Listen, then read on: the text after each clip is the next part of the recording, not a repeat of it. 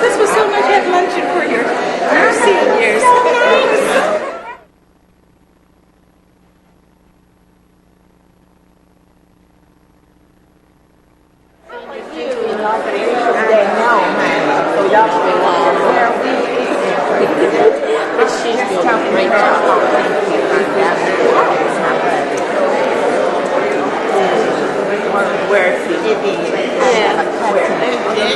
Good afternoon.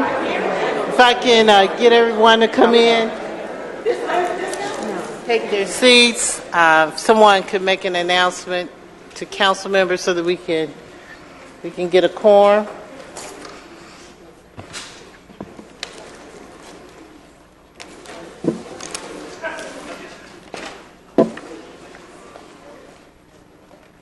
Oh, there it is. I think I'm good. Maybe some water.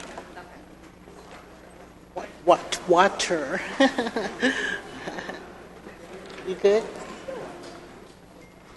Yeah, was that your...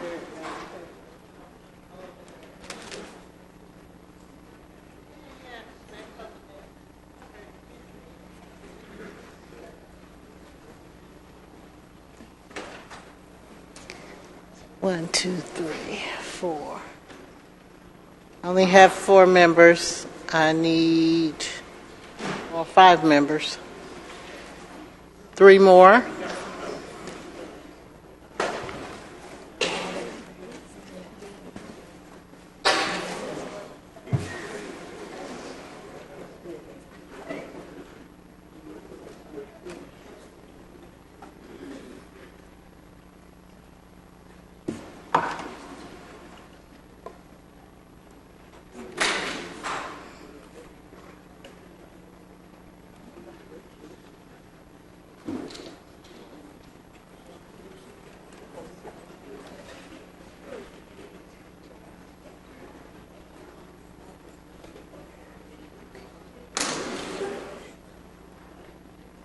As soon as we have a quorum, we'll get started.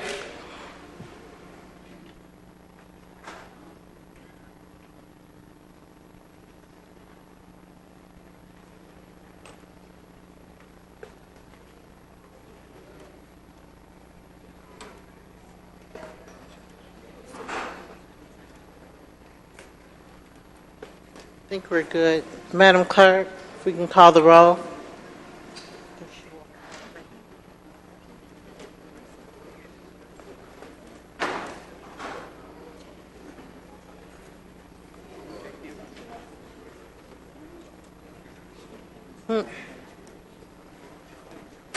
The clerk's office would like to try to use our electronic system, so council members, would you please log in at this time?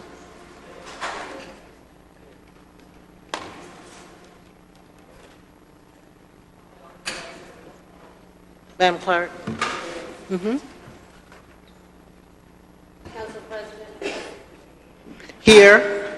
Council members Bond, Westmoreland, Dickens, Smith, Faroki, Young, Winslow, Archibong, Ide, Shook, Matsakite, Hillis, Boone, Overstreet, Shepherd. Quorum present. Yes, we're also being joined by Council Member Shook. Before we begin our invocation, and we are pleased to have Pastor Carolyn Stevens, who is Associate Pastor of Peachtree Road United Methodist Church. Mr. Westmoreland, would you happen to be familiar with that? Oh, yes, and Mr. Matsakite, too. They are members of that church. We have her here today to give our invocation. But prior to that, I'd ask any members, are there any moments of silence that we need to include in our invocation? Mr. Young.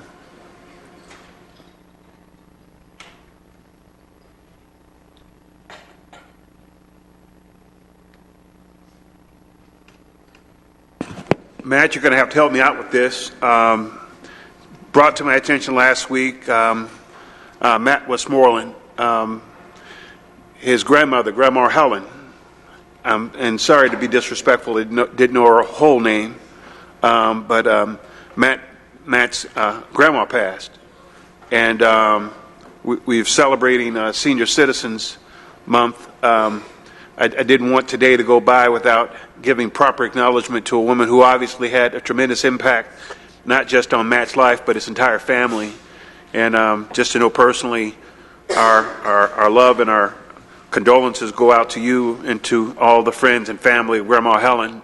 And love it if you could share a few things about her, if you could. Be happy to. I appreciate that, Councilmember Young. Helen Westmoreland was her name. Born and raised in East Tennessee and spent 40 years teaching 6th grade middle school, both in Tennessee and in North Carolina. So I was proud to follow her into the classroom, and it's timely since we're going to be honoring another group from Atlanta Public Schools today and a proclamation later. But thank you very much for your kind words. I appreciate it. Anyone else? I would like to add, and I just heard the sad news, that Reverend Michael Jones, many of you have seen him around. He's prayed a lot for us or at events and was a stalwart with the constituent services as well as working with the City of Atlanta. He will be funeralized tomorrow, so we will add all of those to our prayers. Associate Pastor. And everyone, before we get started, just make sure now that your cell phones are on a silent or vibrate mode, and I'll do the same. Give us 1 second.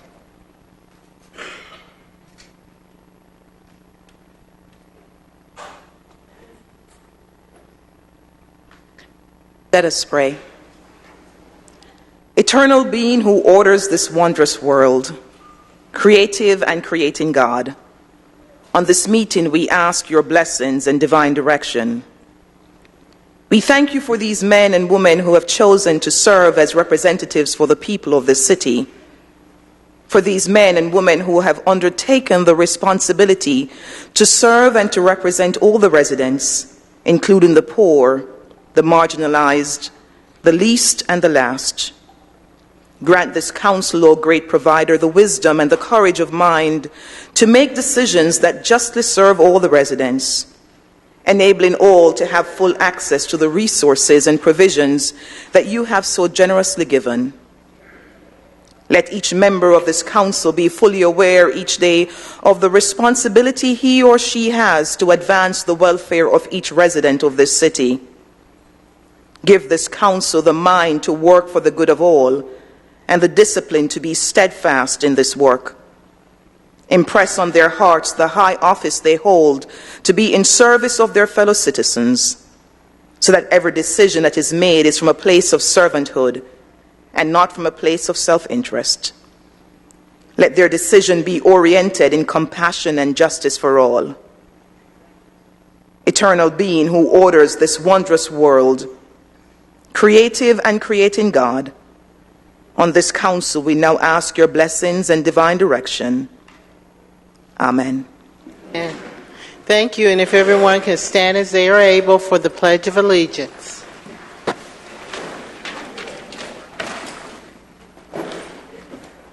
I pledge allegiance to the flag of the United States of America and to the republic for which it stands, one nation, under God, indivisible, with liberty and justice for all. Thank you.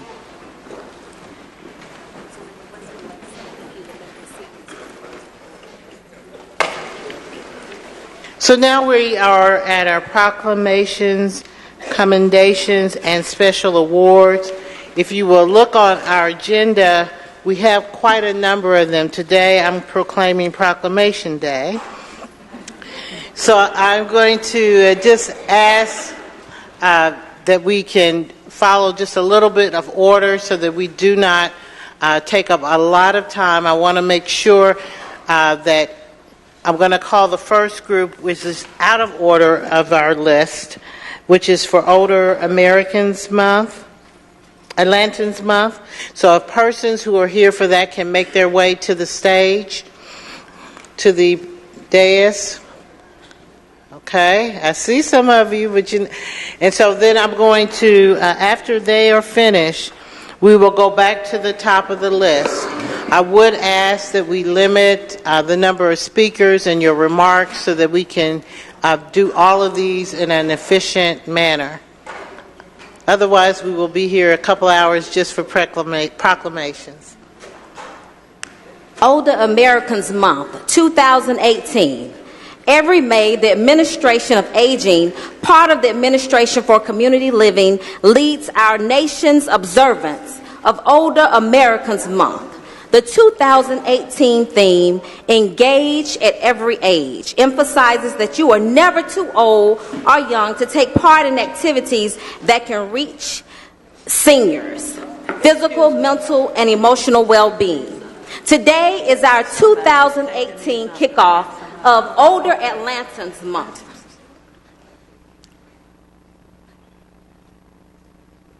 I am honored to welcome our first mother, an amazing woman, Sylvia Robinson, as our host, Miss Jamila Jones and Miss Maggie Womack, our special recognition visitors.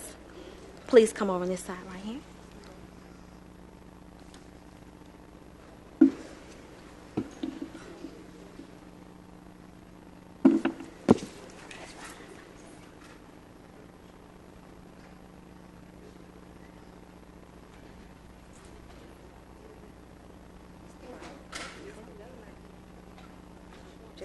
Celebrate, whatever.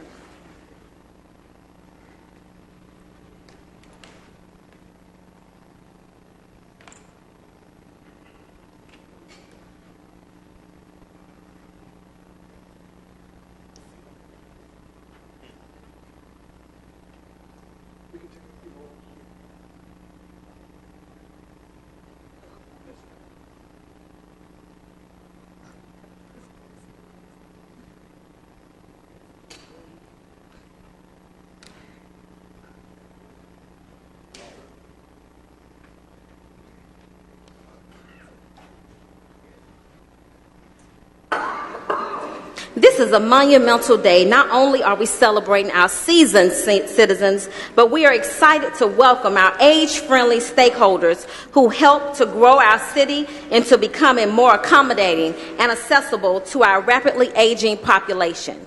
Ms. Jamila Jones, who has worked with seniors over 30 years, and Ms. Magdalene Womack, our citizens today. Thank you. Come right on here. Stand right here.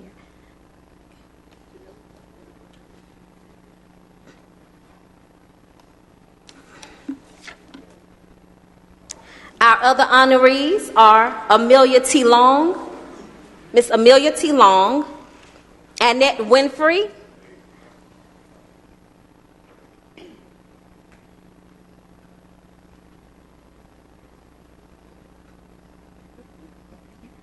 Miss Connie Pope. Please stand right here. Come right here. That's okay. Miss Doris Morgan. Come right here, please. Come right on up here. Miss Doris Morgan. Okay. Miss Ernestine Mitchell. Miss Ernestine Croft. Miss Emma Lewis from the 10th Council District. Miss Evelyn D. Brown, who is also a member of the Commission on Aging. Thanks for all you do. James Booker. Mr. James Booker, please stand.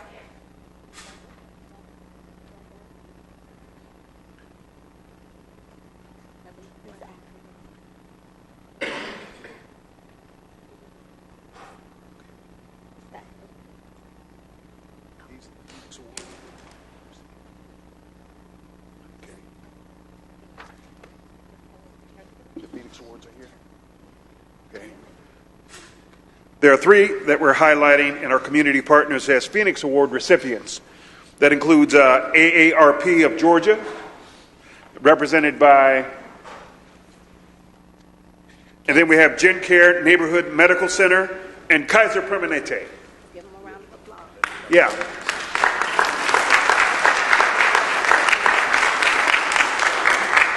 All right.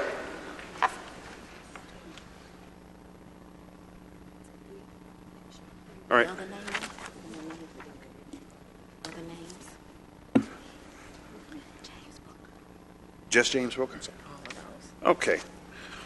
And from we also include among our honorees Mr. James Booker, James Gresham, Marva Kinney, Mary Harris, Norris Long, Ola Reynolds,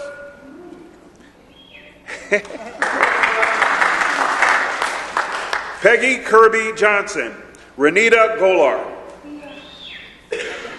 All right. Reverend James Butler. Mr. Timothy Cofield. All right. And now we will have remarks from our amazing First Mother, Miss Sylvia Robinson. Good afternoon, everyone, and welcome on behalf of the Mayor of the City of Atlanta. We welcome you to our kickoff for our senior, older Atlantan seniors. I'm sorry, seasons, not seniors. Welcome. Thank you. All right. I would like to recognize the Atlanta Commission on Aging and Mr. James Allen, Ms. Evelyn Brown, the Atlanta Commission on Aging. Will you please raise your hand? Thank you all so much. They meet monthly on issues affecting our senior citizens. In honor of Older Atlantans Month, Older Atlantans Month celebrates and honors the many contributions older Atlantans make to our communities. And by capitalizing on their strengths, talents, knowledge, and abilities to mentor children, senior Atlantans contribute immeasurably to the city's vitality. Now, therefore, be it proclaimed that we, the members of the Atlanta City Council, do recognize our seniors and hereby proclaim May 2018 as Older Atlantans Month in the city of Atlanta, Georgia. Thank you. Presented to Evelyn Brown, presented to the commission. Ms. Brown. Thank you. Ms. Evelyn Brown, Chair of the Commission on Aging. And on behalf of the Honorable Mayor Bottoms, the Honorable City Council members, the Commission on Aging, we extend to you to participate all of the month of May during the season citizens celebration. Thank you so very much. Thank you. On May 14th from 11 a.m. to 2 p.m., please join us. You can receive senior citizen discounts, AARP, MARTA, Fulton low-income housing and heating assistance. Monday, May 14th, 11 to 2 at the C.T. Martin Recreation Center, located at 3201 M.L. King Jr. Drive. C.T. Martin Recreation Center, May 14th. And now we will have a picture. Thank you. All right. Do you want them down or keep everyone up here? We're going to, can everyone turn to the camera, please? And squeeze in. Squeeze in, please.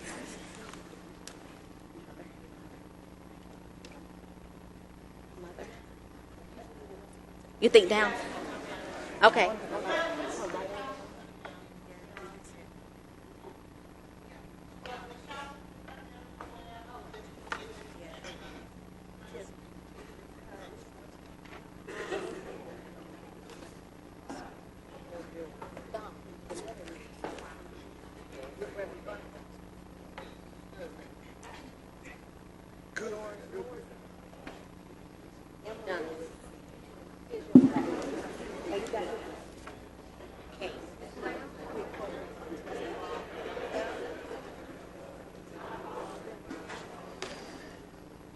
Morgan. Annette Winfrey. Okay, we can tighten up for the photo. Everybody come in close. Tighten up for the photo.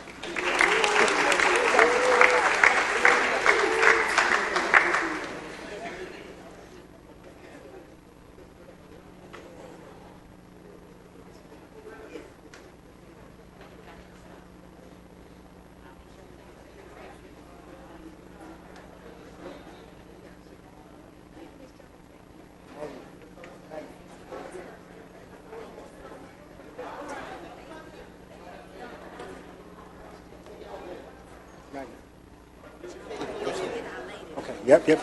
Got it. Okay, if we could ask everyone to move as quietly as possible.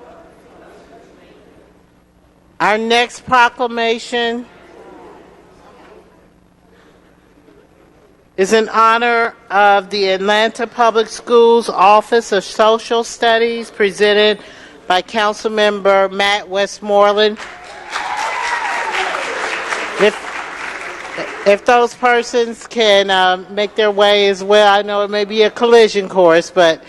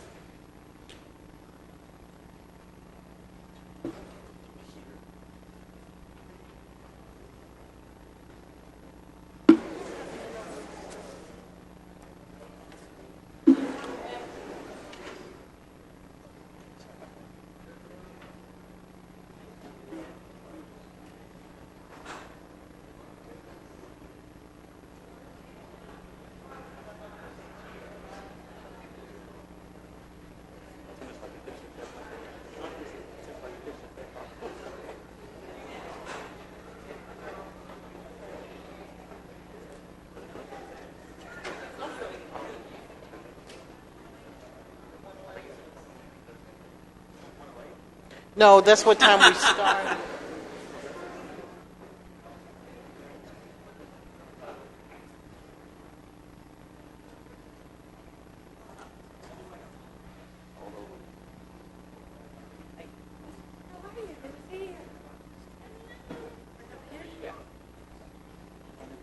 I'll come stay on this side.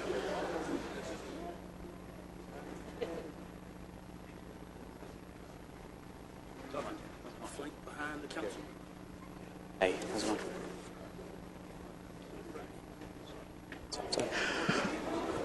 All right, good afternoon, everyone.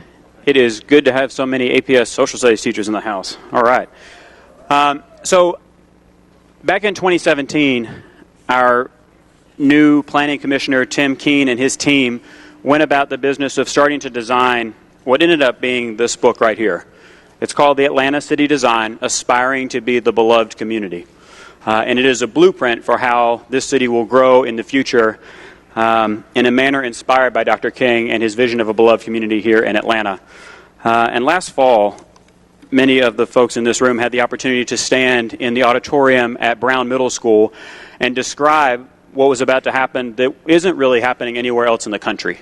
And that is folks from this building and teachers across the street at Atlanta Public Schools worked together to design a curriculum so that every 8th grader in the city of Atlanta who attends an Atlanta Public School is going through an experience every spring, based on this book, and learning about how we're going to build this city in the future and how they can be a part of the vision of building this city in the future. And I wanted to read this for everyone here, and then I will pass it off. Whereas the City Atlanta Design is a new technique for guiding the growth and development of Atlanta in a manner inspired by Dr. Martin Luther King Jr.'s concept of the beloved community. And whereas the Atlanta Public Schools Social Studies curriculum team created an unprecedented instructional tool for 8th grade students based on the Atlanta City Design. And whereas the Atlanta City Design curriculum is highly relevant in teaching the history of Atlanta through the lens of city planning, addressing critical issues affecting the future of the city, which will ultimately be in their hands. And whereas the Atlanta Public Schools are forging new ground by embedding Atlanta City Design in the social studies curriculum for all 8th grade students, and every middle school in the district has been invited to participate. And whereas the unique partnership represents a first-of-its-kind effort between the City of Atlanta Department of City Planning and Atlanta Public Schools to provide a groundbreaking level of exposure and discussion about the tenets of city planning to 8th grade students throughout Atlanta. Now, therefore, be it resolved that we, the members of the Atlanta City Council, on behalf of the citizens of Atlanta, do hereby recognize the trailblazing work of the Atlanta Public Schools Office of Social Studies, many of whom are standing right here behind me. So let's give them a round of applause.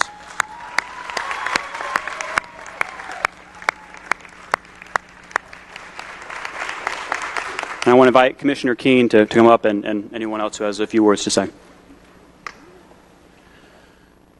I get to introduce Janine Lewis in just a moment. Let me say, when we started Atlanta City Design and engaged residents of Atlanta to consider what the future of the city really holds, the next generation of growth, how the city will be shaped, and what kind of city we want Atlanta to become, we knew from the beginning that we wanted young people and students to be engaged in this. And we were approached by many extraordinary people and schools for us to teach the kids this work, but we didn't want to do that because we wanted every student in Atlanta to have this opportunity, not just one school or one class, and as great as they were. And thank goodness the kids of Atlanta have Janine Lewis and this team of people standing behind me, because they are. This isn't done in cities. It just isn't. The only place we can find it having been done was Chicago in the early 20th century. Happened to be the 8th grade students then, and so Janine and her team, think about this. They're teachers and educators, and they were given this book, which is very hard to understand.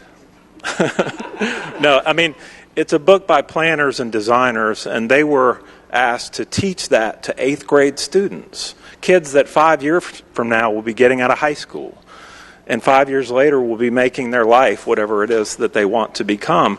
Who else? This is for them. So they took this and they came to us with this detailed curriculum that's a beautiful thing. They taught us about this. That's what ended up happening. This group taught us about what we had produced, and I'll say to you that I feel like every resident of this city is to be thankful for this group of people, and we're so thrilled to know them. And Janine, you want to say a few words? Good afternoon. This is so major.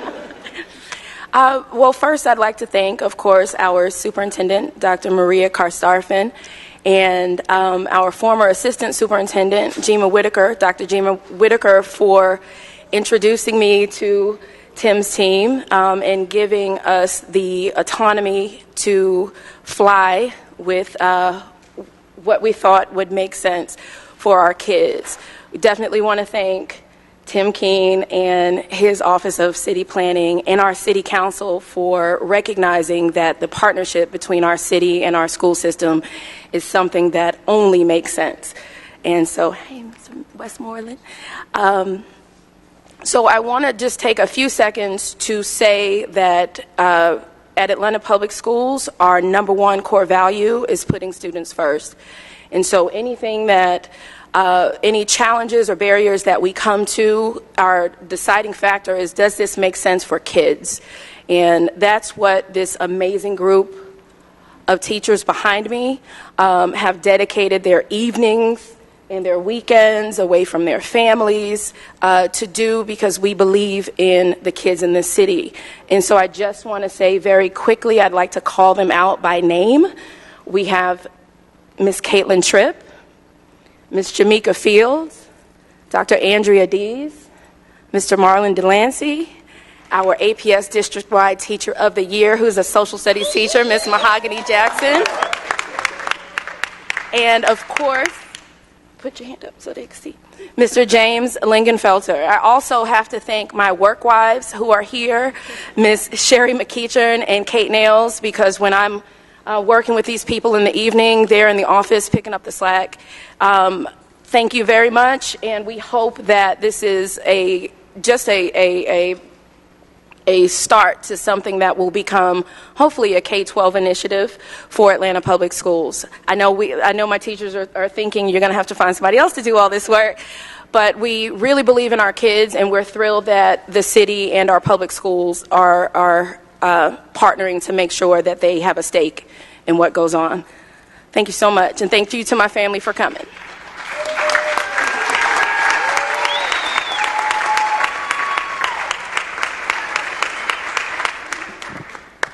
I'll ask my colleagues to come up here and join me for a picture.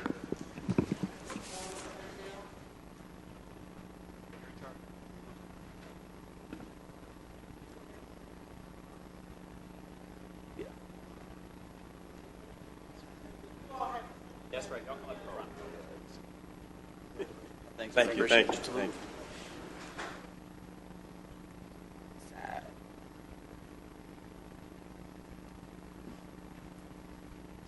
Fun with the teachers. There's Tim. Okay.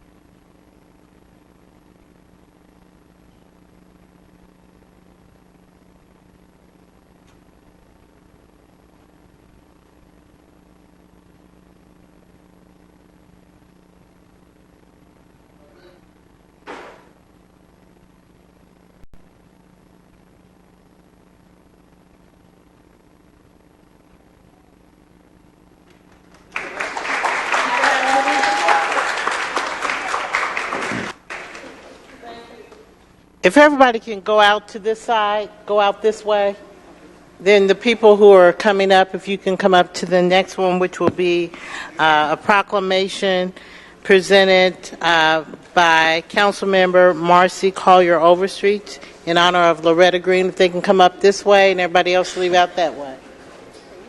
Mm-hmm.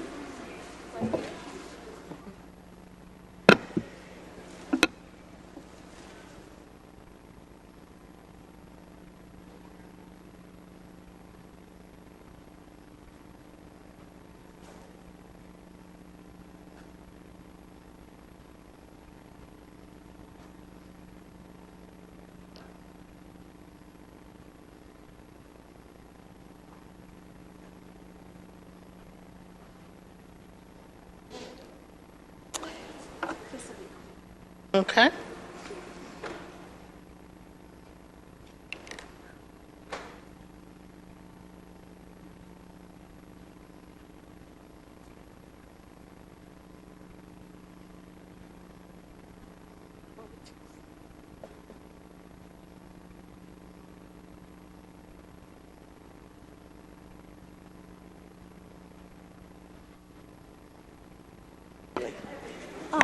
how beautiful. Hello, everyone. Hi, everyone. Well, wait, I want you to introduce them to everyone. Okay, so this proclamation is for Miss Loretta Greene. And let me let you guys know what being a true servant leader looks like. That would be Ms. Loretta Greene. And you know she's a servant because when I presented the idea of giving her a proclamation, she told me no. She said, no, I don't want a proclamation. I don't need a proclamation. I don't deserve one. And I just didn't understand that because on the campaign trail, I ran into Miss Loretta. And she had her poll tax paper from the 70s. Was that? From 1960. And she has been serving in that capacity so deeply and so intently for so long that I knew I was standing in the right place doing the right thing that day by holding signs up to make sure that we have the right people representing us in our neighborhood. And she went on to talk to me every chance she got when a car wasn't going by and she wasn't waving her sign about service. She talked to me about service. And I appreciate that in her because this is what makes our community strong. True servant leaders that are serving for no reason at all. And that's who she is. So that is what this proclamation is about. The city of Atlanta is better because of you.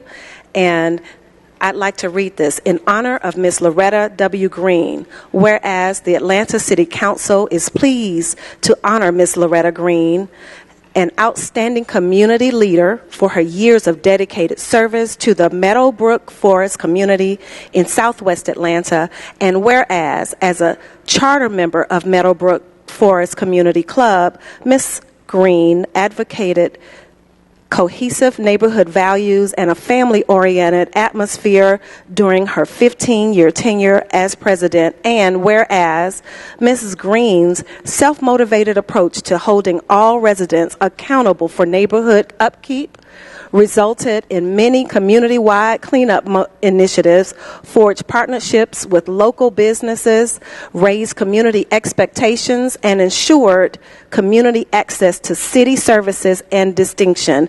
And whereas a voice of wise counsel and true civic servant, Ms. Greene diligently served her neighborhood planning unit NPUR as vice president, Atlanta Planning Advisory Board representative, chair of land use, and member of the Public Safety Committee, in addition to serving as a member of the Citizens Advisory Council to Zone 4 of the Atlanta Police Department. And whereas Ms. Greene has appropriately received citywide recognition and accolades by NPUR for leading an assertive campaign against community blight, with her efforts culminating in the construction of the Cascade Park subdivision, welcoming hundreds of new residents into the Southwest Atlanta community. Now, therefore, be it proclaimed that we, the members of the Atlanta City Council, on behalf of the citizens of Atlanta, do hereby salute the outstanding contributions of Ms. Loretta W. Greene on this 7th day of May. We commend her for her spirit of community pride and servanthood, which has touched so many and made an incredible mark on the city of Atlanta. Signed by our council president, Felicia Moore, and all of the city council. Please have a few words. Thank you very much for all that you've done for us.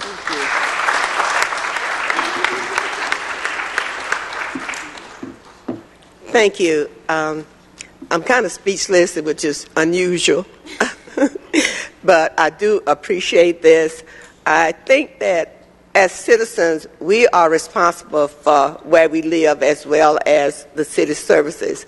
So I learned as a very young child in Mobile, Alabama, when I had to sweep a yard that was dirt to keep it clean, okay? So that was my upkeep, and I hope that I continue to serve. Today is my 83rd birthday.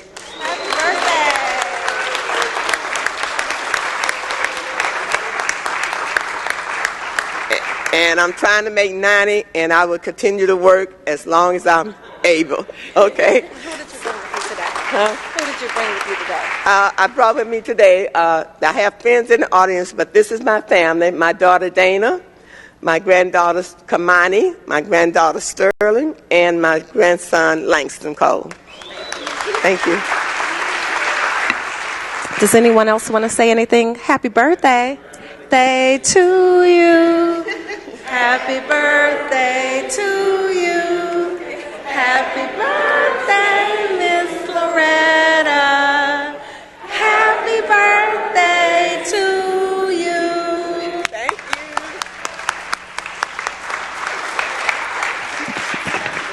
Please do. I've been told, voluntold I need to say something, but you know what? As a native of Atlanta, I'm just humbled that my mom is Black history, and growing up in this city of grace, I didn't have to look too far to see one. And I just really want to make sure that my children and their grandchildren understand the legacy that my mom is leaving of service. I don't have any excuses. I need to be involved more. And I thank you all for honoring her today. Council, please join us for a picture. If everybody can come for a picture, and while we're doing that, Miss Loretta, you are well deserving.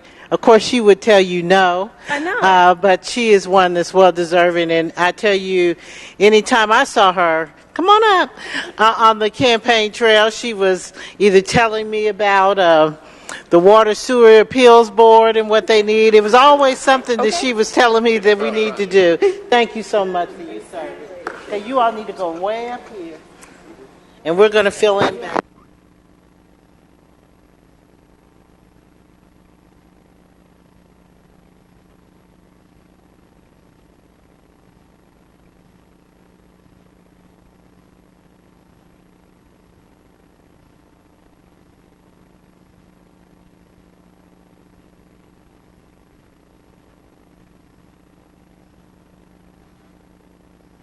Congratulations. And if you all can go out this way, and then we will have our next group come up on this side, which is in honor of Salvation Army Metro Atlanta Command. If you all can come in up this way, that would be helpful.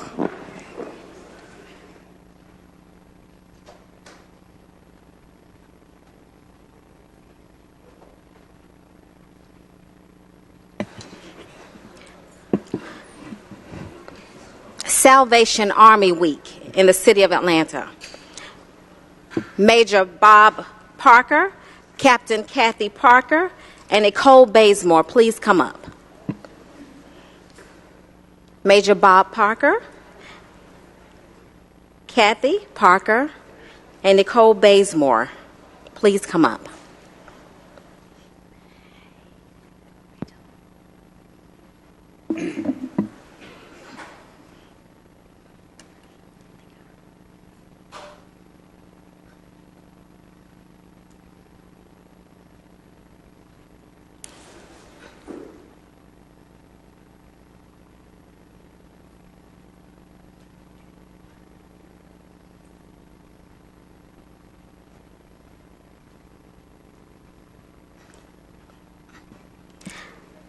In honor of Salvation Army Metro Atlanta Area Command, the Atlanta City Council is pleased to honor the Salvation Army Metro Atlanta Area Command on the auspicious occasion of the National Salvation Army Week, celebrating volunteers, donors, and program beneficiaries who have supported the work and mission of the Salvation Army for more than 135 years.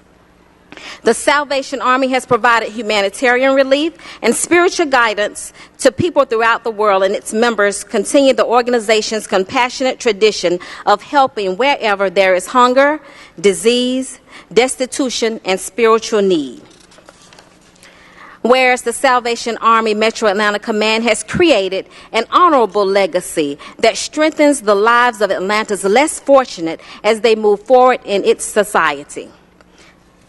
Thank you all so much for all you all have done in the Mayor's Office of Constituent Services and throughout human service throughout the city of Atlanta.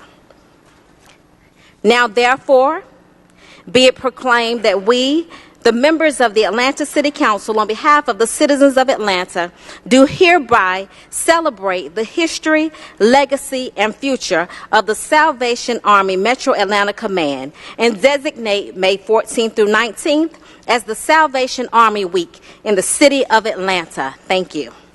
Stand here, stand here, stand here. Be prepared for remarks. Okay.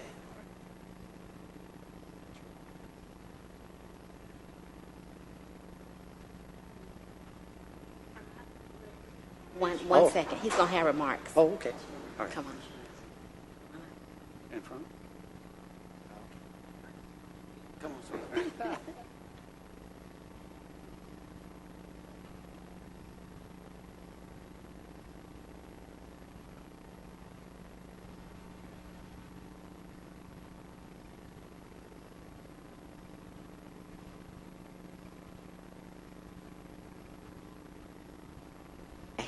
Now we will have remarks by Major Bob Parker, Area Commander, the Salvation Army of Metro Atlanta.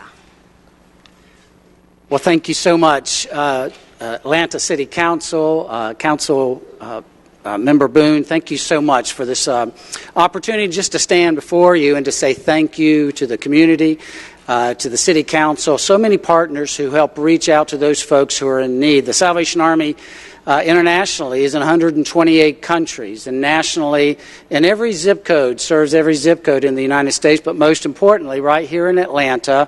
For 128 years the Salvation Army has served, and it serves men and women and children and senior citizens and veterans who find themselves at a point of need when they just need a helping hand to lift them up. And we've all joined together in so many ways over these 128 years. We've not all been here all that long, but we have been a part of that great association and partnership. Thank you for that. Thank you for this, and God bless you all. Thank you. Thank you so much. Thank you.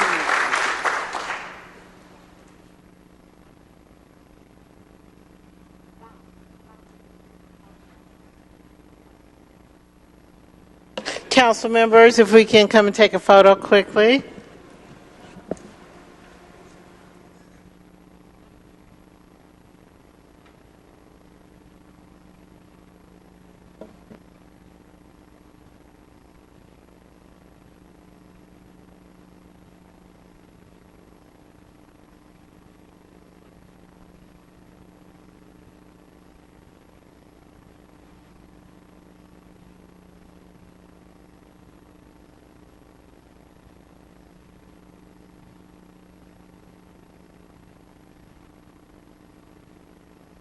Okay, if everyone can exit to the right, and the next honorees enter at the left. And where are we in terms of our quorum, Sergeant R? Members of the Atlanta Postal Hold on 1 Service. second, please.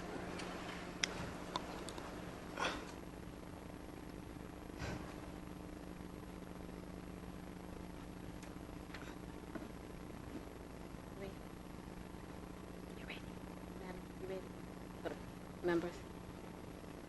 They can come on up. Members of the Postal Service, National Association of Letter Carriers, Branch 73, please come up. Wow.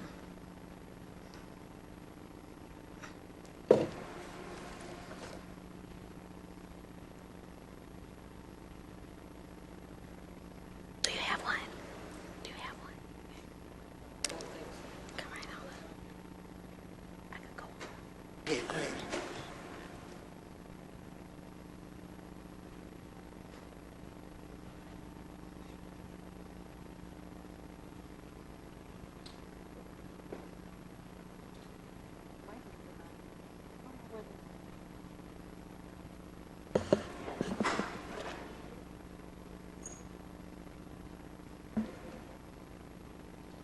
in honor of the National Association of Letter Carriers, Branch 73, as they stamp out hunger in Atlanta. Each year, on the second Saturday in May, letter carriers across the nation collect non-perishable food items as part of the nation's largest one-day food drive, distributing donations to local food banks. And the Letter Carrier Stamp Out Hunger food drive is just one example of how letter carriers work to make a difference in the lives of those they serve. More than 1.5 billion pounds of food have been collected since the pilot food drive in 1991. And whereas we recognize all letter carriers for their hard work and commitment to their communities, all food collected in the Atlanta community stays in the Atlanta community as we support carriers' efforts to help those in need in our city. We further recognize the noteworthy milestone of 26 years that the National Letter Carrier Stamp Out Hunger Food Drive celebrates in 2018. And now we will have remarks by Eric Sloan, President, Local Chapter number 73. Thank you. It's an honor and privilege to come and receive this proclamation on behalf of the Atlanta City Council and the citizens for Atlanta. The food drive is something that we look forward to. It's done once a year. But the food drive is started by the NAOC, National Association of Letter Carriers, but it's something that we couldn't do without the community support and without our partners with the Postal Service.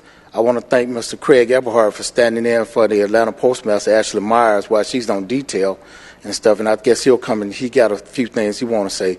But I want to call Ms. Lacey Manning up at this point in time from the Atlanta Food Bank, because that's who we partner with, and that's where the food goes, and that's basically why we do what we do. Ms. Manning? Thank you. Again, I'm here also to say thank you to the letter carriers, the Postal Service, and each and every one of you in this room.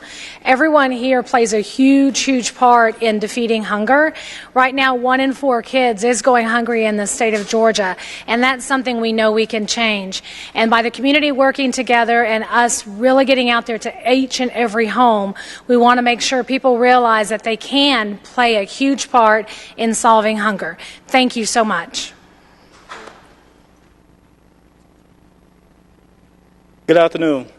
On behalf of the newly appointed Postmaster of Atlanta, Ms. Ashley Myers, I want to congratulate the National Association of Letter Carriers for 26 years of service to the Atlanta metropolitan community through their Stamp the Hunger food drive. Not only do these men and women of the NALC go out and deliver your letters and parcels to each family in the metropolitan area, they take out time from their busy schedule to collect food, which has helped to feed thousands of Atlantans over the years. Again, congratulations on this great endeavor and continued success in the future. Can we get everyone's name? Just come up and give us your name. Let's introduce yourself. I want to take a moment to thank the food drive coordinator, Ms. Stephanie Matthews. I'm going to let her introduce her staff that she put together to make this endeavor possible. Good afternoon. The staff consists of Regal Phillips, our Vice President of Branch 73. We have Rodney Rozier, he's a carrier in Atlanta. We have Connie Bowire, she's a carrier out in Clarkston. I appreciate all the help they gave us. Thank you.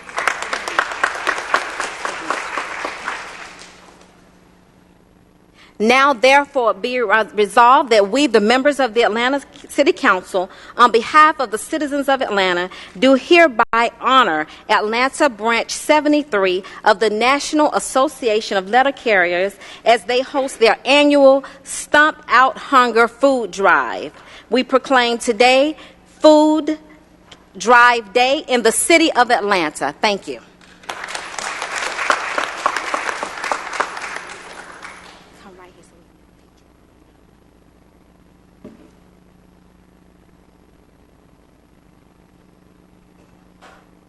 Colleagues, if you can come for a photo.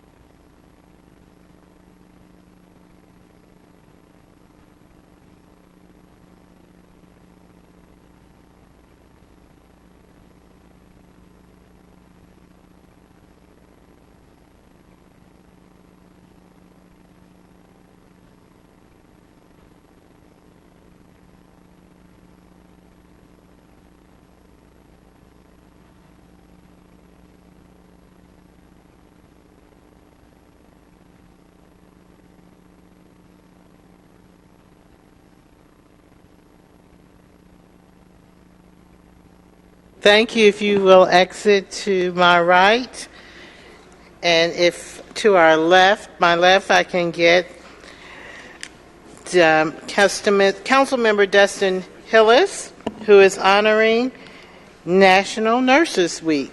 Yay, nurses! You all can enter here.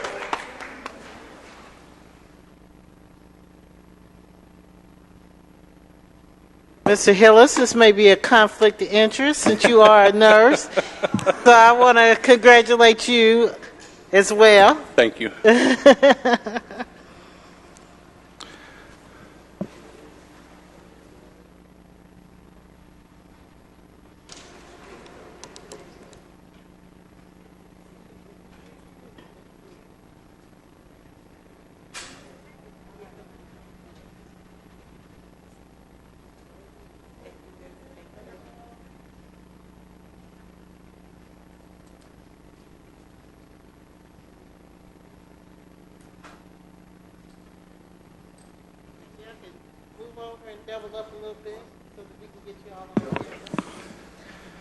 So yes, President Moore, as many know, I'm also a nurse. I'm actually an ICU nurse at Emory University Hospital, where I've been for 5 years, and was also on the Ebola team, as it's popularly known as.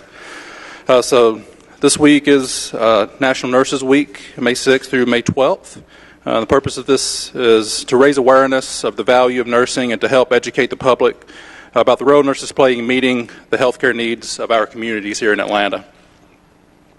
And the 2018 American Nurses Association celebration's theme is Nurses Inspire, Innovate, and Influence, and it reflects the positive impact our nursing practice has every day on our patients and our families here in our city and across the nation. So in honor of National Nurses Week 2018, whereas the Atlanta City Council is pleased to honor all Atlanta nurses on this auspicious occasion of National Nurses Week 2018, celebrating the contributions of the city's hardworking, committed, and caring nurses who balance long shifts and heavy patient loads, and whereas the history of National Nurses Week is rich, beginning with the designation of February 10th through 16th, 1974, as National Nurses Week by President Richard Nixon, and the proclamation of May 6, 1982 as National Recognition Day for Nurses by President Ronald Reagan, and whereas effective 1993, the American Nurses Association Board of Directors designated May 6th through 12th, ending on the birthday of Florence Nightingale, the founder of modern nursing, as National Nurses Week in 1994 and all subsequent years, and whereas Atlanta nurses and nurses nationwide have demonstrated a tireless commitment to caring for the community. Now, therefore, be it proclaimed that we, the members of the Atlanta City Council, on behalf of the citizens of Atlanta, do hereby celebrate the history, legacy, and future of all Atlanta nurses, and we designate May 6th through 12th, 2018 as National Nurses Week in the city of Atlanta. We thank the city's nurses and nursing students for answering the call to deliver health and healing to the citizens of our great city. In witness thereof, we have hereunto set on our hand and caused the seal of the city of Atlanta to be affixed, and it is signed by Council President Moore and all members of the City Council. Thank you all.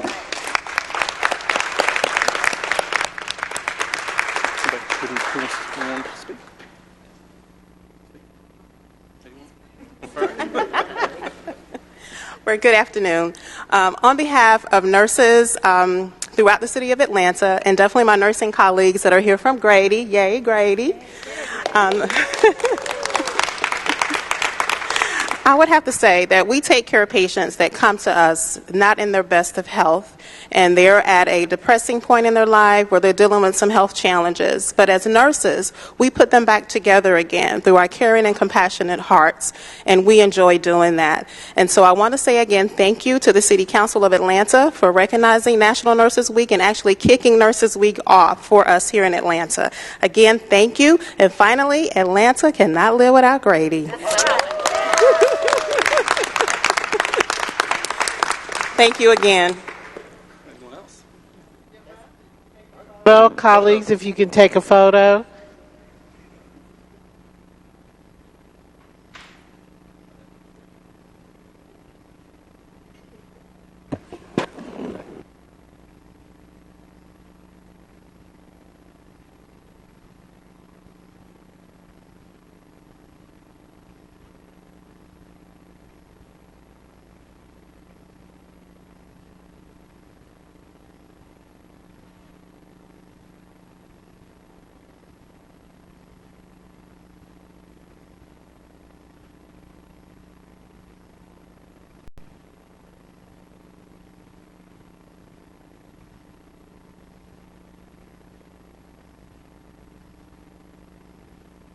Thank you all. Thank you for your service to the city.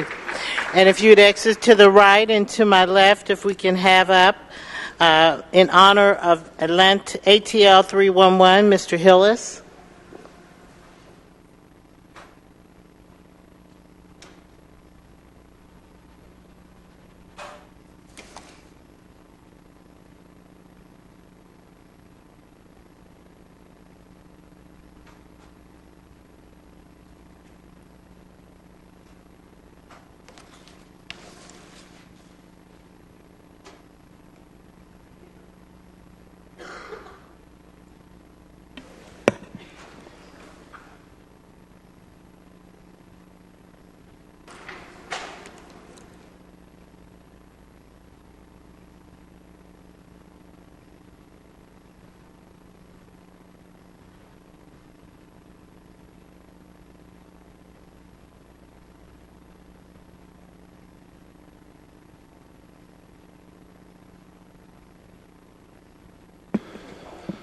So this is in recognition of our great ATL 311 service that the city established a number of years ago, who's been an excellent resource to getting things done in the city. So in recognition of ATL 311, winner of the CS Week 311 2018 Award of Excellence, whereas the Atlanta City Council is pleased to honor the staff of ATL 311 who won CS Week 311's 2018 Award of Excellence at the organization's annual Engage 311 conference, and whereas the Award of Excellence recognizes one centralized government customer service center that has consistently demonstrated a customer-focused approach in improving local government across 4 categories: teamwork, process improvements, service delivery, and innovation technology. And whereas ATL 311 was launched in October 2014 to provide City of Atlanta residents and customers with a primary phone number for government information and non-emergency services.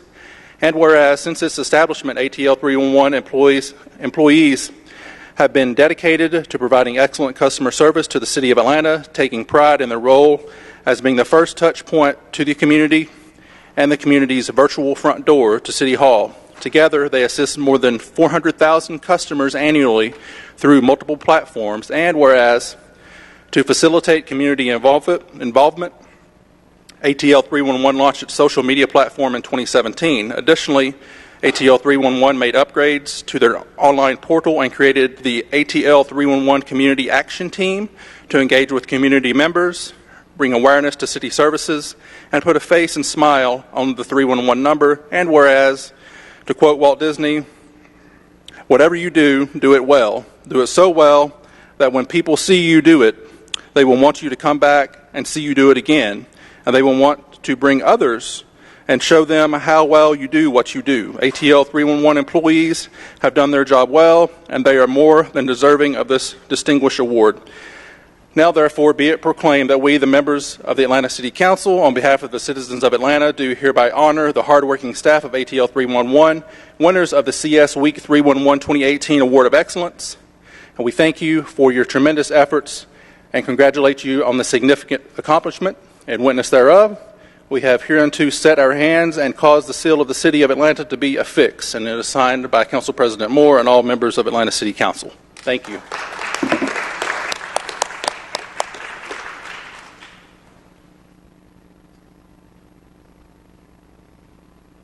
I just want to say thank you very much on behalf of the 110 ATL 311 employees we have down the street, 110 customer service professionals who work hard every day making sure we take care of our constituents.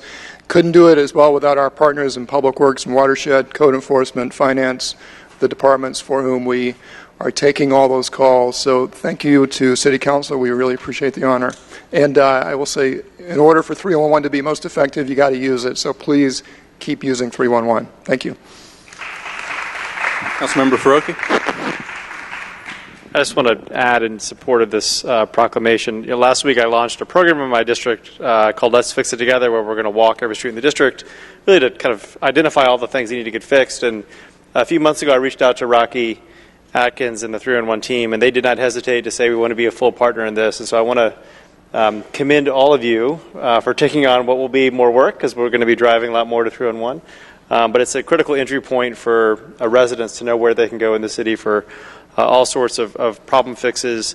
And I know every month you guys are kind of growing, getting better, and there's an app that's going to be coming out, hopefully, knock on wood, this summer. And I just want to echo Dustin's leadership on this proclamation and say thank you for all you do. So.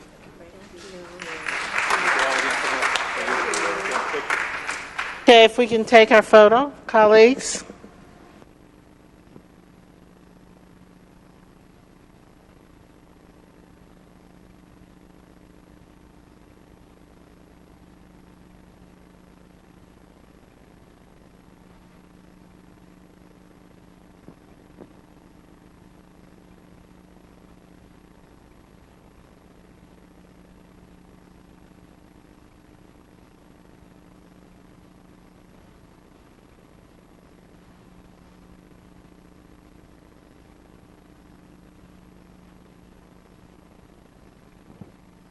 Thank you. If everybody could exit to my right. And our final proclamation, if we can enter to my left over here, Clark Atlanta University's women basketball team. The proclamation will be presented by Michael Julian Bond.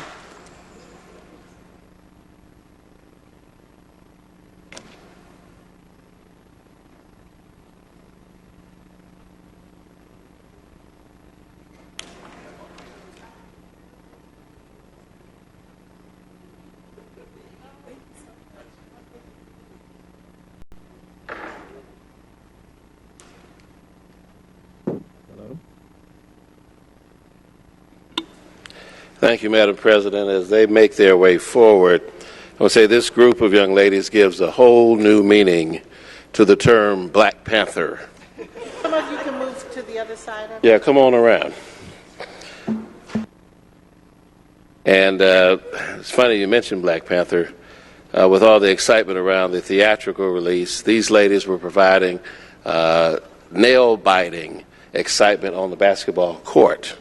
But just a historical fun fact, the Black Panther character is derivative of the Clark College Black Panther because the Lowndes County Black Panther Party asked permission from then Clark College to use the symbol of the Black Panther as their emblem, which was later adopted months later by the Oakland Black Panther Party, but not before Jack Kirby and Stan Lee used the image of the Black Panther to create the character that appeared in issue number 55 of the Fantastic Four comic book.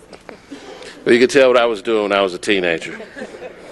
But we're joined here on the dais today with Clark Atlanta University's First Lady, Miss Irene Johnson, Clark Atlanta University's Athletic Director, J. Lynn Dawson, Clark Atlanta University Senior Advisor to the President, Dr. Willie Clemens, Clark Atlanta University's Head Basketball Coach, Yolanda Moore, Clark Atlanta University Assistant Coach, Tony Bailey, and players, Naomi Holloway, a freshman, she's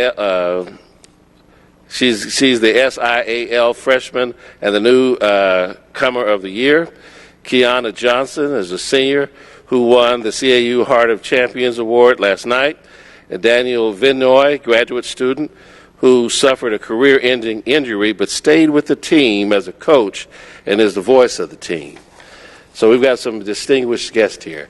And it is my honor and privilege to be here today to present a proclamation on behalf of from the City of Atlanta to the Clark Atlanta University Lady Panthers basketball team.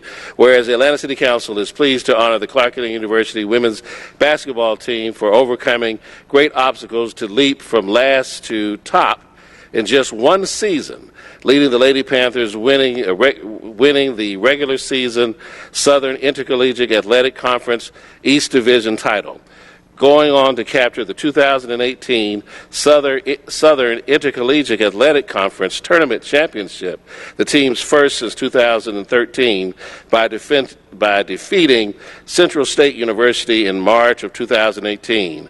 And that deserves some applause.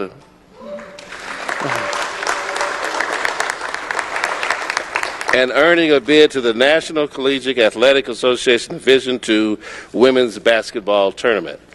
And under the guidance of first-year head coach Yolanda Moore, the hard-working and talented Lady Panthers wrapped up the 2017-2018 season with a record of 20-9, whereas Commendations aptly poured in with Coach Moore receiving the Southern Intercollegiate Athletic Conference Coach of the Year honor and freshman Naomi Holloway becoming both the Southern Intercollegiate Athletic Conference Newcomer of the Year and Freshman of the Year, and whereas Hollowell and seniors Marissa Mandeldove and Linda Turner being named all-conference players, with Mandeldove leading the conference in assists and steals, and Turner leading the conference in rebounding.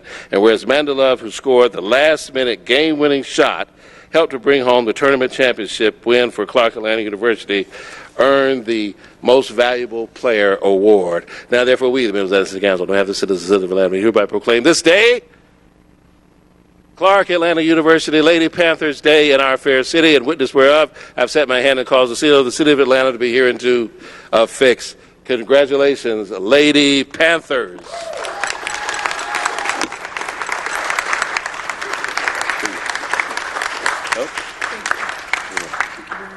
Remarks? Thank you so much. On behalf of the CAU women's basketball team, the CAU athletic department, our athletic director, our senior women's administrator, the president of Clark Atlanta University, Dr. Ronald Johnson, and First Lady Johnson, I just want to say thank you so much for this deserving recognition of our women's basketball team. I couldn't have imagined being this time last year standing before you all as champions. We overcame a lot of challenges. We battled a lot of injuries. Sometimes we were down to about 5 players actively able to participate. But these young ladies persevered. They stuck together as a team, and we were able to come out victorious. And I just want to recognize we have, Naomi Holloway, who was our Freshman of the Year and Newcomer of the Year for the conference. Kiana Johnson, who literally played with one good leg the entire year. She was she earned the CAU Heart of a Champion Award last night at our athletics banquet. And then Danielle Vini, she suffered a career-ending injury, and she could have completely left the team and focused just on her academics. And she's a very, very committed student athlete. But she decided to stay to help us out and be the voice of our team. And I can't forget Coach Tony Bailey, who he picked up the slack when there were times when I couldn't be available for some things, and he worked tirelessly to make sure that our players were prepared for every game. And I just want to say thank you on behalf of them. Oh, and I forgot to mention the players who aren't here because of final exams: Lauren Turner, Marissa Bandadove, Courtney Hall, Anaya Moore, Rihanna Miller, Janae Lee, and Ryan McCullum. Thank you.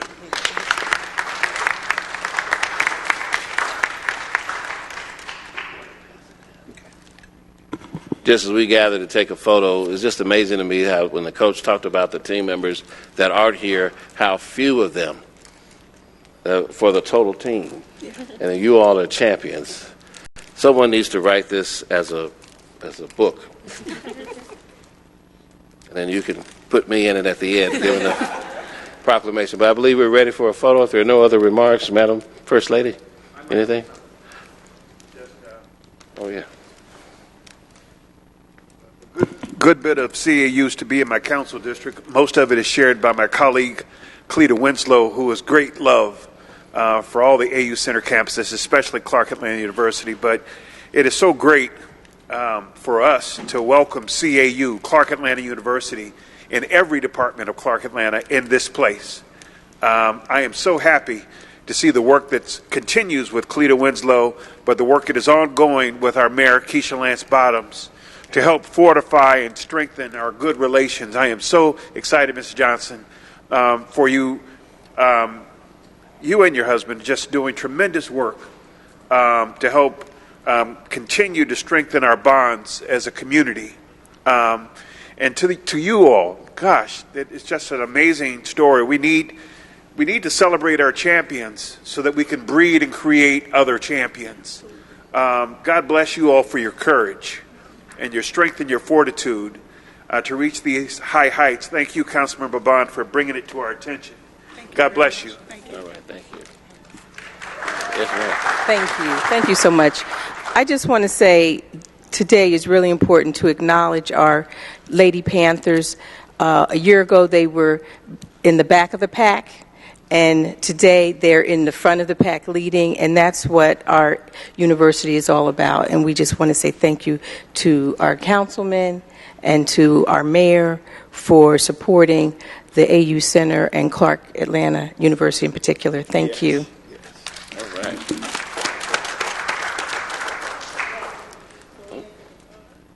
Now, this is what the Colleagues, if council we can does take the best. photo. You can take pictures. Come on up.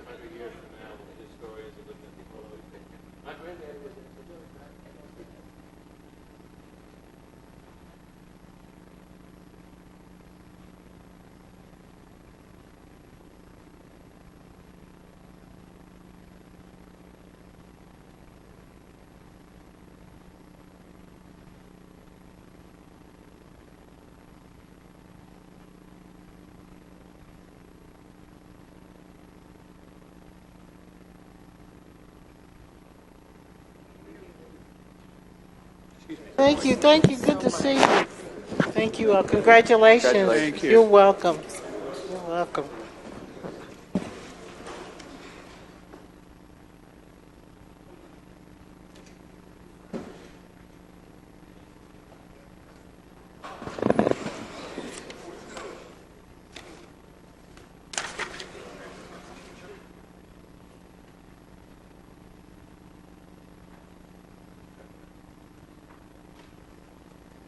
Okay, we are now, we have had our call to order, roll call, invocation, pledge, and proclamations. And now we are at the point of our agenda of remarks by the public. As you all who have signed in will be able to give remarks to the public, I would ask the council staff to pass out. We have some cards. We ask that you please return them at the end of the day. We ask that you not give applause during the meeting and the public comment, but we certainly would like for you to express yourself. One side says yes if you're in agreement. The other side says no if you're in disagreement. And believe me, we can see them very well from here. So raise your hand if you would like one. We do ask that you return them at the end of the meeting. Just leave them out front so that we can save trees, recycle them, and do it again. You can yield your time only if you have signed up to do so, and the person who receives that yielded time does have a limit as well. So having said that, I'm going to call the first three names. I would ask that the person that is the first come to the mic, and all subsequent people that I call, if you can come and stand in the aisle. That way we don't spend a lot of time waiting on people to get to the mic. So the first group of people I will call, we will kick off with Jerry Meyer Jackson Jr., followed by Francine Williams, followed by Sharice, I'm not sure, it starts, I can't read the last name, and then Ronald Allen. So Mr. Jackson, followed by Francine Williams, followed by Ms. Sharice, followed by Ron Allen, in that order. At the bottom of the page, there should be a yield of 2 minutes to me. Okay. Is there anyone in the audience that is yielding 2 minutes to Mr. Jerry Meyer Jackson? It's on the bottom of the page where they filled it. I don't see that. But if you, is the person here that's yielding the time? Raise your hand. They left doing proclamations. Then, you don't see at the bottom of the very first sign-in page I where do, it says but the yielded? person needs to be present, Mr. Jackson, to yield their time. So, Madam President, point of order. I'd like to. wait a minute, Mr. Young. Wait a minute. The person needs to be present in order for them to yield the time. And I would ask, if that's what you're about to do, that we're not change the ruling. Okay, so yes, Mr. Young. Not to change any rule, but I would like to offer a motion to this council that we offer Mr. Jerry Meyer Jackson an additional 2 minutes. Okay, That's a motion. Mr. Young has made a motion. Is there a second? There's a second by Ms. Overstreet. Is there any question on that motion? Madam Clerk, we need to open the, well, we'll do it by roll call.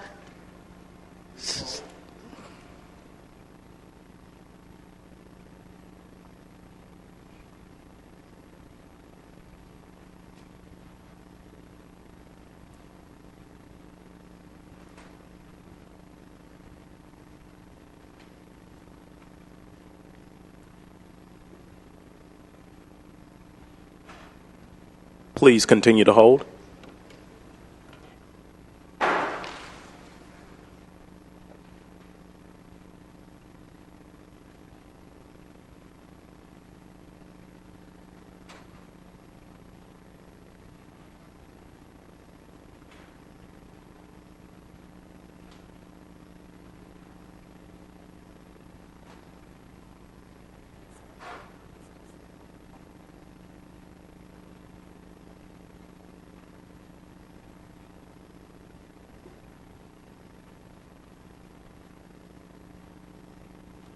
Thank you for your patience. Please continue to hold.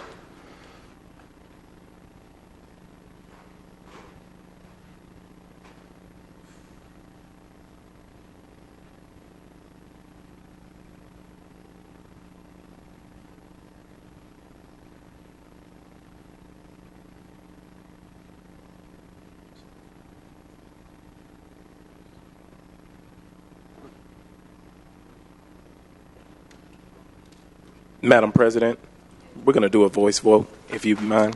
Okay, we will do a voice vote. Let's start with all members are not present. The only, I see Ms. Winslow, Ms. Archibald, and Mr. Shook is not being present on the floor at this point. But everyone who's in favor of the motion to add 2 minutes to Mr. Myers, raise your hand and leave it raised until Mr. Webb calls your name that he's recorded you.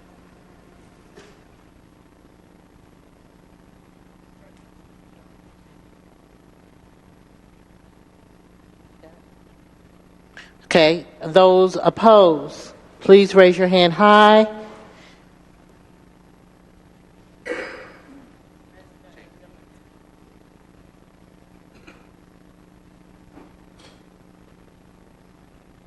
Eleven yeas, 1 nay. 11 yeas, 1 nay. Mr. Meyer, you have a what? No clapping. We have cards for that. We have a card for that.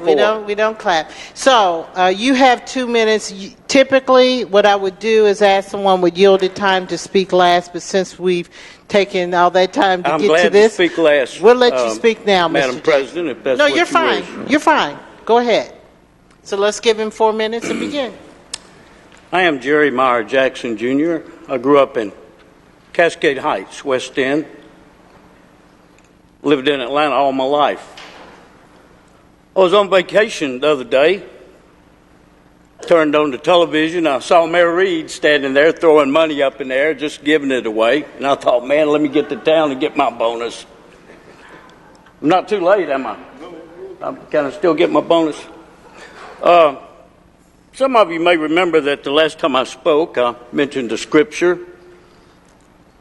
Much as you have received, much is expected in return. That relates to a city also. Much as the city of Atlanta has received, much is expected in return. You know, for years I've brought up the subject of this city not having one water fountain in all of downtown Atlanta. And Council President, you've done nothing. The mayor's done nothing. We still don't have water fountains for the homeless. The conditions of downtown Atlanta, I beg to differ with the mayor or anybody else that says this city's in real good shape. Evidently, they haven't looked at the hallways and the doorways of businesses from almost 26th Street to West End. Evidently, they just haven't gone in any of these businesses like Jerry Jackson does quite often. You know, when we opened up Jackson's Music Store in West End in 1959, we were just concerned about keeping the windows clean every morning. Now, a businessman in the city of Atlanta, in this whole downtown area, has got to get to work early in the morning to clean up the human excrement because this city has no restrooms, no bathrooms. MARTA has no restrooms, no bathrooms that they readily make available to the poor homeless and those less fortunate. The one little bathroom we've got here at 5 Points that Mayor Franklin paid $330,000 for the little chrome house. It's a one-seater. You know, back then we could have bought a 3-bedroom condominium for $330,000 in downtown Atlanta. She bought 3 of them. It's disgusting. I hope every one of you looks at the picture of the little man I sent you on the email this morning. It was in the Virginia Highlands, beat up, in pitiful shape. You don't have to go far. You know, we got Trinity Street right here and Mitchell Street right here. All you got to do is go out Trinity Street and walk up towards Peachtree Street, and if the smell of human waste is not too bad, sometimes it's so bad you can't even walk up the street. If the smell of human waste on Trinity, your main street right over here to the side, if you just walk up a little bit, you'll see some of the shelters. You'll see some of the human misery and suffering. In my bag back there, I've got 20 pairs of socks. At the bus stop today, I gave out 2 pairs of socks and 1 toothbrush before I even got on the 74 flat shows coming into town. Since I've got here, I've handed out a few more. When's the city going to do something? When's the city going to help those less fortunate? Let me tell you something. I spoke last time about you not doing something, and you had a computer hack, didn't you? Had a computer hack. How many millions did that cost this city? Let me tell you, the next event's going to be maybe very special. Who knows? Who knows? But it's time to do something. You know? You say you don't know what the mayor's up to? Malarkey. You guys were throwing money up in there just as bad as the mayor. And there's no greater example than you people tore up industrial marble flooring that is put in government buildings to last for a century. You people tore it up because you wanted some new marble flooring in. That's what we've got. That's what we've got for elected officials in this city. It's pathetic. Thank you, Mr. Jackson. And I do want to remind the speakers and the people in the audience, I'm not going to call names, but you know who I'm talking about. Please refrain from the loud talking. I mean, that doesn't help. It makes it difficult, particularly for us, to hear the person at the mic because your voice is coming this way. We do have those cards if anyone wants them. Also, you will hear the bell, but that doesn't mean you have to stop. They're just telling you have 30 seconds to wrap up. So we'll continue in the order we have. Ms. Williams. Good afternoon. My name is Francine Williams, and I was an employee of the City of Atlanta Police Department. On June 8th, 2017, I was wrongly and illegally terminated. For the same exact reason, the Chief of Police, Erica Shields, advised me of something not to do 2 months prior, which involved a whistleblower who is suing the city as of today for open records requests. It's been almost a year. I've came down here numerous times. I've spoken to numerous leaders, such as Ms. Addison, Candace Harmon, Lorenzo Parker, and the mayor's office, Ms. Woodard. To this day, I still have not gotten a civil service review. I have called the city attorney, Amber Robinson, because they told me that she was the person to mediate. I've gotten numerous of letters with different people's names, which is a stall tactic to me for the city of Atlanta. I filed a lawsuit in the magistrate court on August the 21st.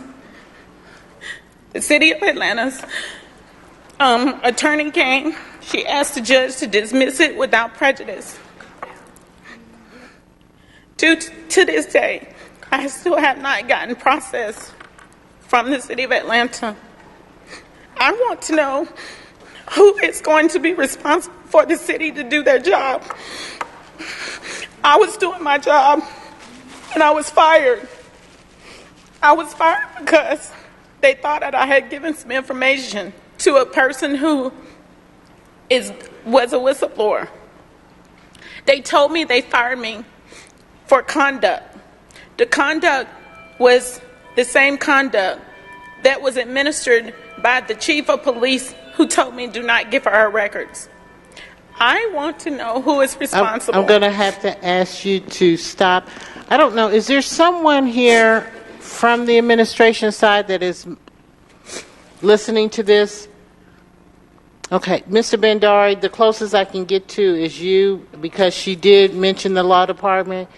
Could you please either have someone come and meet with her or call someone else so that they can get her some resolution to her issue? Mr. Bhandari? Yes, Ms. Moore, I'll reach out to members of our department and see what we can do. Okay, so if you have a seat here, and we'll figure out, I'm going to wait till, hopefully they get in here before public comment is over. I want to make sure somebody is here to address your concern. Did someone else have something? Okay. Madam President? Yes, Mr. Young. Ma'am, I'd like to ask if for some reason, at some point, you don't have any productive dialogue today, if you could remain here on the floor of council and find a way to get our attention. But Mr. Young, there needs to be some meaningful dialogue with you today that helps point you in a path of resolution. So what I'd like to ask is, if for some reason that doesn't happen, if you could get my attention, please, before you leave the building. You bring her right back down here. All right, thank you. Okay, thank you. So we're waiting for someone, and I know they monitor the meetings, from the executive branch to come and address her. Is there someone here to do that? Are you here to do that, sir? Okay. All right. Thank you. So let's move on with our public comment. Sharice Brown, I believe it is. Ron Allen, Ben Howard. Please be ready in that order. I waive my time to Matthew Cardinale. I can't hear. You're waving to... Okay. I give my time to Matthew Cardinale. Okay. Next speaker, Mr. Ronald Allen. Good afternoon.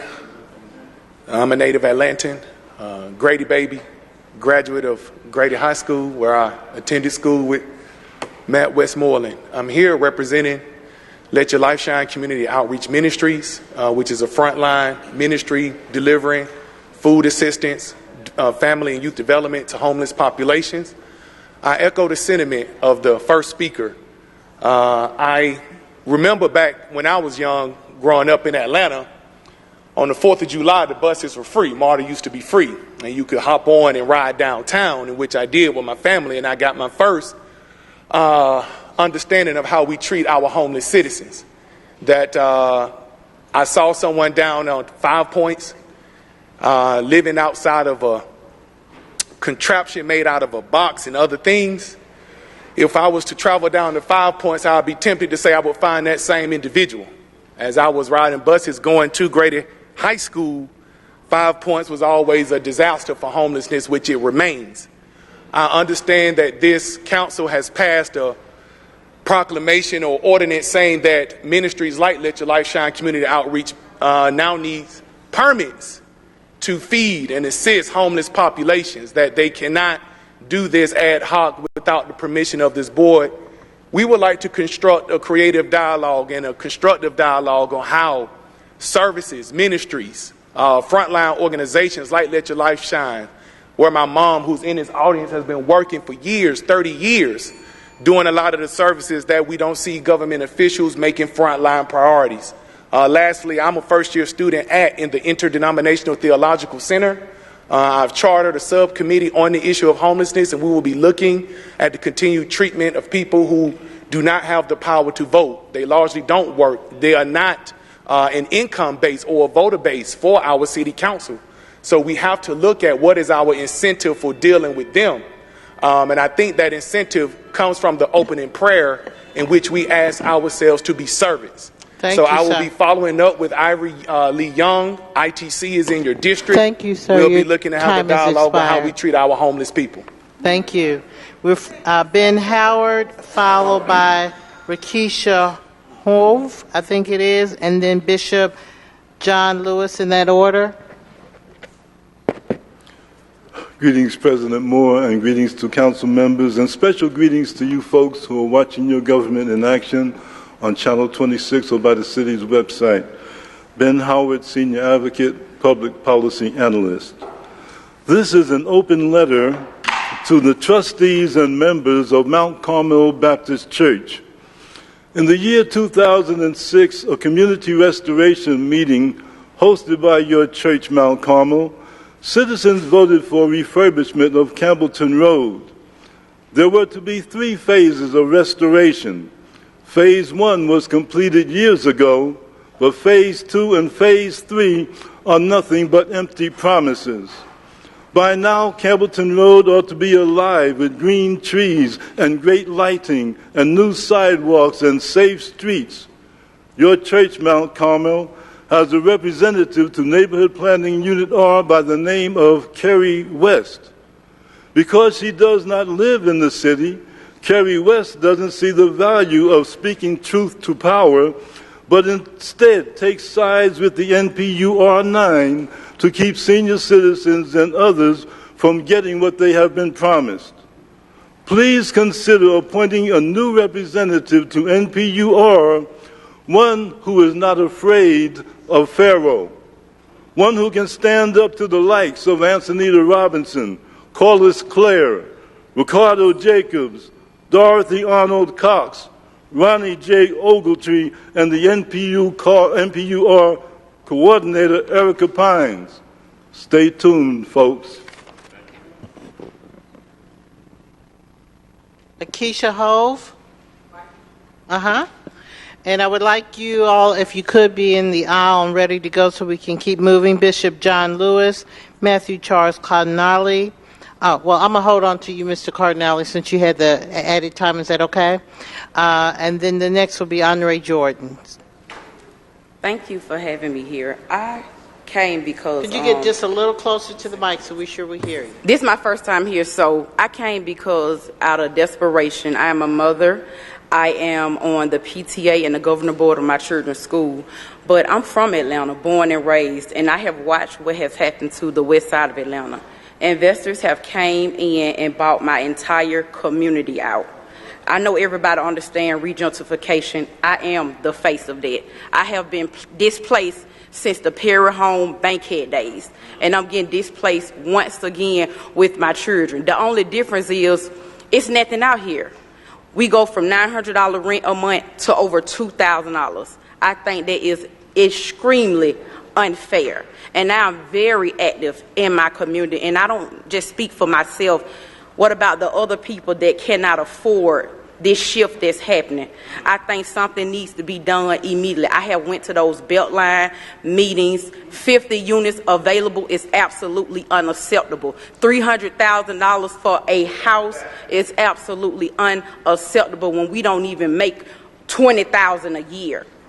So I really urge you all to look into what's going on with the north-southwest side of Atlanta, because it's extremely unfair what these investors are coming in and doing, and how once again they are displacing families. Thank you. What neighborhood do you, Miss Wakesha, what neighborhood do you live in? I live in the Cascade. You live in Cascade? Yes, Thank ma'am. you. Thank you. And my final warning about the outbursts in the audience, or we have to make some other arrangements.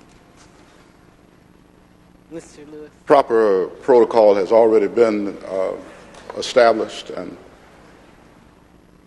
the previous speaker, the person just before me, addressed a lot of the issues as the new chairperson of the historic Vine City Neighborhood Coalition. There are many concerns that I have, gentrification, regentification, however we want to frame that. what's happening in our communities, in our community in particular. We look at some of the same issues, rent going up. I come out of my house and walk up Sunset Avenue and go around the corner to Vine Street and see people's furniture out on the street because they've been evicted, because the rent has suddenly gone up, doubled, tripled in some instances. But the thing that really disturbs me today as I stand here, a lot of things I could say and would say at another meeting, was the hanging of the young man on the Martin Luther King Bridge last Friday. Let me preface that by saying that I did get in touch with our city council person and received information, the same information that he had been given and given us. But my question is, who could determine whether it was a suicide or whether he was actually hung by somebody else before an actual investigation had been done? When you have neighbors or people in your community, a woman 85 years old driving through the community and looking up at that bridge and seeing a young man hanging from that bridge, that was devastating. Hardly anything has been said. I have investigated and discovered that who the young man was. He was carried back to his hometown in Alexandria, Louisiana, for his funeral on this past Saturday. But all life matters, whether he had been a student or whether he had been homeless. There should have been more said and more done to bring attention to what happened on that bridge. Thank you. And thank you for bringing it to our attention.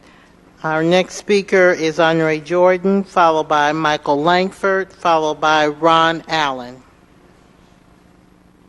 Giving honor to the Spirit of Christ and to everyone that's here. My name is Henri Jordan.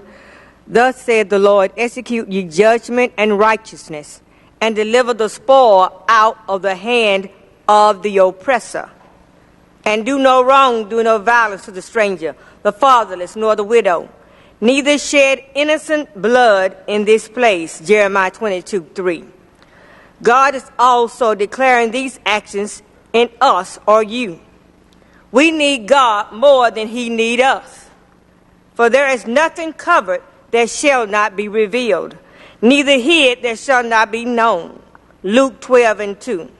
Hypocrisy, piety, just for the sake of appearance, is futile. For even hidden motives will be one day be laid bare. My God, the Bible says, the Bible explains. A good man obtaineth favor of the Lord, but a man of wicked devices will be condemned.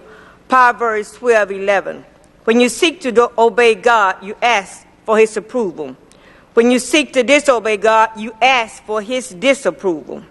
And in those days shall men seek death, and shall not find it, and shall desire to die, and death shall flee from them. Revelation 9:6. The torment will be so great that they will desire to die. James Montgomery, my children, the government, and others. Jesus said to warn my people, so I must. And that's when I stand like this, because God's wrath is going to fall on us if we don't seek to obey Jesus Christ. Put him first. He's the answer. The government can't answer it by themselves. They need Jesus Christ for direction, and not just saying it, but doing it. We need Christ to live in us before his wrath fall on us. Thank you, Ms. Jordan. Madam President, members of council, let me thank you for this opportunity to come before you today. I come with a concern, serious concern, and I want to speak on behalf of young people in metropolitan Atlanta, not just the city of Atlanta, because the same appeal I make to you today, I've met with DeKalb County, we're going to East Point, College Park, Fulton County. In 39 days, or a little less than 36 days, young people will be out of school and on the streets of Atlanta. In Fulton County, 36% of all of the homicides that were committed in Fulton County were committed with gang involvement. We have a serious crisis in this city. And my appeal to you today, I've come because if we don't find something for young people to do, an idle mind is the devil's workshop. 39 years ago, Maynard Jackson and other great city leaders put in place Camp Best Friends, a program to make sure the young people were involved and engaged. We're in a crisis mode right now. And my appeal to you today is we've got to double our efforts, not only city government, but the private sector. We've met with churches and religious leaders as well. We all have a role to play. But we need the city of Atlanta to step it up. The safest, the best crime fighting tool we have in this city is our Camp Best Friends programs. But we've got to double those efforts. We've got to make sure that every young person who wants a job can find one. So if it means going into our reserve funds, and I'm excited that the city is in great standing with its reserves. And coming up, I was disappointed, I think some folk, that we voted for a bridge for $13 million. But at least we can come up with dollars. We have a chance to make it right for our young people and come up with some emergency funding for summer jobs. Let's send a message to the young people of this city. We love you, we're concerned, and we're going to create opportunities by thinking outside the box. I challenge you to make it happen. God bless. Thank you. Ron Allen, followed by Cynthia Taylor, followed by Stephen Zegas, and then William Boyd. Okay, wait a minute. Some of you are yielding time. So let me go. Ron Allen, and I see. Let's go with Ron Allen. Not here? Okay, that was Ronald Allen. That probably was a duplicate. Cynthia Taylor, are you? And you were that was the person that was supposed to be yielding. Okay, so now I'm on the other page. Mr. Zegas is here. He's yielding to Ken Allen, am I correct? William Boyd is also yielding to Ken Allen. And Gina Pagnotta is yielding to, I saw her. Did she leave? Okay, all right. So you're yielding to Ken Allen. Okay, well, Miss, okay. You're very smart. You slipped that in there. So now we're going to Mr. Ron Shakir, followed by Josetta Mullins, and then Jack White. And then we will go to Mr. Cardinale and then Mr. Allen at the end. Greetings to the council and the city council president. I appreciate your leadership, but I have a problem with we can clap when it comes time to giving presentations for an hour or two. We can clap and speak out when people coming down here getting recognized and getting their names remembered by those who are elected officials. But when we hear the cries of people, we can't moan, we can't groan, we can't speak up. Got a problem with that. We can say amen. We can call on God. We can say and feel the pain that people feel. We mean tell we got to suppress that? It hurts. We talk about the summertime in our youth. Well, our summertime in our youth is being broke up by their families being displaced and moved out this city. And you as elected officials, the new ones and the old ones, saw that. It's nothing new. And then we have a council person who comes from the Board of Education, and he stands up here and thank Mr. King, a planner, who I talked to plenty of times, and I meet him on Cascade at the new planning office, and I asked Mr. King, have you spent 1 week talking about the impact of displacement African Americans in their communities? I asked him, have he came up with 5 ideas that would help in preventing displacement? He couldn't tell me one. He fluffed it like it was on the board, but no, not 1 hour that I've heard an emergency call that I hear just coming here from now.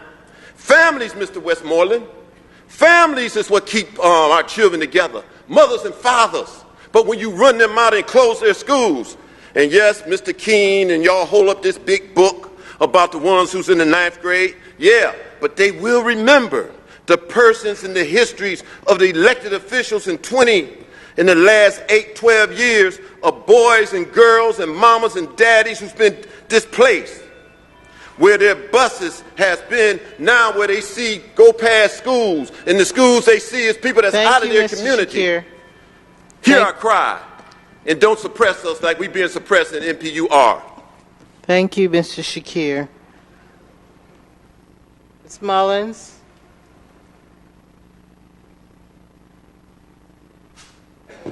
Good evening, Madam President and City Council. My name is Josette Mullins. I work for the City Department of Watershed as a construction inspector senior. I have been with the city for 10 years. I am also an active longtime member of PACE Union. Over the past few years, I have become very disheartened at what has been going on with our raises and pension. When the last mayor was here, he informed us that we had a lot of unfunded liabilities and would have to dissolve our DB plan. The employees were led to believe that if we increase our pension contribution as additional 5%, it would save our plan.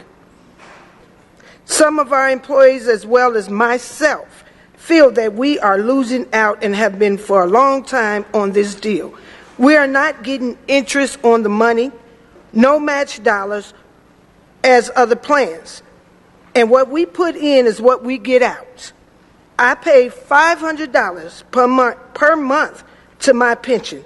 That is not including additional taxes and medical payments. Because of my 5% increase, we elected who we wanted to represent us on the pension board and the ones we trusted to look out for our monies have now removed from the board.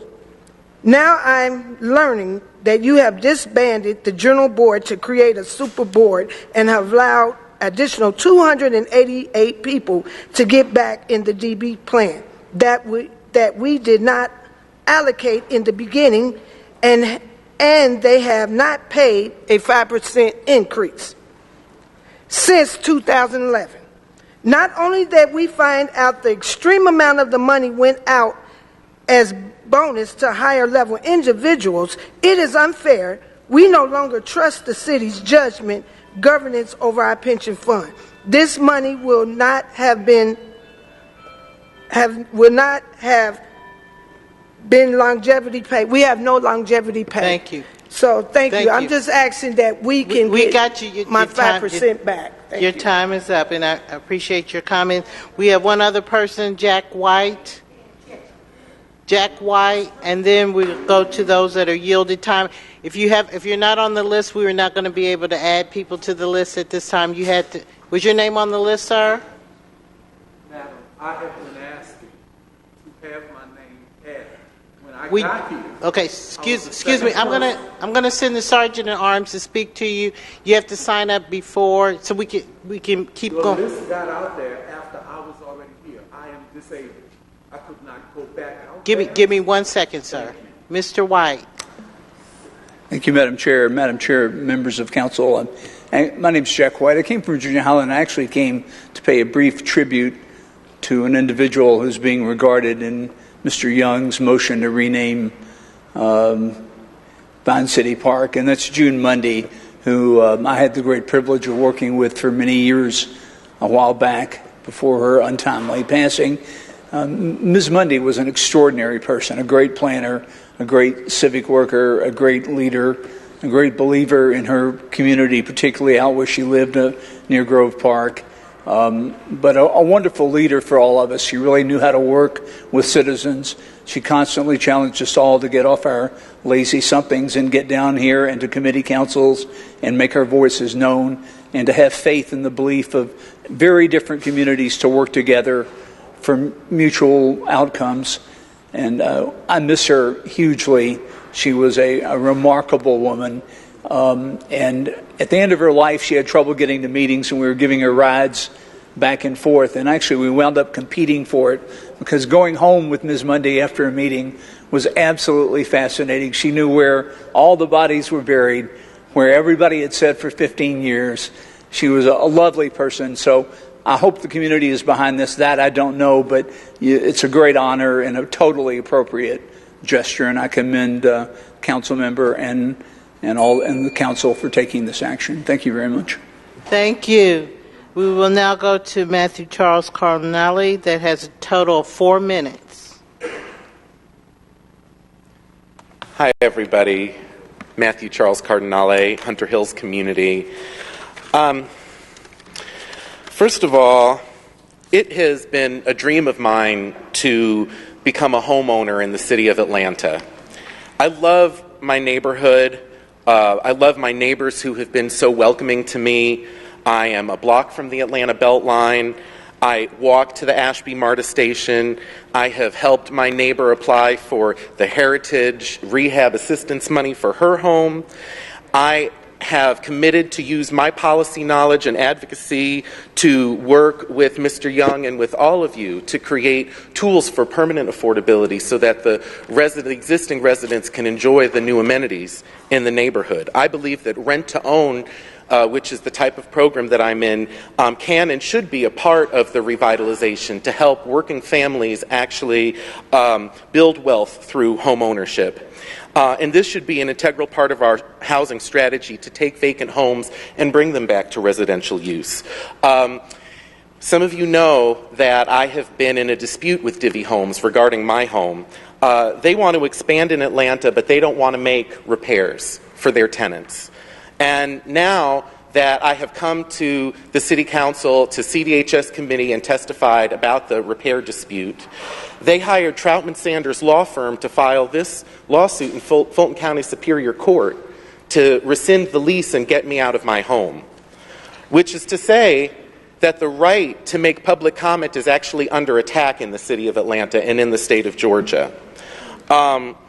So they are seeking to rescind the lease, to get me out of the lease, and they're claiming on page 8 that Cardinale appears to have entered into the lease for his own purposes, his own agenda as a housing advocate, and not in a good faith effort to pursue home ownership under the Divvy Homes program. You all know that's not true. I mean, you all know that this house is my pride and joy. I have every intention of buying this house. I've gone to the Housing Authority to get down payment assistance and everything else on this house. But for them to attack my First Amendment activities of free speech and petitioning of government for a redress of grievances should be very concerning to this council. As evidence of me being a housing advocate, they said, quote, Cardinale has regularly appeared before the Atlanta City Council Community Development and Human Services Committee. Testifying to committee is protected by the First Amendment to the state and federal constitutions. I have filed a motion called an anti-SLAPP motion under OCGA 911.11.1, which seeks to strike their claim to take away my home due to my participation in democracy. That's not right. And I'm not going to stand for it. But I believe that this should also be of great concern to each of you. If making public comment can result in a legal claim to chill free speech, to take away someone's home, or to retaliate in any manner, it should be of great concern to this council. So in Committee on Council, I made a couple specific requests, including I would like to ask the Law Department to consider an amicus brief in this case, and also to look at HB 954, which was a bill by State Representative Scott Hilton, to prohibit lessors from retaliating against tenants who request repairs, petitioning of government, or complain under housing code. There is an existing code enforcement case in this matter, and it's everything that they put in their notice is being ignored by Divvy Homes.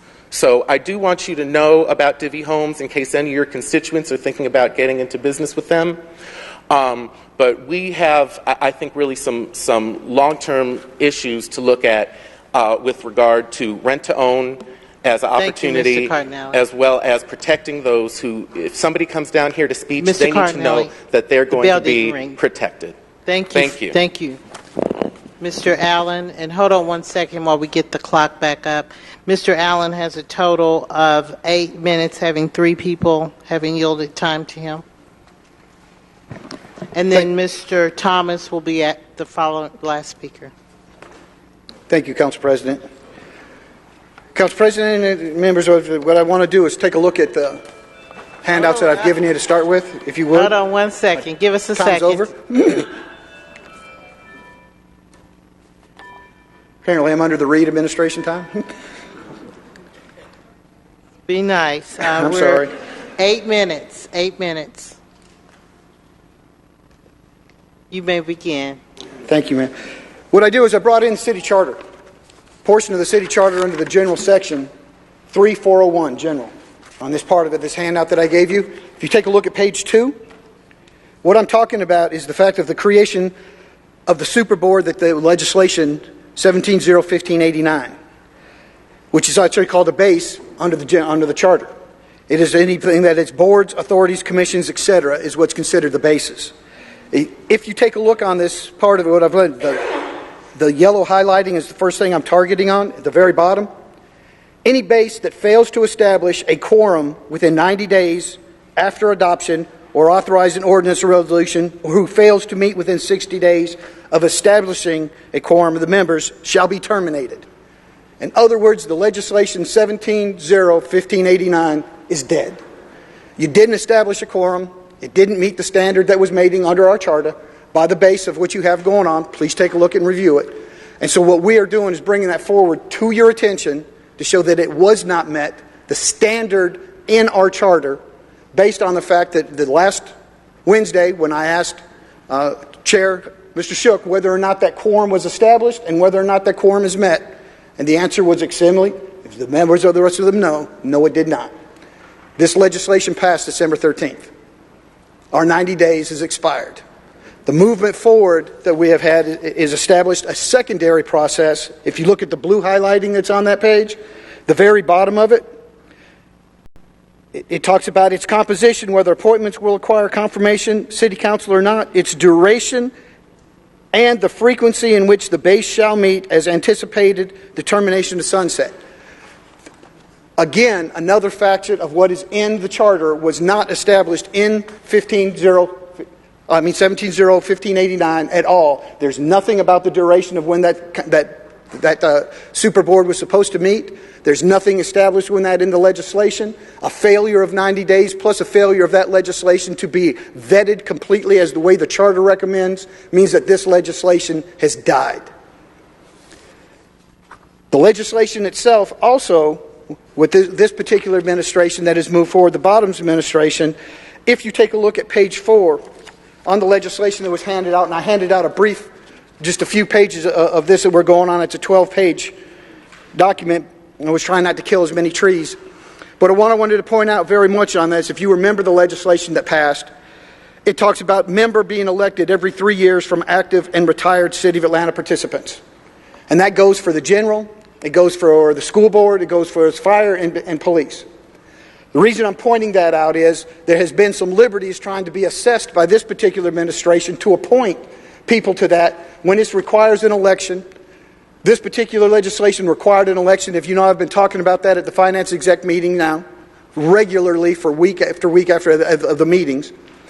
Those meetings, I asked for those elections to start to move forward and take place. They didn't. One of the biggest things about this legislation that it talks about, it plainly states that it will be elected by the people that are active and retired. We don't have anybody currently on any of the boards that were dissolved that was elected by active and retired. It was one or the other. This legislation, the way that it was written, although it is null and void at this point now, didn't make that standard, and it can't take liberties to appoint anybody that happened to have been elected by active or retired to any of this board, because this requires a different type of circumstances and a different voting group. Finally, and I'm ahead of time on that other part of it, so I can sing and dance a little for us. But the last thing I want to talk about is IBPO has come forward with another piece of legislation that has revised implementations that are into this board. We had talked about the difference of what needed to be done to be a more equitable board. And if you take a look on this particular board, we have put 7 elected along with 7 appointed. It's a 14-person board. We also had put in there the vetting of the people that are appointed. We have a chair that we're talking about to go onto this board that is supposed to have special requirements and specialty traits that in expertise in those fields. But we're talking about that being a voluntary person in this legislation, and we didn't talk about at all of what that salary would be for the person or what type of liability we would have to put somebody up there that's not accountable. Somebody that leads that board that's a chair needs to be an official that comes into point of it. As you look at that first piece of documentation on it, there's a requirement on page 3 that any member that is executed on that has to go in by oath or affirmation.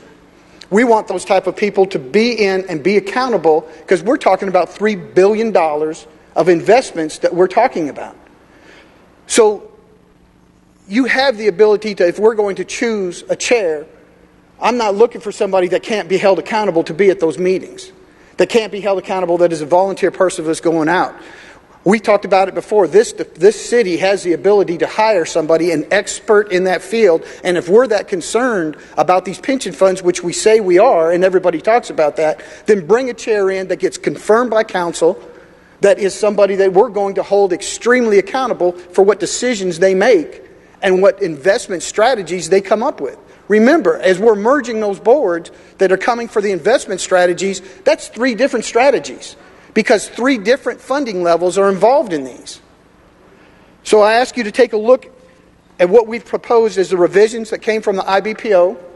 I've talked considerably with Gina Pagnata's pace as far as the go up and the makeup of that new board, and realize the bottom line is your board's expired. You failed to meet the standards based on the city charter. So we've got to take some steps to get this together. We have done nothing to have anything vetted since we've dissolved those boards. We've had a drop in the stock market. We don't know who's making that. We have people that are taking pensions that are being received pension payments on that. Who's approving those? All of that has to be done by IRS regulations or you disqualify each of the pensions. I mean, I don't think that the council understands the severity of what we're talking about that went on this portion of what we are and trying to move forward and trying to get something in place that we can get in and get this vetted. Again, take a look at the course of what you have. You have a charter that's sitting in front of you that dictates. You didn't meet it. It didn't happen. We've got a resolution that's in forerunner that's changing an opportunity of one. If you guys will take a good look at the revisions and see whether or not those are acceptable to this particular council. You've got new members that are here that I didn't get a chance to vet at the last time. That I think this is a much fairer opportunity to get into it and see what's going on and get qualified people on that board making decisions of what's going on. And then we've got these elections that have to get started. And outside of that, council, I appreciate your time. And please take a look. That's why I handed it to you. If there's any information, anything else that you need, please reach back out to me because I'm happy to provide it for you. Thank you, Council President. Thank you, council members. Thank you, Mr. Allen. Mr. Thomas. Good morning, and thank you for hearing me. My name is Chris Thomas, and I live at 1829 Venetian Drive in Venetian Hills. On April 9th, I had occasion to be stopped by the Atlanta Police Department. My car was towed, even though on the car, Georgia law, and let me read it to you, Georgia Code Title 16, Crimes and Offenses, subsection 16-7-21, trespass of or on private property. My private automobile is in non-commercial use. It is not considered a motor vehicle. They towed my car. I am a disabled American. I'm 55 years old. That was my only means of transportation. They left me standing on the corner of Joseph Lowry and David E. Hollowell in the middle of one of the worst crime-ridden areas in this city, among crackheads smoking, using their pipes in front of the police, and they did nothing about that. But they left this man standing there without his private automobile.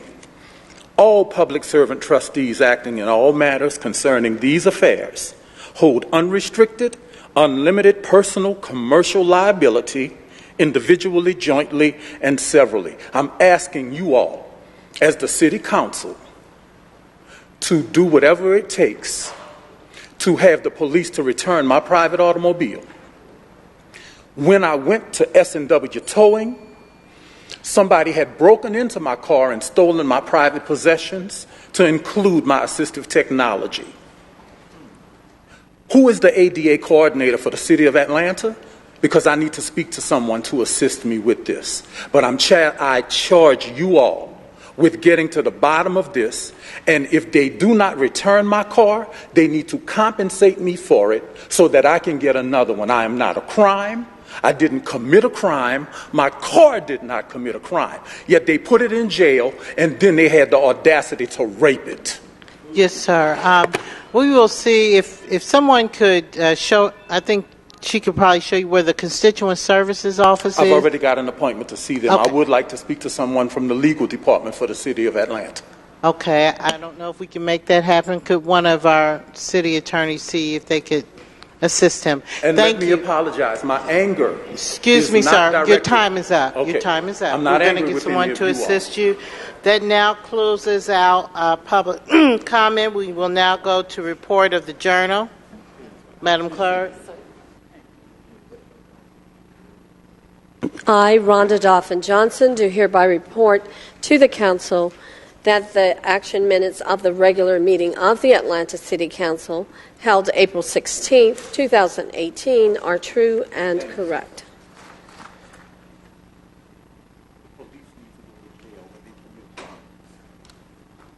A motion to adopt.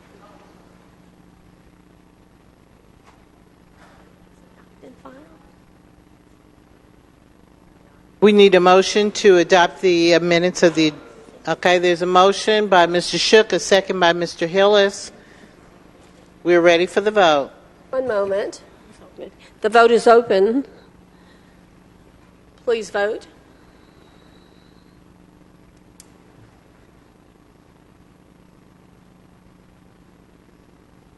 I think Mr. The vote Bond- is closed. 14 yeas, 0 nays. 14 yeas, 0 nays. It is adopted.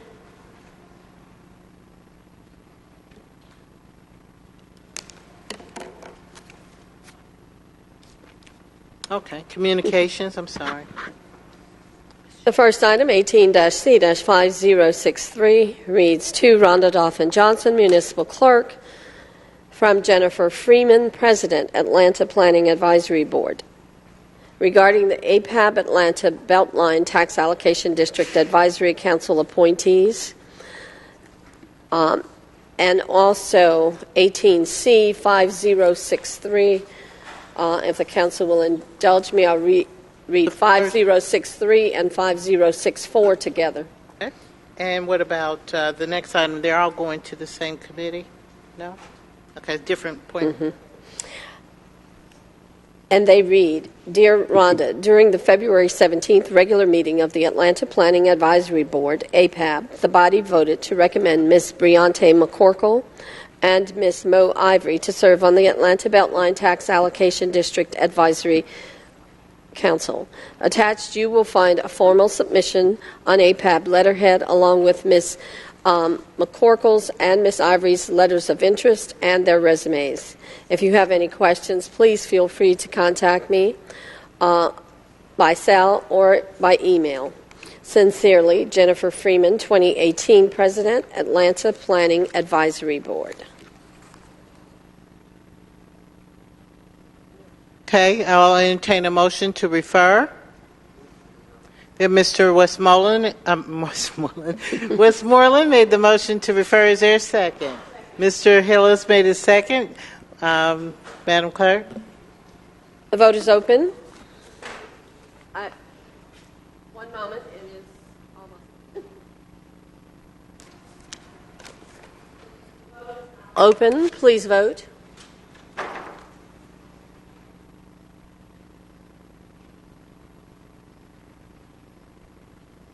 Everyone voted? Please vote. Young? Vote is closed. 14 yeas, 0 nays. 14 yeas, 0 nays. They are referred to Community Development Human Services Committee. Next item. Madam President, I will read the next two items. 18-C-5065 reads, Dear Council President Felicia Moore, please accept this letter of appointment for Mr. Charles Bourgeois to fill the position of the Proctor Creek Planning Commission representing Council District 9. Mr. Bourgeois is a very active and engaged resident of the West Highlands neighborhood. He is personally committed to doing all that he can to be a good steward of Proctor Creek and encouraging his neighbors to involve themselves and take an active role as well. I'm confident that he will represent District 9 to the fullest. Attached is his resume for review. Sincerely, Dustin Hillis, Councilmember District 9, and 18C 5066 reads, Dear Council President Felicia Moore, please accept this letter of appointment for Mr. Joe Redding to fill the position of NPUJ District 9 representative on the Bellwood Quarry Commission. Joe is a very active and engaged resident of the Grove Park neighborhood. He devotes much of his time to serving in various capacities with the Grove Park Neighborhood Association. He is committed to continuing to be an active participant in the planning and community engagement as it relates to the Bellwood Quarry project. I'm confident that he will represent District 9 well. Attached is his resume for review. Sincerely, Dustin Hillis, Councilmember District 9. I'll entertain a motion to refer these to Community Development and Human Services Committee. Okay, we had a so moved by Mr. Matsakite and a second by Mr. Westmoreland. Madam Clerk, we're ready to vote. The vote is open. Please vote.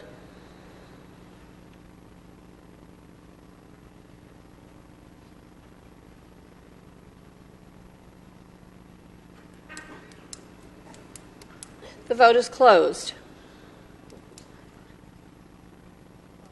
14 yeas, 0 nays. 14 yeas, 0 nays. They are referred to Community Development and Human Services Committee. Next item.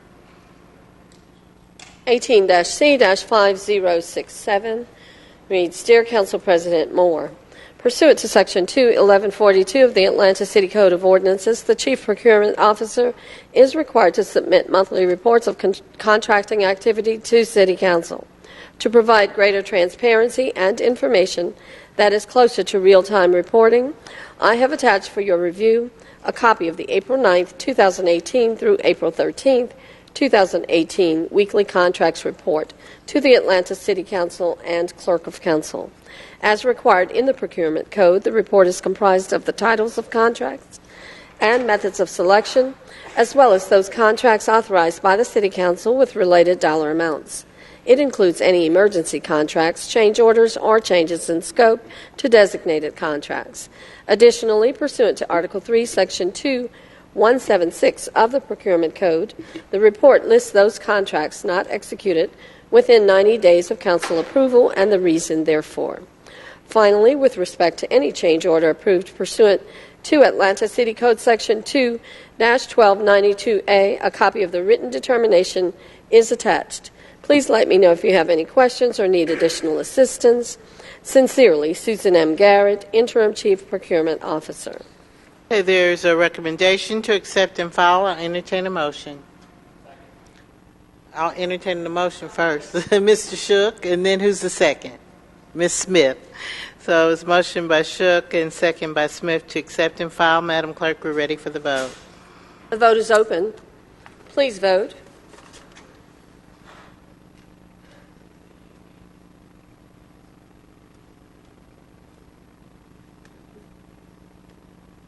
Would everyone please vote? The vote is closed. 14 yeas, 0 nays. 14 yeas, 0 nays. That has been accepted and filed. Next item. 18-C-5068 reads, to the members of the Atlanta City Council regarding Buckhead CID appointment. I hereby submit the reappointment of Robin Loudermilk to the Buckhead CID. Mr. Loudermilk has served in this capacity with distinction since 2009, and he understands the needs and opportunities of this constituency as well as that of the board. I believe he will continue to serve with commitment and will continue to be an asset. I am therefore pleased to reappoint Mr. Loudermilk to the Buckhead CID for another 4-year term ending in 2022. Note, per Jim Durrett, Buckhead CID, Councilmember Shook received information from the Law Department concluding term limits do not apply in this particular case. Further, the Buckhead CID discussed this information and voted on a resolution in support of the reappointment of Robin Laudermilk. The resolution passed unanimously, 7-0, with 2 board members absent. Thank you, Felicia A. Moore, City Council President. I'll entertain a motion to refer this to Community Development and Human Services Committee. So moved by Mr. Hillis and seconded by Mr. Matsakite. Madam Clerk, we're ready to vote. The vote is open. Is it? One moment. The vote is now open. Please vote.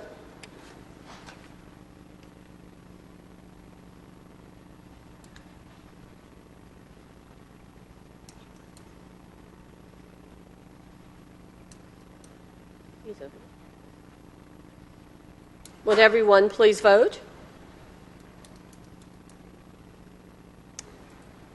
The vote is closed. 15 yeas, 0 nays. 15 yeas, 0 nays. It is referred to Community Development and Human Services Committee. Next item. The next item, 18-C-5069, regarding the Housing Commission appointment. I am pleased to appoint Ms. Pamela J. Smith to serve on the Housing Commission representing the for-profit development community. Ms. Smith is President and CEO of Smith Real Estate Services Incorporated, where she's experienced consistent growth since 1984 and where her firm has become nationally known for its technical capabilities. Ms. Smith has experience in land acquisition and relocation, development, commercial real estate, and real estate sales. She is passionate about affordable housing efforts and is well-versed in marketing, business development, and project management services. She is a visionary with 30-plus years of experience. Ms. Smith is excited and committed to the growth and sustainability of Atlanta, and I believe she will be an asset to the Housing Commission. Attached, please find the bio for Ms. Pamela J. Smith. Thank you. Sincerely, Felicia A. Moore, City Council President. I'll entertain a motion to refer this to Community Development and Human Services Committee and Committee on Council. Okay, so we have a motion by Mr. Young, thank you, and a second by Mr. Hillis. Madam Clerk, would open the vote, please. Vote is open. Please vote. The vote is closed. 15 yeas, 0 nays. 15 yeas, 0 nays. It is referred to Community Development and Human Services Committee. Do you have any other additional items? I do. You want me to read them now? Go ahead and read them now. Madam President and members of council, there are 4 additional communications received since the agenda was published. The first is written by Neighborhood Planning Unit J, and it reads, the purpose of this letter is to request that Tori Redding be approved to serve on the Proctor Creek Commission. Tori Redding has served with an unwavering commitment to the arts community of Neighborhood Planning Unit J. Additionally, she has been an arts stakeholder in the City of Atlanta, including a critical stakeholder of several years with the Grove Park Art Collective. As an arts initiative community stakeholder in Neighborhood Planning Unit J for many years, GPAC has provided countless participation opportunities for the NPUJ community. The initiative has delivered participation opportunities in classes and workshops with summer intensive programs, art engagement workshops, and after-school enrichment. Mrs. Redding has used the program to get our students civically engaged and motivated as young stakeholders of arts integration. It is within this context that I submit the request for this appointment. Sincerely, Al Bartell, Chairman, NPUJ. Okay, that is an appointment to the Proctor Creek Commission. It will be referred to City Utilities and Committee on Council. I entertain a motion. Mr. Westmoreland is moving and Mr. Faroki is seconding. Madam Clerk, we're ready to vote.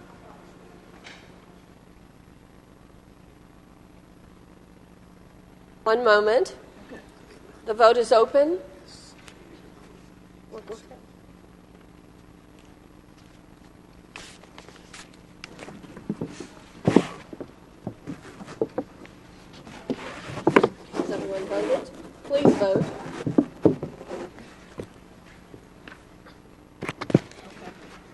The vote is closed. 15 yeas, 0 nays. If there's no objection, I made a mistake. They're saying that Proctor Creek is going to the Community Development Human Services Committee. Can we make that note, please, for the record? Madam Clerk. Certainly. The next item reads, it's sent from the Atlanta Board of Education, and it reads, Dear President Moore and members of council, Atlanta Public Schools values the partnership with the City of Atlanta. As such, this letter serves to inform you that the chairman of the Atlanta Board of Education has appointed Rodney Mullins to the Proctor Creek Planning Commission. Enclosed, you will find a copy of his biography and completed base forms.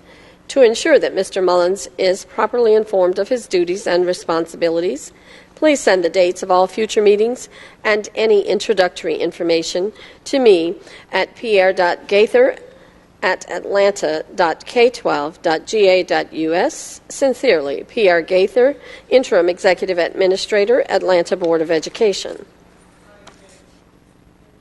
Okay. Yes. Any other same one appointments that we can read together? Are there?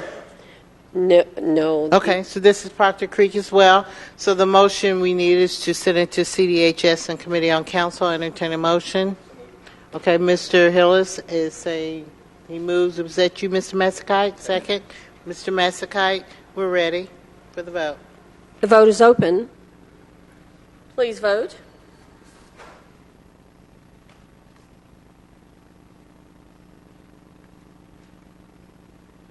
Has everyone voted? Please vote.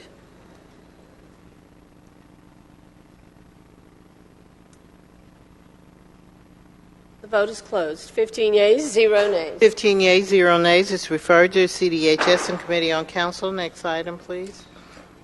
Can they be together? Okay. The next two are to accept and file. She's going to read them together. The first item is from the Atlanta Planning Advisory Board. It is written to Rhonda Dauphin Johnson, Municipal Clerk, from Jennifer Freeman, President.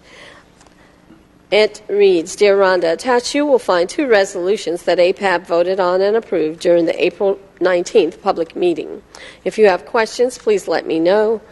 I can be reached via cell or email. Sincerely, Jennifer Freeman. And those resolutions, I will read the captions of each. The first is a resolution calling on the Atlanta City Council not to seek the extension of the life of any tax allocation district unless the total current taxable value of property subject to ad valorem property taxes within all existing tax allocation districts is less than 10% of the total current taxable value of all taxable property located within the city. And the second resolution by APAP is a resolution to increase funding for Neighborhood Planning Unit NPU grant program. APAP is requesting that the City Council give careful consideration to both of these resolutions and act accordingly should the Council decide to bring forth any legislation in support. Okay, is that it? Mm-hmm. Motion to accept and file. I'll entertain it. Okay, Mr. Hillis and Mr. Massacite, second. Oh, I'm sorry, there was a second one. Okay, there is one other, so let's hold that vote. And we'll do both of these together. Okay. And the final communication is written to all members of council from Councilmember Jennifer N. Ide, Committee on Council Chair. It is regarding a need for 2 members of council to serve on the city's FY 2019 Budget Commission. Pursuant to Section 2, 1852(1)B of the Atlanta Code of Ordinances, you are hereby notified that there are 2 positions on the city's Budget Commission that are to be filled by 2 members of council. Prior to the Budget Commission's convening to consider the FY 2019 budget, these 2 members of council must be nominated and confirmed by the council to serve a 1-year term in accordance with Section 6301A of the city's charter. Should the council choose to nominate from the floor and vote to select 2 of its members to serve on the Budget Commission, please be advised that Section 2, 1852 of the Code of Ordinances must be adhered to. Thus, a two-thirds affirmative vote of the total membership of the council is required to consider the appointment at the same meeting at which it is introduced, sounded, or announced. Thereafter, action on the appointment shall only require a simple majority vote. Thank you. Okay, so I'll entertain that motion again to accept and file both items. Mr. Hillis with the motion and Mr. Massacite with the second. And we will do that, and then I'll explain how we'll move forward on those appointments. We're ready to vote. The vote is open. I'm getting to say something in a minute, Ms. Hart. Go ahead. Has everyone voted? If everyone can please vote on accepting and filing those two pieces of communication. Mr. Young. The vote is closed. 15 yeas, 0 nays. 15 yeas, 0 nays. They are accepted and filed. As to the Budget Commission, colleagues, Ms. I will be open to have your volunteer to serve, and we will take this up at the next meeting. If you could get some names to her, perhaps she can give you a deadline, and if you get 2 names, you can go ahead and plug them in. So please let her know your interest. So now we move to the next item on the agenda, and that is the adoption of the agenda. If there are no changes, I'll entertain a motion to adopt the agenda. Okay, second, moved by Massacite, second by Hillis. Madam Clerk, let's vote. One moment, please. The vote is open.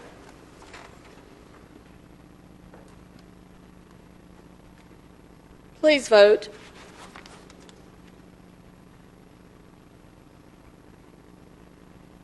Would everyone please vote? The vote is closed. 15 yeas, 0 nays. 15 yeas, 0 nays. The agenda is adopted. Any consideration of vetoed legislation? Any unfinished business? We now move to Section 1, which is the consent agenda. Our items in the consent agenda have received unanimous vote out of the committee, and so they're being voted on in a block. I will ask if any members have items to be removed. I do know there are members of the media who are interested in one item, just so that you know it will be voted on now as a part of the consent agenda unless removed, and that's on page 16, item 19. That is the one related to the independent review of bonuses. So all of these items are on consent. Anyone want to remove anything from consent, please indicate by hitting your speakers button. I see none. Madam Clerk, so we're ready to vote on consent agenda section 1. One moment. The vote is open. Please vote.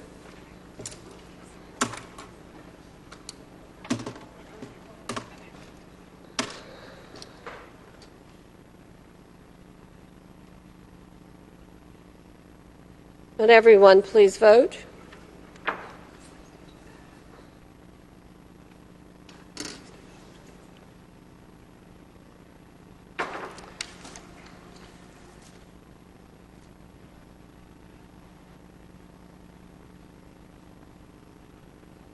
The vote is closed.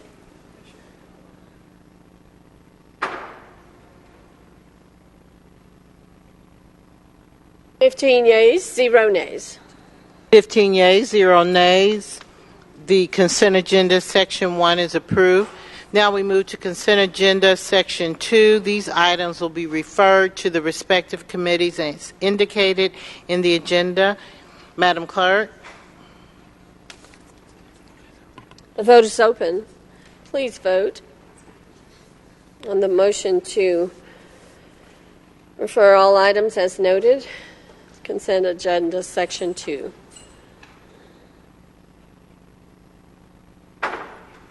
Has everyone voted?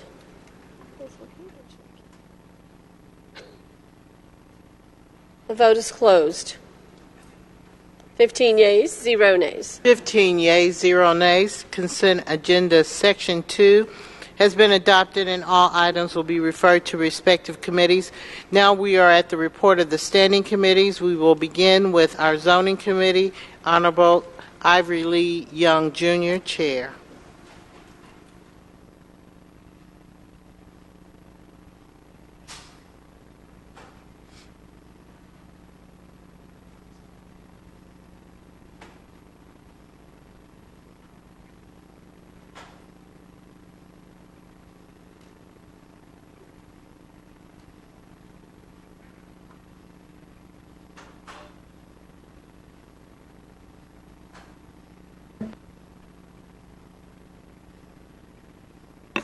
Mike. Thank you. You'll find the report for Zoning Committee on page 35. Madam President, we start with ordinances for second read. If you'll allow me, I'd like to take items 1 through 7 as a block.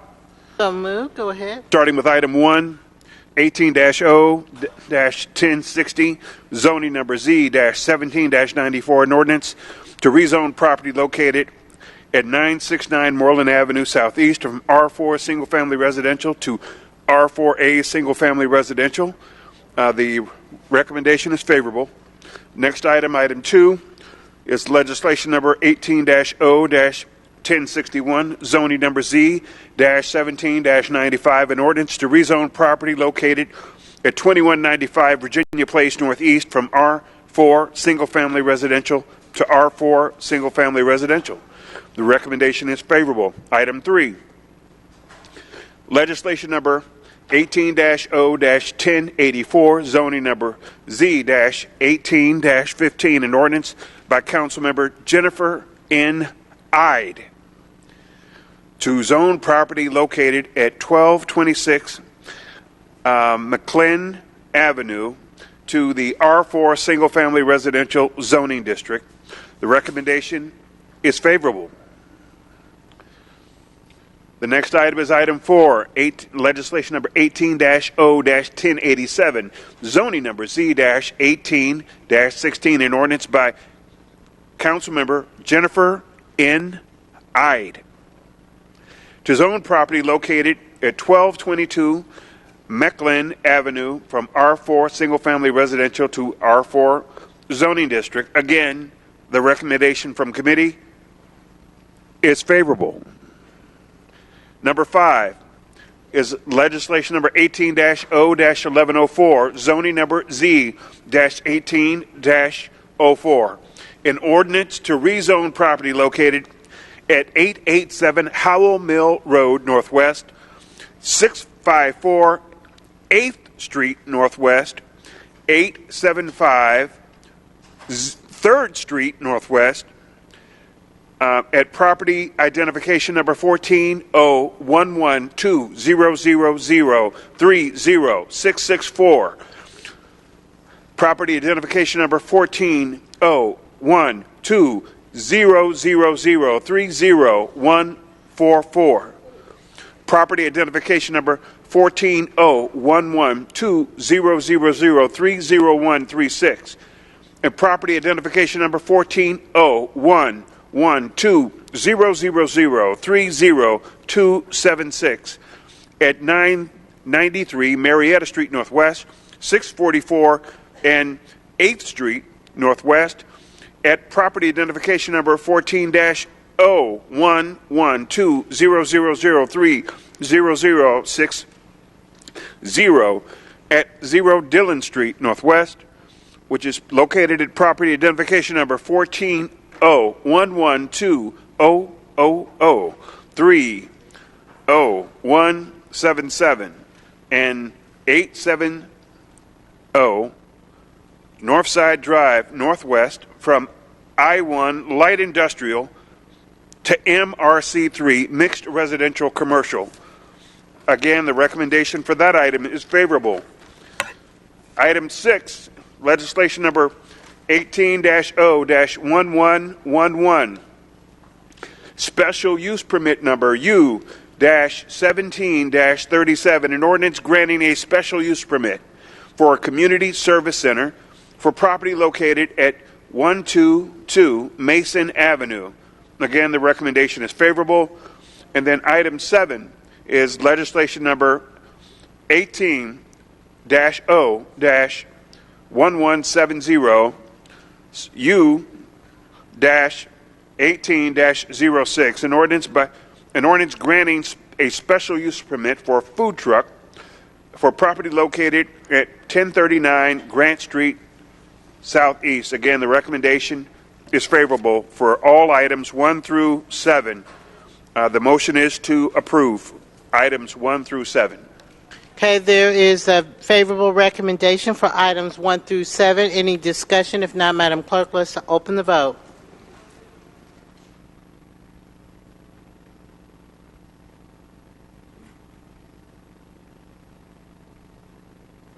The vote is open.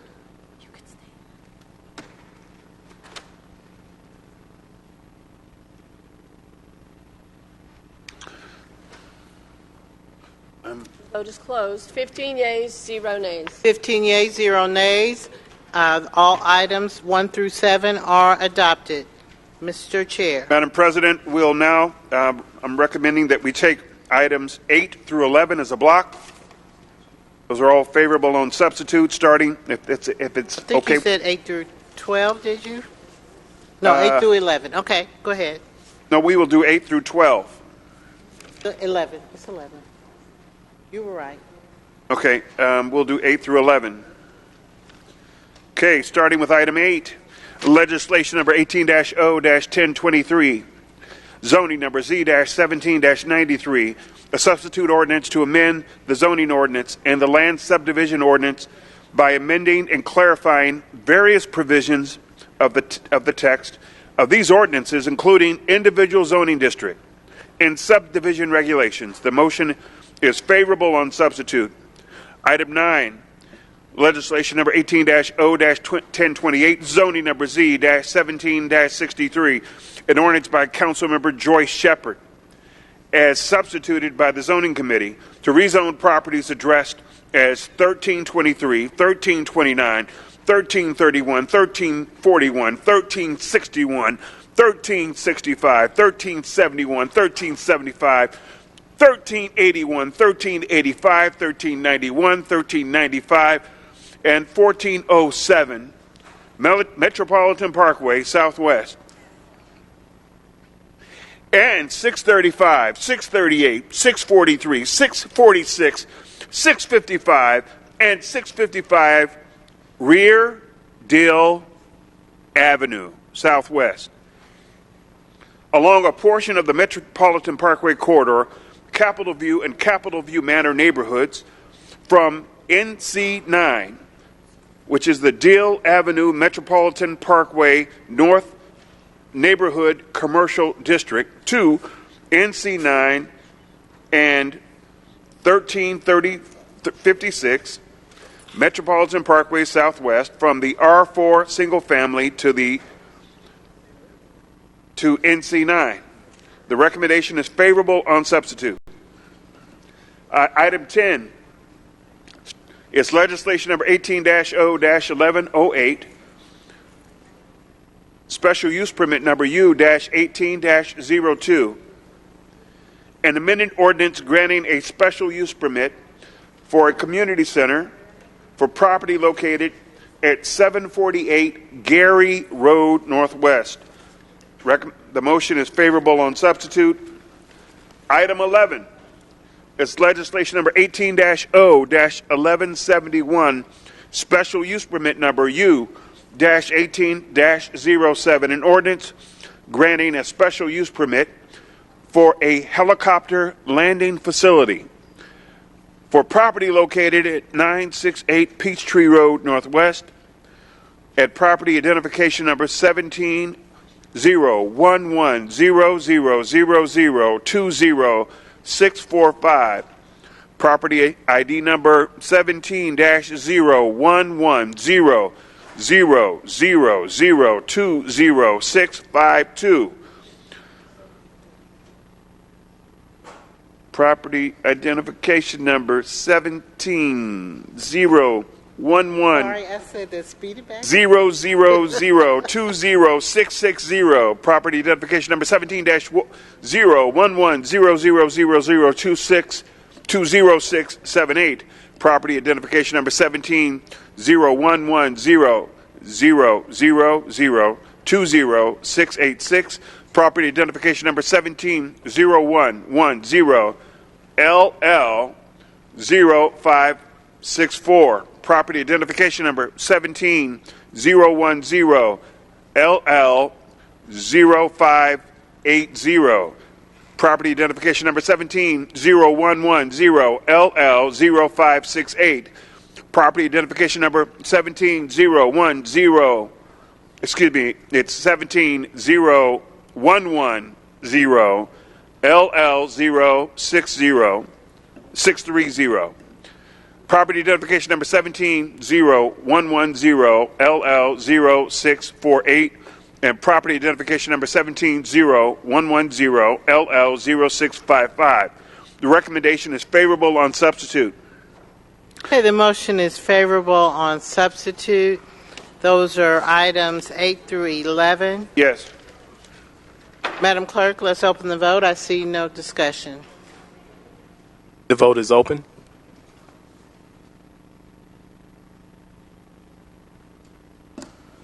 Will everyone please vote?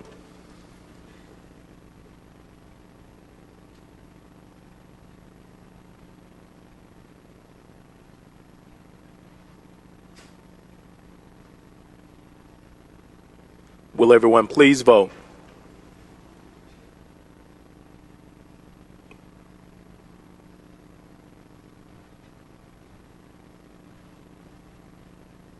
The vote is now closed. 15 yeas, 0 nays. 15 yeas, 0 nays. It is adopted. Item 12. Item 12, legislation number 18-0-1004, special use permit number U-17-33, an amended ordinance granting a special use permit for a park for hire facility for property located at 264 Ponce de Leon.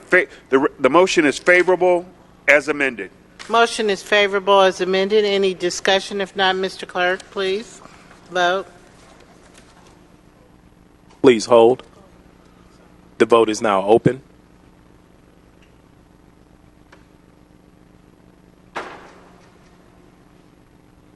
Will everyone please vote?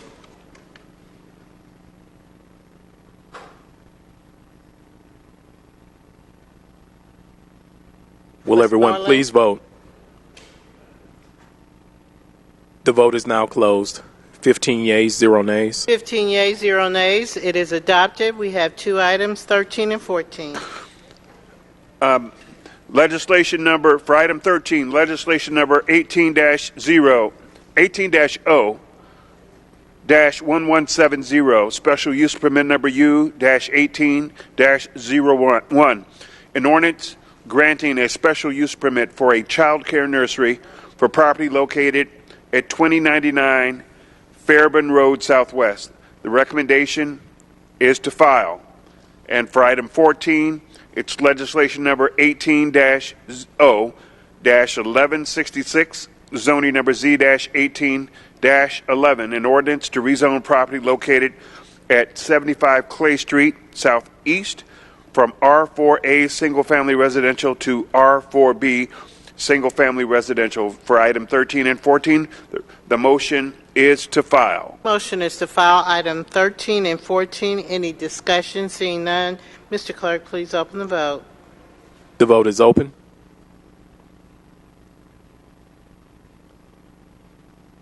Will everyone please vote?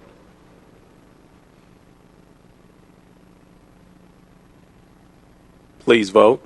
I think all that are on the floor have voted. The vote is now closed.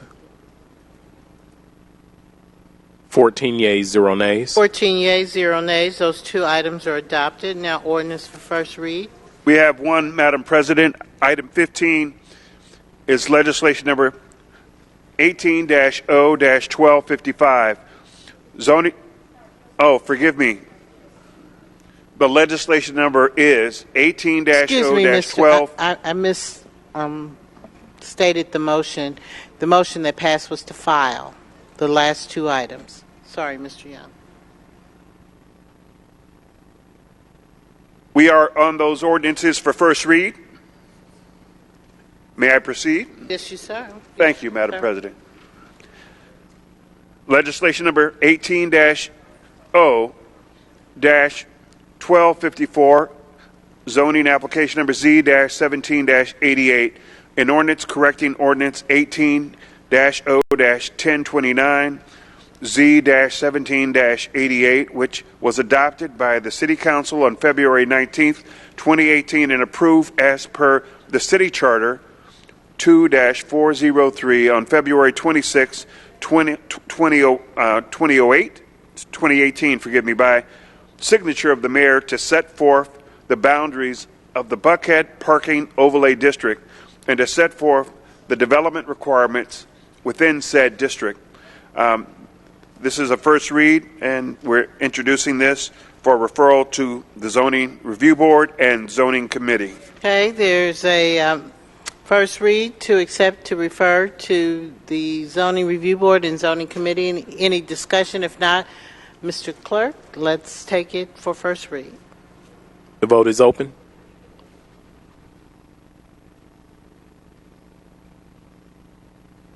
Will everyone please vote?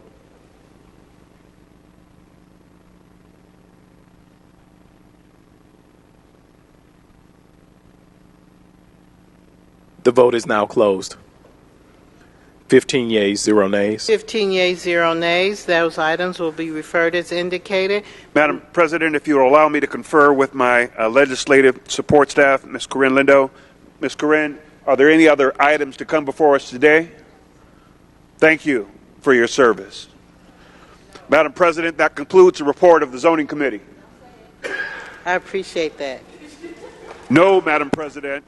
I appreciate you. Thank you for appreciating me. We will now move to Transportation Committee. The Honorable Andre Dickens, Chair.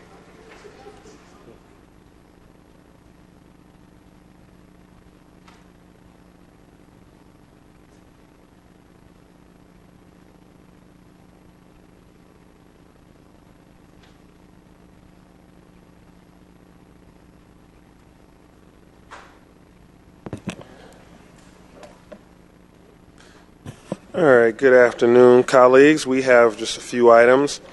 If you could go to page 43. And on page 43, you'll find the first item is 18-0-1241. That's 18-0-1241. And the motion there is to refer to City Utilities Committee. Do I need to read it out? Yes, sir. Okay, an ordinance by Councilmember Michael Julian Bond authorizing the mayor or her designee to abandon an unused traffic circle connecting to First Drive, consisting of approximately .217 acres and being more specifically described in the attached Exhibit A, lying and being in land lots 80 and 81 of the 14th District of Fulton County, Georgia, to the Georgia Institute of Technology and for other purposes. This is based on Section 138-9 of the Code of Ordinances, requiring street abandonments to appear before the City Utilities Committee. So Transportation is referring that. So my motion is to refer. Okay, the motion is to refer. Is there any discussion? If not, Mr. Clerk or Madam Clerk now, would you please open the vote? The vote is open. Please vote.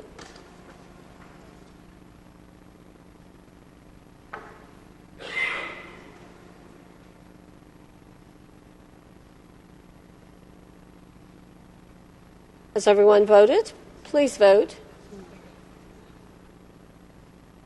Would everyone please vote? The vote is on, Mr. Young. Vote is closed. 14 yeas, 0 nays. 14 yeas, 0 nays. It will be referred to City Utilities Committee. Next item. Okay. The next item is 18R3133. This is the second item in resolutions.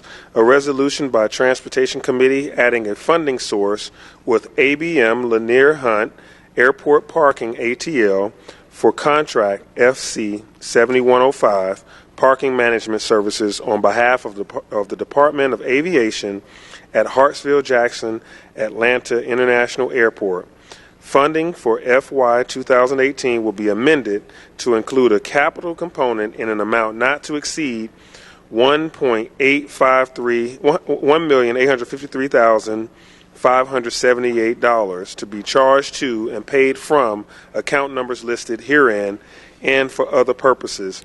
This was favorable on condition in committee, and the condition has been met. The Department of Aviation was to provide information about the bidding process used for the selection of this vendor. So the motion is to adopt. There's a motion to adopt. I'll entertain a second. It did not come. It came out of the committee without recommendation, so I need a second to that motion.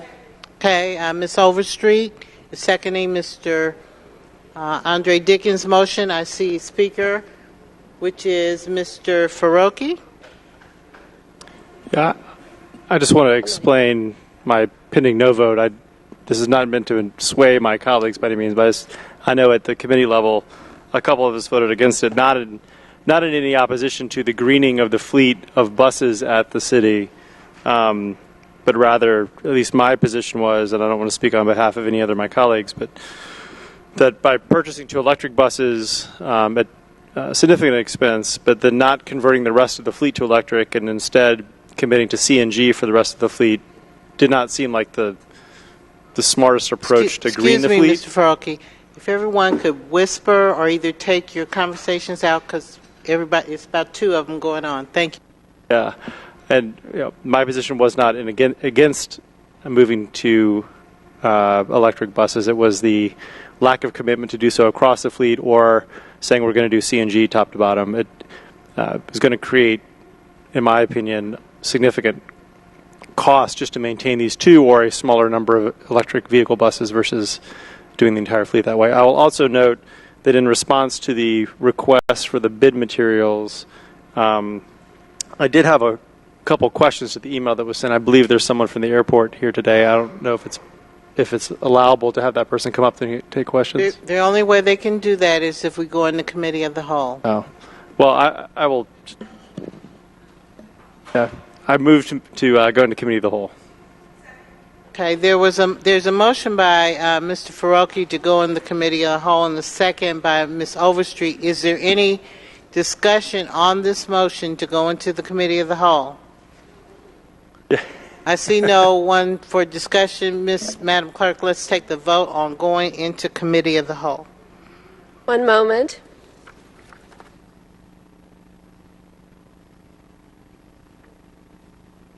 And it is for the purpose of hearing from one apart. I believe, Ms.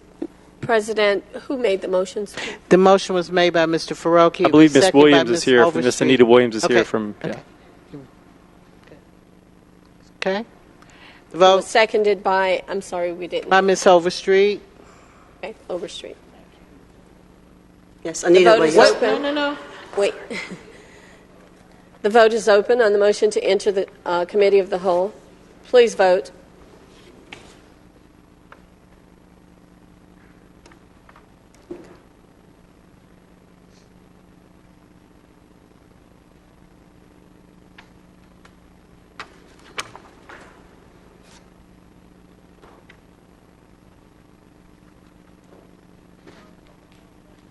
Hey, Madam Clerk. The vote is closed.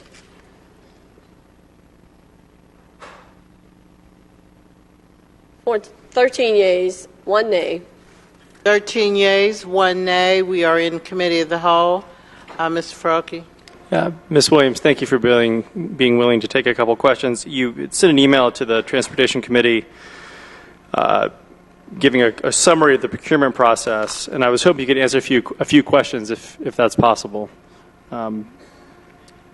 You noted that there were 2 bidders who responded to this RFP. One company, BYD, the other Proterra. BYD ended up receiving being the winning proponent.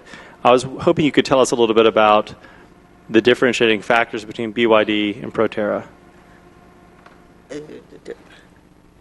BYD, I do know that they I'm sorry. Identify yourself. Anita Williams, Department of Aviation. BYD is the leader, the world leader. Could you get a little closer and speak a little louder? Thank you. BYD is the leader in electrical buses, and I know that is one of the leading factors, but having information on the other company, no, I don't have at this time. Do you have a sense of what the respective bids were from a financial perspective? I'm not sure that if it was based on price or of their qualifications, but I'm able to get that information for you if you allow me to. Okay, well, I think that's part of what we asked for at the committee level, but I don't want to hold up the vote on that today. I will say my objection to this is what I stated earlier, that I think the airport needs to commit to one or both, or to one of the technologies, either electric or CNG. But the procurement process may very well have been on the up and up. I'm not here to comment on that. But I will say it does not induce confidence on those of us who look in from the outside when the language used in your email stating what set BYD apart is literally cut and pasted from their website. And so I just want to make note that that's why I asked what the differentiating factors are. My colleagues may want to see more before we vote, but it just gives me some pause. So. And if I may add, I was not part of the bid process. That was coordinated with our procurement department along with our sustainability staff. So I would like it if the procurement would be Department of Procurement representative would be able to answer that question about the bid process, since I was not part of that. Thank you. Thank you. So Mr. Young and then Mr. Matsakai. Mr. Faroki, would you, are you aware, based on any analysis that you've done, as to anything that differentiates one or the other bidder? No. So we have just been provided with the two bidders via email this past week, but I've not done any research on they're both big multinational corporations who make these buses, but I don't know, based on the procurement process, what set one apart over the other. Ms. Williams, I mean, and I understand, well, to you, do you feel that there's inherent advantage if the airport starts small, understands the requirements of fully implementing this technology on a small level before fully committing? Is there any advantage to us doing that, or us just going, all in, just a wholesale shift and replacement? So my concern wasn't that you may start small. It was that the airport has articulated, at least at the committee level, that this purchase of these two buses is being, I think, made attractive in part by a federal grant that creates kind of a buy one, get one free scenario. And when we asked if this was going to be the beginning of additional electric bus fleet, there was some hesitancy, and the general manager stated that the rest of the bus fleet, 40 or some odd buses, were likely to be converted to natural gas. And so my position was, pick one or the other, but why are we throwing money after an electric bus program that's going to stop at two, maybe a few more buses, if we're not going to fully invest in this over time? Not that we need to do it all at once, but that if it's going to be a start, let it be a start and not just a couple buses because we got a federal grant to cover the cost of one of them. Okay, so Mr. Young, I would just ask, just for the meeting purposes, if you direct your questions to me, because we're having a conversation here and we need to move it forward. So if we either need to get rid of the aviation department if we're through in committee of the whole, but the dialogue, if you would direct it to me, and I'll make sure whoever needs to answer it. No, it's my personal feeling, Ms. Moore, Madam President, that there could be some inherent advantage in understanding this technology and really vetting whether or not it's to our advantage or not. If we have the basis of on a small scale at little cost up front because we're doing it by way of this grant. Yes, sir. If we're able to invest small early to understand whether or not it's to our advantage, I think it's much better than if we make a large investment without fully understanding what we're getting into. So I'm just trying to really understand the resistance. If there's pushback from some of my colleagues, I want to know, why, and because I'm willing, I want to go ahead and support it. If there's a logical reason not to, but not, I haven't heard it so far. That's all. Okay. Thank you. Thank you. And so our next speaker is Mr. Matsakite.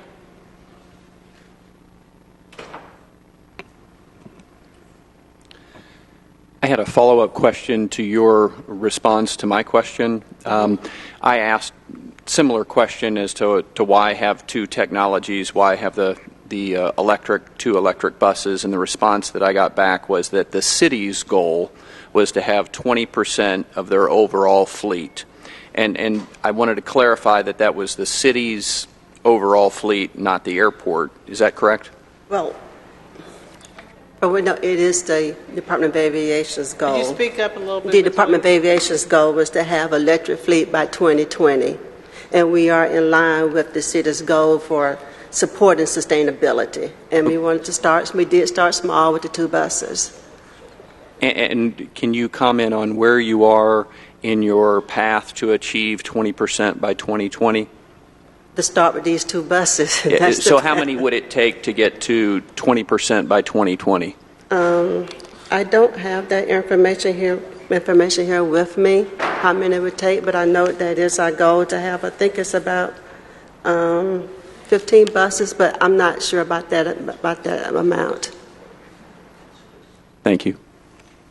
Our next speaker is Ms. Overstreet.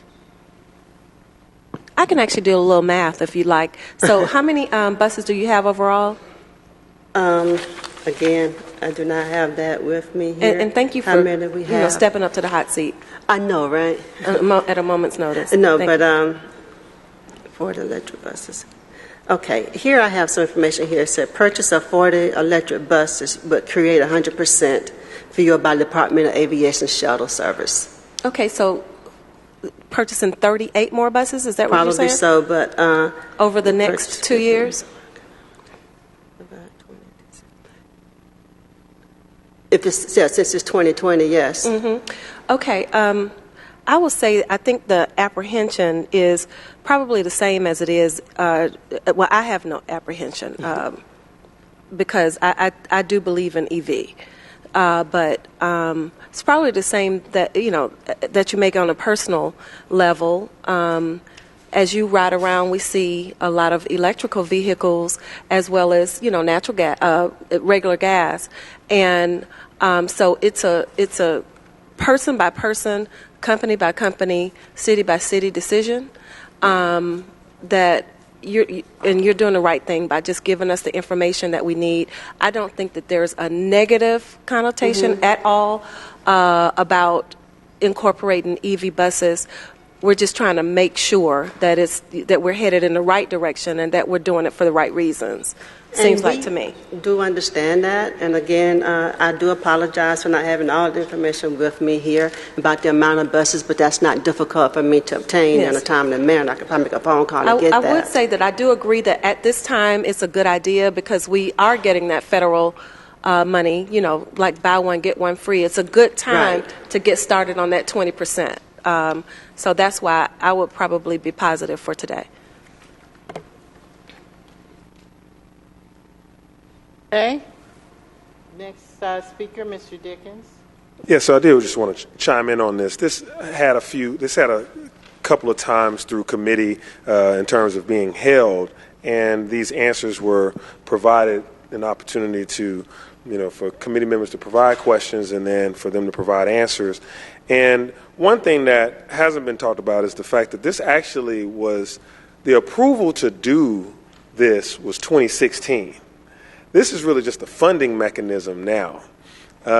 So it actually it was out for bid in 2015 in July 30th, and then they made a decision about the type of charging they wanted to do, changed it from conductive to inductive charging, and then they put it back out to bid in 2016 and got responses and bidders, et cetera, to fulfill this. And so it was decided upon by this council and by the airport and procurement back then. So now what we're actually dealing with, if you look at this paper, is really the funding source is this resolution.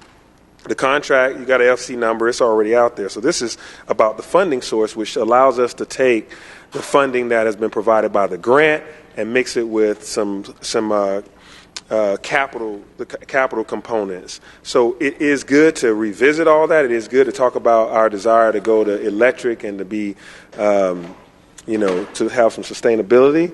And it is a good point to say, well, are we going to go full electric one day, or are we just going to do part electric and part CNG? Those are very good discussions to be had, and more about that can go forward as you try to get to your 20% number.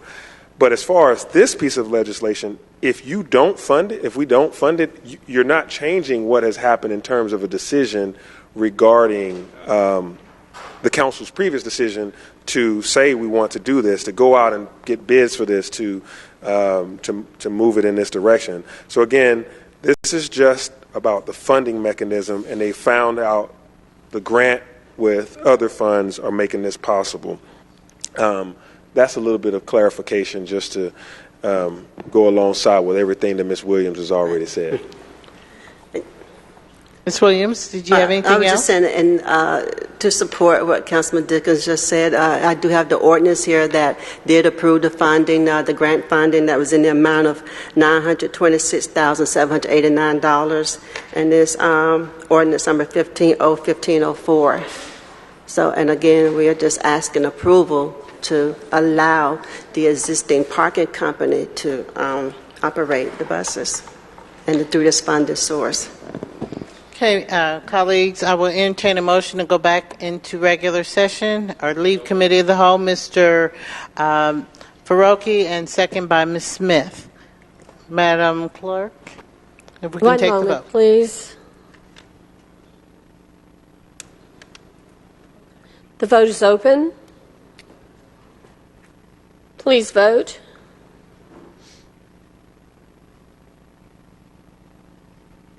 The vote is closed.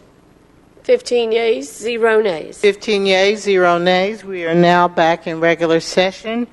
The motion, Mr. Chair, is to, I think we had a motion from you to adopt, and we had a second. And yes, I don't know. I forgot who the seconder was, though. I think the clerk's office. Did you all get the seconder? I'm sorry, no. Of the original motion? No, we are missing the second. Okay, so can I get a second? Okay, there's a second by Mr. Bond. Any discussion? Madam Clerk, I see none. Let's vote.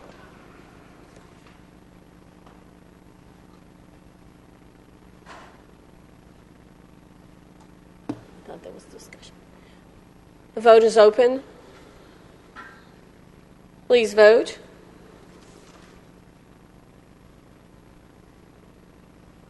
Mr. Westmoreland?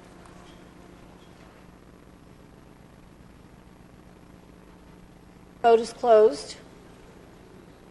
13 yeas, 2 nays. 13 yeas, 2 nays. It is adopted. Next item.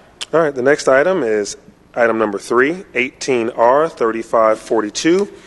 A resolution by Transportation Committee authorizing the mayor or her designee to issue task order number 68 to Atlanta Services Group 3, a joint venture of Jacobs Project Management Company, SL King and Associates Incorporated, and Engineering Design Technologies Incorporated for FC 7383B, architectural, engineering, and design services to provide traffic analysis for transportation feasibility study for the Martin Luther King Jr. Drive two-way conversion project on behalf of the Department of Public Works in an amount not to exceed $233,669.35. All contracted work shall be charged to and paid from various fund, department, organization, and account numbers listed herein and for other purposes.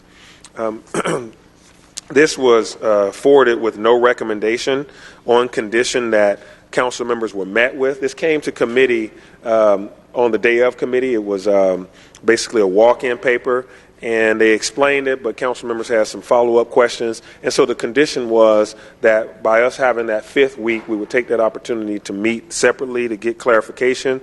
And the condition has been met to my knowledge. There were members of the committee that I asked, and they all said they had met with the Department of Public Works about this study. So if there are any objections to that, I think all council members on the Transportation Committee has been briefed, so the condition has been met, and so the motion is to adopt. There's a motion to adopt it. Is there a second? There's a second by Ms. Smith. Any discussion? Madam Clerk, we're ready to vote. The vote is open. Please vote.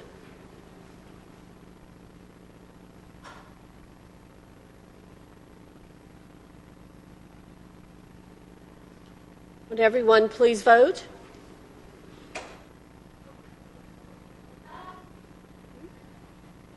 What happened? You can change it, Jen. The vote is closed. 14 yeas, 1 nay. 14 yeas, 1 nay. It is adopted. Any other items? No, that completes the report of the Transportation Committee. Finance Executive Committee, Mr. Shook. You can do it from right there. All right, thank you. So we had no report until I found out that I needed to have pulled something off of the consent agenda to be referred back to committee, and so I will make that motion. Okay, so first of all, the first motion you need to make is to. Can you tell us what the item is, just so people know what we're getting ready to do? Yeah, my motion is to reconsider the consent agenda for the purpose of referring back to committee item 18 on page 15, 18R 3532. This is the voice prints IVR enhancement upgrades for the Office of Planning. Okay, so there's a motion to reconsider the consent agenda. Section 1, is there a second? Second by Ms. Smith. Any discussion? If not, let's vote on the motion to reconsider consent agenda section 1. 1 moment. The vote is open. Please vote.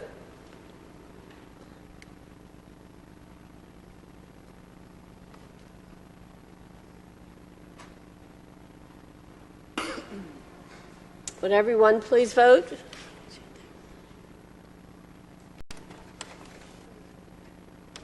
The vote is closed. 14 yeas, 0 nays. 13 yeas, 0 nays. It is adopted. Okay, 14 yeas, 0 nays. We've reconsidered the consent agenda. Mr. Shook. Yes, thank you. I would like to refer back to committee 18R 3532, item 18 on page 15. The motion to remove, and there's a second by Ms. Smith, 18R 3532, item 18 on page 15. Madam Clerk. We will remove that item, and let's have a motion now. Well, I think we need a motion first, Mr. Shook, to adopt the consent agenda minus that item. Okay, I'm sorry. That's what his motion is. His motion is to adopt the consent agenda minus item 18, 18R 3532. Any discussion? Seeing none, Madam Clerk.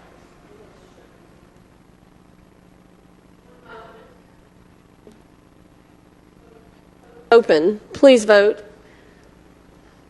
on the motion to adopt consent agenda section 1 minus the referenced item 18R 3532. Would everyone please vote?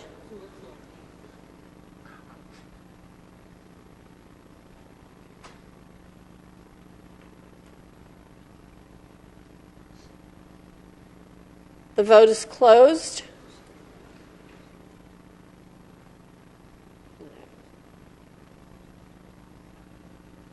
15 yeas, 0 nays.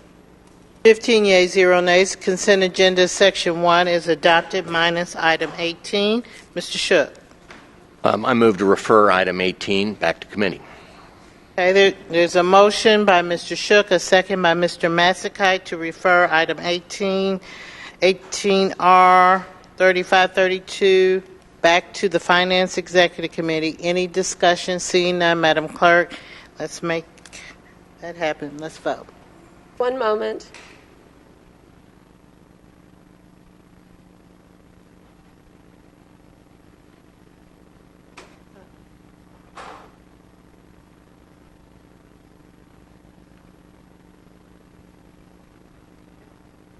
The vote is open on the motion to refer 18R 3532. Please vote.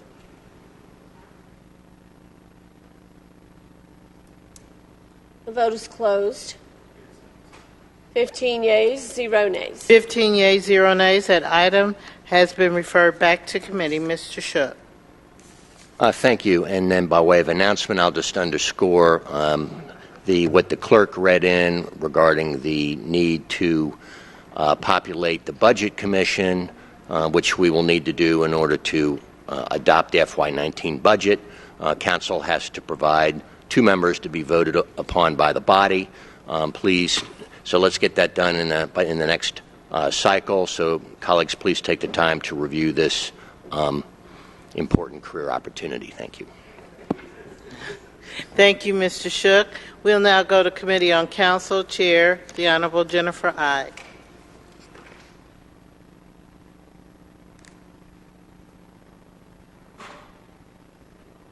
All right, thank you. My first 6 items are all communications, which received a favorable recommendation, and I'd like to take them as a block if there are no objections. The first item is 18C 5041, a communication by Samuel Jackson, Chairman and CEO of the Economic Empowerment Initiative, Inc., EEI, appointing Mr. Ori Ward to serve as a member on the Jobs and the New Economy Commission. This appointment is for a term of 2 years, effective upon council confirmation, with the appointee not assuming office until an oath of office is taken. This came out of CDHS, favorable on April 24th.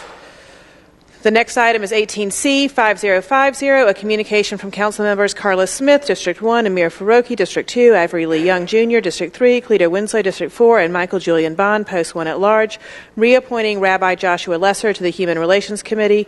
The recommendation here was favorable.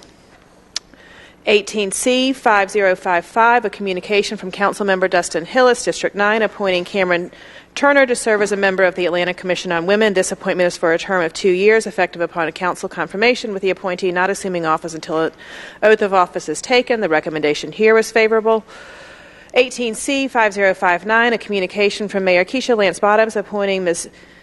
Effiong to serve as a member on the Civil Service Board. This appointment is for a term of 3 years to begin on the date of council confirmation. This was favorable from Finance Executive Committee on 425. 18C 5060, a communication from Mayor Keisha Lance Bottoms, appointing Ms. Raquel Crump to serve as a member of the Civil Service Board for the City of Atlanta. This appointment is for a term of 3 years to begin on the date of council confirmation. The recommendation here was favorable.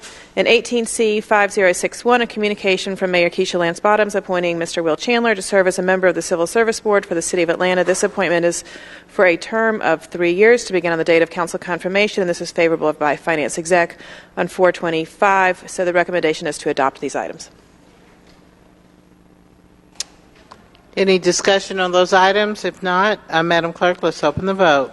The motion is to confirm. The vote is open.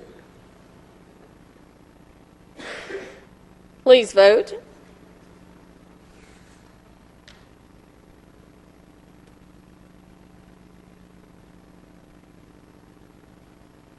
Would everyone please vote?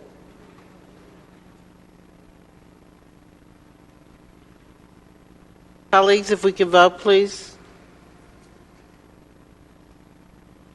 Vote is closed. 12 yeas, 0 nays. 12 yeas, yeas, 0 nays. They are confirmed. Next item. The next item is 18R3369, a resolution by Committee on Council reappointing the City of Atlanta Board of Education's nominee, Ms. Nancy Meister, as the City Council appointee to the Board of Directors of the Atlanta Development Authority, doing business as Invest Atlanta, for a term of 4 years, scheduled to begin on the date of the approval of this resolution and for other purposes. This was referred by full council 319 and favorable by CDHS on 4/24/18. The recommendation is to adopt this item. Okay, the recommendation is to adopt. Any discussion? If not, Madam Clerk, let's open the vote.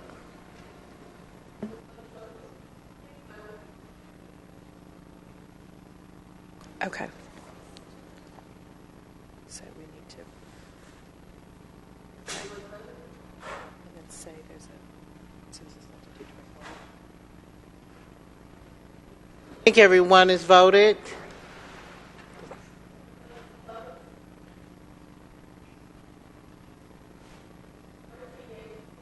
Thirteen yeas, 0 nays. It is adopted. Next items. The next item is 18O1244, and I have a substitute to bring forward. On that, it is an ordinance. Okay. Do you want me to read the caption? Okay. This saves you from doing it twice. So Ms. Ida is making a motion to bring a substitute forward. Is there a second? Mr. Westmoreland has second. Continue.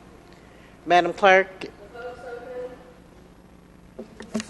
Please vote on the motion to bring a substitute forward.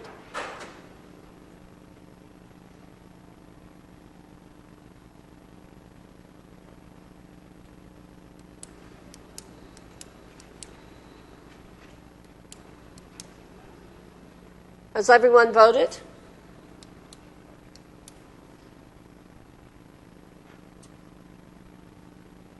The vote is closed. 12 yeas, 0 nays. 12 yeas, 0 nays. The substitute's before us. Okay. So the substitute 801244 is an ordinance by Councilmember Andrea Boone, as substituted by Atlanta City Council, directing the municipal clerk to make the City of Atlanta's campaign contribution and financial disclosure information more accessible to members of the public and for other purposes. Okay. And the recommendation is to adopt as on substitute. Adopt on substitute. Is there a second? Second by Mr. Hillis. Any discussion? If not, Madam Clerk, let's vote. The vote is open. Please vote.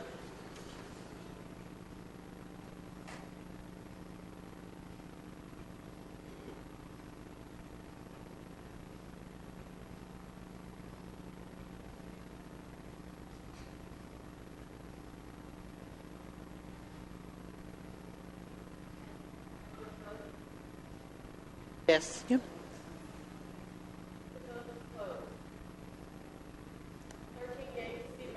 13 yeas, 0 nays. Is adopted. Next item. The next item is 18R3449, a resolution by Councilmember Michael Julian Bond to amend Resolution 18R3303 in order to amend the composition of the Post 1 at-large Advisory Commission to allow the appointment of additional members and for other purposes. And the recommendation is to adopt this item. The recommendation is to adopt. Any discussion? If not, Madam Clerk, let's vote. The vote is open.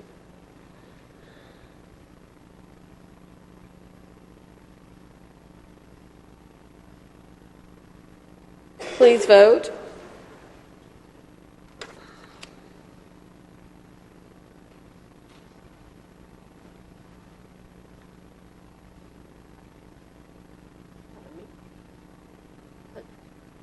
Has everyone voted? The vote is closed. 13 yeas, 0 nays. 13 yeas, 0 nays. Is adopted. All right, and the next item is 18R3545, an amended resolution by Committee on Council appointing Theodis A. Pace to the position of Director of Council Staff effective May 7th, 2018, and for other purposes. The recommendation is to adopt as amended. The recommendation is to adopt. Any discussion? Madam Clerk?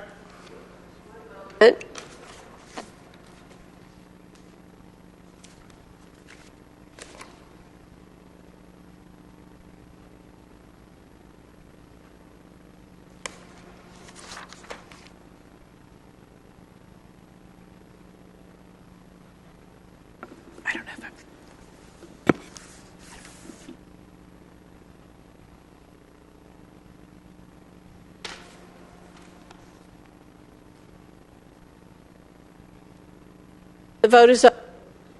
Please vote.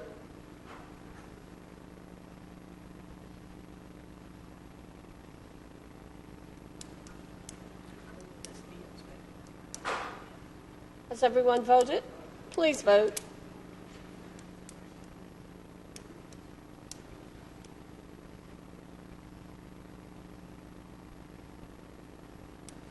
We're ready to close the vote. Vote is closed.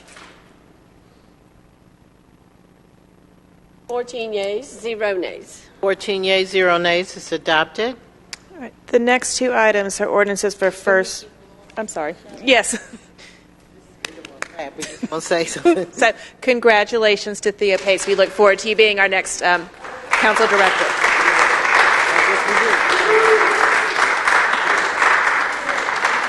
Breaking our rules of decorum. I know. I was saying, no clapping. We need a yes card. Go ahead. All right. The next two items are ordinances for first read, items 11 and 12. I'd like to take them together if there's no objection. No objection. All right. 18-0-1258 is an ordinance by Committee on Council amending Chapter 2, Administration, Article 16, Boards, Councils, Commissions, and Authorities, Division 1, generally Section 2-1855, Confirmations by Council, to clarify that appointments and reappointments to the city's boards, councils, commissions, and authorities are required to appear before the appropriate committee of purview as part of the council confirmation process and for other purposes. That was... Let's see, and then 18-0-1259, an ordinance by Committee on Council waiving portions of Atlanta City Code of Ordinances, Chapter 2, Administration, Article 2, Council, Division 1, generally, Section 2-36, Council President, and amending the fiscal 2017-18 budget to transfer unexpended funds from the former Council President's carry-forward account to the current Council President's Consultant Professional Services account for the sole purpose of providing for the services of a parliamentarian for Atlanta City Council meetings and for other purposes. And the recommendation is to accept and refer these back to Committee on Council. Okay, these are first read and will be referred back to committee. Any discussion? If not, Madam Clerk.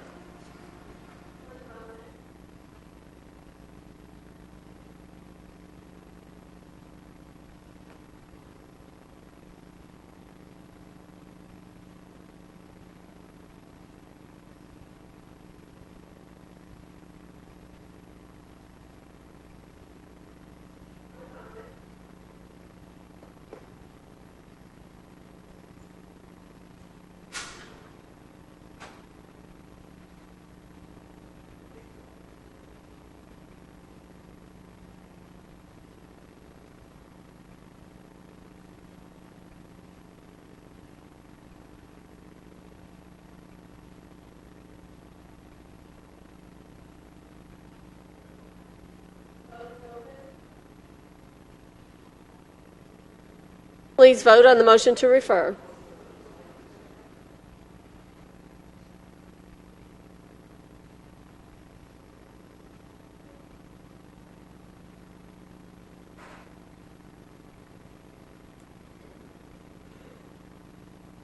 Has everyone voted? Yes, ma'am. Vote is closed. 14 yeas, 0 nays. 14 yeas, 0 nays. Those will be referred back to committee. All right, and then I just wanted to let everybody know in 2 weeks, Committee on Council is going to be taking up some proposed changes to our rules, and you should have gotten a memo on your seat today that explains what the changes are there to bring them, to make sure that our rules are consistent with the code and our current practices. Thank you. Thank you.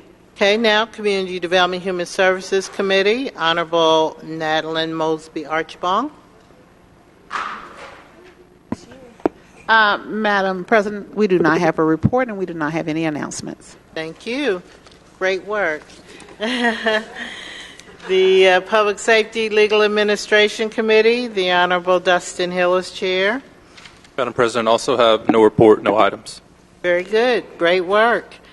And now we have finished item 13, which are reported standing committee. Now we go to item 14, which are personal papers or items for immediate consideration. I have received one by Ms. Smith. Are there others? If there are others, please make sure I get a copy and everyone else has a copy. But we will start with Ms. Smith, who has been very prepared and passed out her... We're all efficient today. A resolution by council members Smith, Baruki, Young, Winslow, Archibong, Ide, let's see, the other half of the room, I think everyone except Matzakite. So it's resolution by almost everyone, correcting resolution 17-R-4425 adopted by the City Council on December the 4th, 2017, and approved as per City Charter Section 2-403 on December the 13th, 2017, for the purposes of changing the vendor for summer and after-school meal program from Nutri Services to Smutri Corporation and for other purposes. Whereas Resolution 17-R-4425 was adopted by the City Council on December the 4th, approved on December the 13th, and it entered into an agreement listed summer and after-school meal programs with Nutri Services, and whereas Nutri Services is a division of Smutri Corporation, and Smutri Corporation should have been authorized to enter into the agreement. Whereas the Department of Parks and Recreation desires to make a correction to reflect the appropriate name of Smutri Corporation for the agreement summer and after-school meal program. Now, therefore, be it resolved by the City Council of Atlanta as follows. The contractor name authorized pursuant to Resolution 17-R-4425 is hereby corrected to read Smutri Corporation. And my motion is to approve. Motion approved by Ms. Smith. Is there a second? Second. Thank you. Second by Mr. Faroki. Any discussion? If not, let's open the vote, Madam Clerk. Do I need to go to my desk?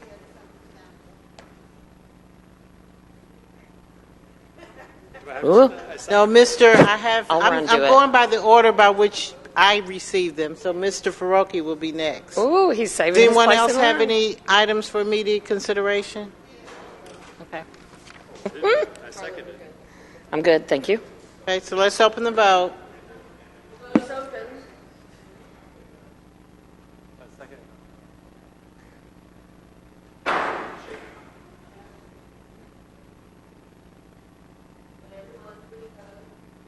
If everyone would please vote on the item for immediate consideration by Ms. Smith.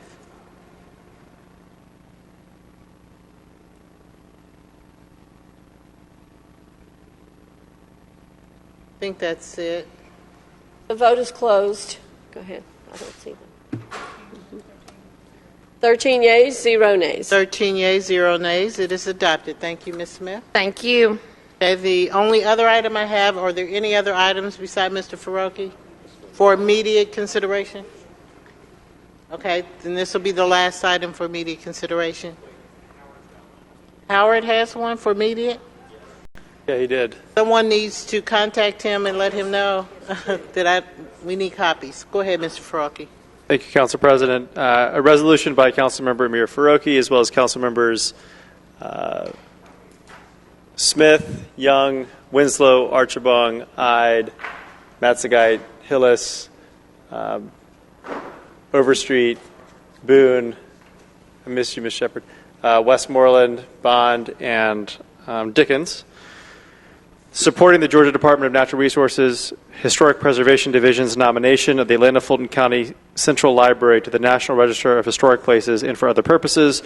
Whereas the City of Atlanta is committed to preserving its rich cultural legacy, and whereas the Atlanta Fulton County Library is the main library and central headquarters of a combined city-county library system, and whereas Mayor Maynard Jackson dedicated the new fully integrated Central Library in 1980, resulting in an architectural and cultural achievement for the city, and whereas the concepts and design of the building itself represented progress for the city, and whereas its architect, Marcel Breuer, who designed the UNESCO World Headquarters in Paris and the Whitney Museum of American Art in New York City, is considered a pioneer of the Cubist brutalist architectural style, and whereas he was specifically selected because this style represented a break from the progressive norms of the time in an effort to physically and symbolically present a new progressive Atlanta to the world, and whereas his creation was hailed by the curator of architecture and design at the Museum of Modern Art as, quote, one of the secret masterworks of the late 20th century American architecture, end quote,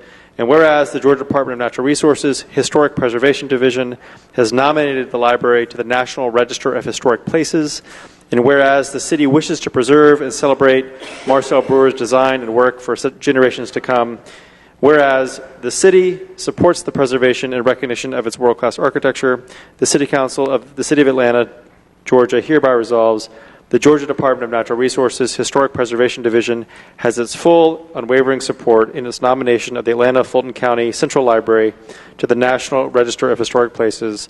Be it finally resolved that the municipal clerk shall transmit a copy of this resolution to the Georgia Department of Natural Resources Historic Preservation Division. You've heard the resolution by Mr. Baroki. Any discussion? If not, Madam Clerk, let's open the vote. I don't know. Just open. The vote is open.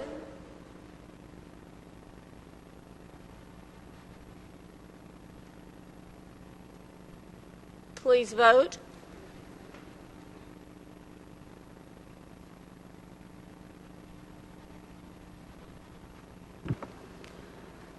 Has everyone voted? I think we're good. Vote is closed. 14 yeas, 0 nays. 14 yeas, 0 nays. It is adopted. Yes, we have two items. Mr. Shook has them. He's coming up for immediate consideration. Are there any other items? And I don't have any other copies. No, these are immediate consideration. Yes, mine. I'll get it. I didn't want to get all the way down there. Thank you. All right, thank you. I have two, actually. Yeah, the first I handed out near the beginning of the meeting, and so you all have had that sitting in front of you. I wanted to make sure you had a chance to look at it before now. This is I will read the resolution. This is a resolution by Howard Shook authorizing the mayor on behalf of the City of Atlanta to enter into a cooperative purchasing agreement, the number of which is indicated, with Dell Marketing LP pursuant to the appropriate section of the City Code, utilizing the Georgia Department of Administration Services statewide contract, the number of which is indicated, to purchase security enhancements on behalf of the Department of Atlanta Information Management for 1 year, effective May 7, 2018 to May 6 of 2019, with 3 one-year renewal term options in an amount not to exceed $2,963,227, with all contracted work to be charged to and paid from the funding numbers listed herein. Whereas the City of Atlanta experienced a cyber incident March 22nd, and whereas the city must implement new security processes and ongoing controls to protect itself from future cyber incidents, and whereas pursuant to the section of the code indicated here, intergovernmental relations, the City Code of Ordinances, the Chief Procurement Officer may procure supplies, services, or construction items through contracts established by a public procurement unit outside the city, whereas the Interim Chief Information Officer has identified the Georgia Department of Administration Services statewide contract, the number which is indicated, as a viable procurement vehicle for the purchase of security enhancements, whereas the interim CPO has evaluated and determined that procedures akin to those used by the city were used by the state of Georgia in the development of contract number 9999 SPD T201205001-0007, from which the cooperative purchasing agreement will be derived, and that the cost of the goods, supplies, services, or construction are comparable to or less than the cost of the same goods, supplies, services, or construction if obtained through city contracts, whereas the state of Georgia contract remains in effect, whereas Secure Works, an indirect wholly owned subsidiary of Dell Marketing LP, provides resources to mitigate threats and to bolster the city's defenses against future cyber incidents, and whereas the State of Georgia contract authorizes SecureWorks to perform services on behalf of Dell, whereas all or portion of the work under this agreement shall be performed by SecureWorks as authorized by the State of Georgia contract, whereas the interim CIO and the interim CPO now recommend entering into the cooperative purchasing agreement with Dell, utilizing the Georgia contract to purchase security enhancements for a term of 1 year, with 3 one-year renewals effective May 7 of 2018 to May 6, 2019, in an amount not to exceed $2,963,227. Now, therefore, let it be resolved by the Council of the City of Atlanta that the mayor or her designee is authorized on behalf of the city to execute cooperative purchasing agreement as indicated with Dell, utilizing the State of Georgia contract to purchase security enhancements for the terms mentioned. Be it further resolved that all contracted work shall be charged to and paid from the following fund, department, organization, account, and function activities, and there follows the breakout by fund. Be it further resolved that all or a portion of the work under this agreement shall be performed by SecureWorks as authorized by the State of Georgia contract number, which is indicated. Be it further resolved that the interim CPO or her designee, in consultation with the city attorney or his designee, is directed to prepare the appropriate cooperative purchasing agreement for execution by the mayor. Be it finally resolved that the cooperative purchasing agreement FC 10465 will not become binding on the city, and the city will incur no obligation or liability under it until it has been approved as to form by the city attorney or his designee, executed by the mayor or her designee, attested to by the municipal clerk, and delivered to Dell. Now, please note that attached to that is a white paper that covers the basics that I asked the department to provide to everyone here. Please note that because it does go into some specifics about vendors and services, that the city attorney has marked that part of this confidential and privileged, so please govern yourselves accordingly. I'll move approval, and then I'll have a comment before a vote. Hey, there's a motion to approve by Mr. Shook. Is there a second? Second by Ms. Archibald. Mr. Shook. All right, so I didn't want to go 2 weeks before we took these up, given everything that's going on. I think we all know that sort of the rosy news that's being put out there that everything's fine. We all know that's not the case. We know that there's a lot of work that needs to be done as quickly as possible. I'm gratified to see that the administration has acknowledged that this is no longer an emergency, and that moving forward we'll be using standard operating procedures instead of under the rubric of emergency procurements. We have spent and will spend a lot of money on this, and so I do think we need to keep this group here so that they can continue their work. I will note that these are not to exceed amounts, and so there is plenty of opportunity to do what we are going to need to do, which is keep a very close eye on what all is being bought in our name. Thank you. Okay, there's a motion and a second, Madam Clerk. I don't see any other discussion. Let's open the vote. Vote is open. Please vote.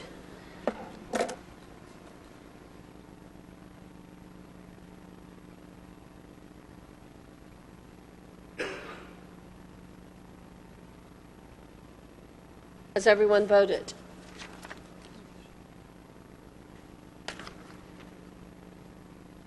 The vote is closed. 14 yeas, 0 nays. 14 yeas, 0 nays. It's adopted. Next item, Mr. Shook. Thank you. This is a resolution by Howard Shook confirming the appointment of Nina R. Hickson as interim city attorney for the City of Atlanta and for other purposes. Whereas pursuant to the City of Atlanta Charter Section 3-303, the mayor has the authority to appoint a city attorney subject to Atlanta City Council confirmation. And whereas the mayor has selected Nina R. Hickson to be interim city attorney for the City of Atlanta subject to Atlanta City Council confirmation. whereas Ms. Hickson meets all the requirements listed in that section of the charter, whereas Ms. Hickson has taken a leave of absence from her role as Vice President and General Counsel of Atlanta Beltline, Inc., in order to assist the mayor and the city until a permanent city attorney has been appointed and confirmed, whereas prior to joining Atlanta Beltline, Inc., Nina Hickson served as the ethics officer for the city, as well as interim city manager for the city of East Point, where she had been the city attorney for 6 years. And prior to assuming the role of city attorney for East Point, she held prominent legal positions within the Atlanta Judicial Circuit and the Fulton County Justice System, whereas the mayor desires that the Atlanta City Council confirm Ms. Hickson as interim city attorney. Now therefore be it resolved that by the Council of the City of Atlanta that Nina R. Hickson is hereby confirmed as interim city attorney. Attached is a bio, and I'll move approval. Okay, there's a motion to approve by Mr. Shook. Is there a second? Second by Mr. Dickens. Any discussion? Seeing no discussion, Madam Clerk, we're ready for the vote. The vote is open. Please vote.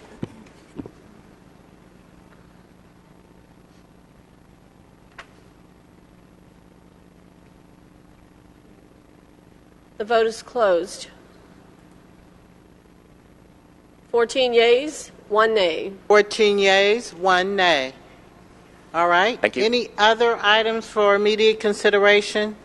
Seeing none, now we'll move to personal papers to be referred.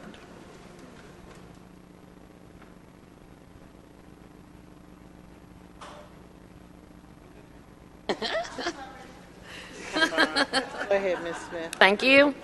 An ordinance by Councilmember Carla Smith authorizing the Chief Financial Officer to anticipate and appropriate T-SPLOS proceeds into capital fund received from the state of Georgia as on an ongoing basis for the life of the T-SPLOS program and for other purposes. Finance Executive Committee. An ordinance by Councilmember Carla Smith to rezone certain properties in and around the former Turner Field area MRC3C to MRC3C for a change in zoning conditions to add a microbrewery as a permitted principal use on said properties and for other purposes. CRB and zoning. Thank you. Okay. Let's see. An ordinance by Councilmember Nadlin. It's a resolution by Councilmember Nadlin Archibong authorizing the mayor or her designee to issue a task order number 19 with PB Benchmark JV, a joint venture of Parsons, Brickenhoff, Inc., and Benchmark Management, LLC, for FC 7383F SR 154 Memorial Drive sidewalk improvements on behalf of the Department of Public Works in an amount not to exceed $257,408.00. All contracted work to be charged to and paid from Fund Department, organization, and account numbers listed herein, and for other purposes. Transportation Committee. Thank you. An ordinance by Councilmember Nadlin Archibong to amend Chapter 2, Article 3, Division 1, Section 2-190 of the Code of Ordinances of the City of Atlanta to create the Office of Integrity in the Department of the Mayor, to amend Chapter 2, Article 4 of the Code of Ordinances of the City of Atlanta to add a new Section 2-201 that sets forth the functions and duties of the Office of Integrity and for other purposes. That will go to Finance Executive Committee. Okay, an ordinance by Councilmember Nadlin Archibong authorizing the Chief Financial Officer to amend the fiscal year 2018 general fund budget by transferring funds from appropriations and adding to anticipations the amount not to exceed $541,292.00 for architectural engineering and design services to PB Benchmark JV for design services for the Memorial Drive State Route 154 sidewalk improvement project and for other purposes. Transportation.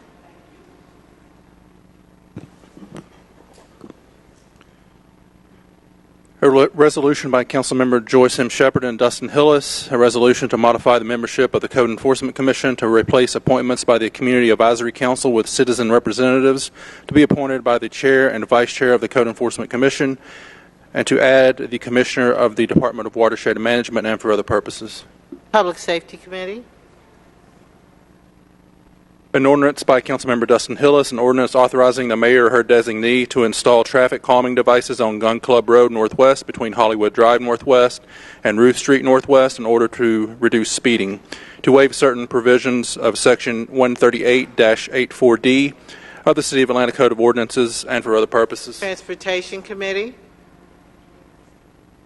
A resolution by Councilmember Dustin Hillis, resolution authorizing the mayor to enter into a memorandum of agreement, MOA, between the City of Atlanta, the Atlanta Regional Commission, Cobb County, and the Trust for Public Land for development of the Chattahoochee River Greenway Plan in the amount of $100,000. All costs shall be charged to and paid from accounts listed herein, and for other purposes. Community Development and Human Services Committee. An ordinance by Councilmember Mir Faroki authorizing the mayor or her designee to make the intersection of Glen Iris Drive Northeast and Angier Avenue Northeast an always stop controlled, and for other purposes. Transportation.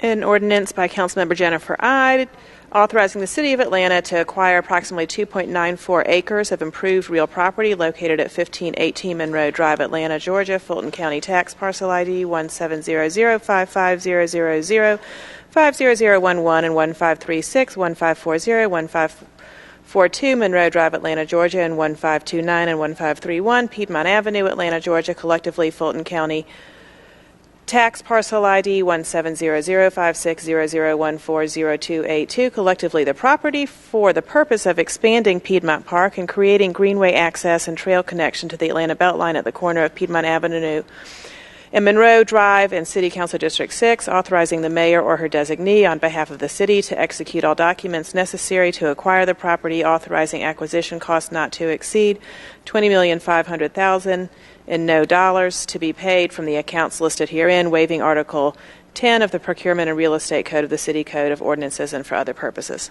So that will go to Community Development Human Services.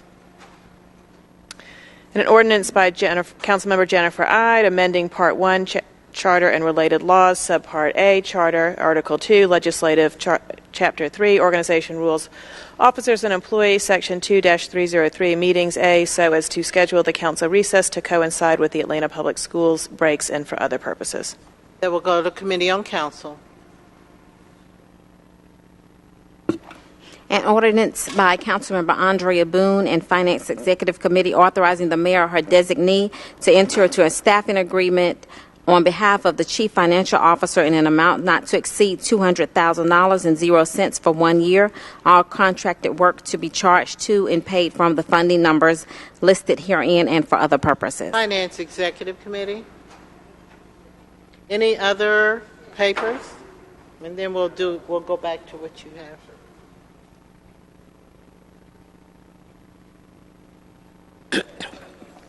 An ordinance by Councilmember George Shepard authorizing the mayor or her designees to install traffic calming devices on Osborne Street between Evans Drive and Murphy Avenue in order to reduce speeding, to waive certain provision of the said section of the City of Atlanta Code of Ordinance, and for other purposes. Transportation Committee.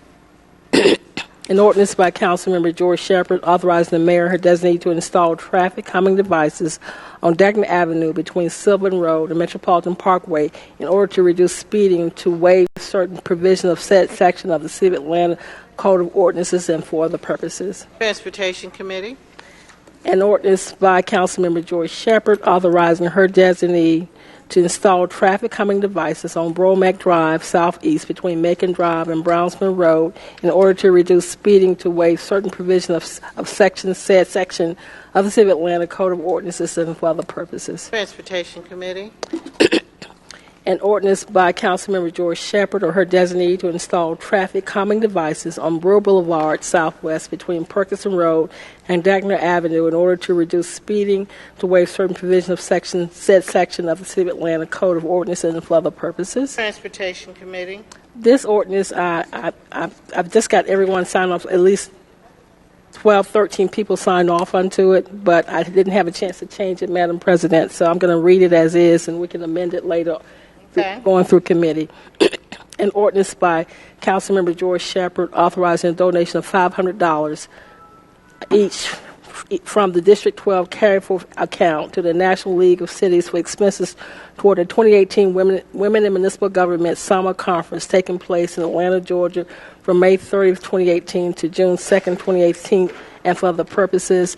And I want to thank all of my colleagues who have actually signed on to this and also have committed to give me a $500 donation, including the President of Council. So I thank you all so much for your support. And I'm inviting all of you. You will get an invitation to the conference and looking forward to it. Thank you so much. Okay, that goes to Finance Executive Committee. Thank you.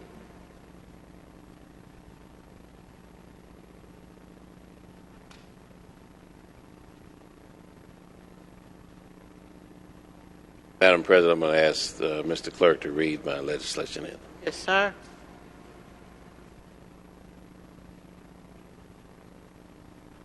A resolution by Councilmember Michael Julian Bond, a resolution authorizing the mayor or her designee to exercise contract renewal number 2 with Georgia Paving, Inc., FC 8476, installing of traffic calming measures project on behalf of the Department of Public Works and for other purposes. Transportation Committee.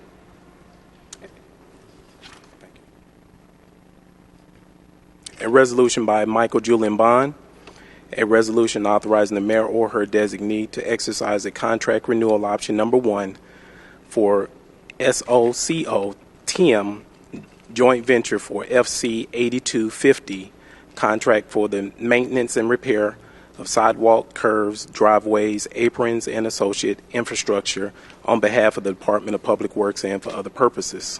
Transportation Committee.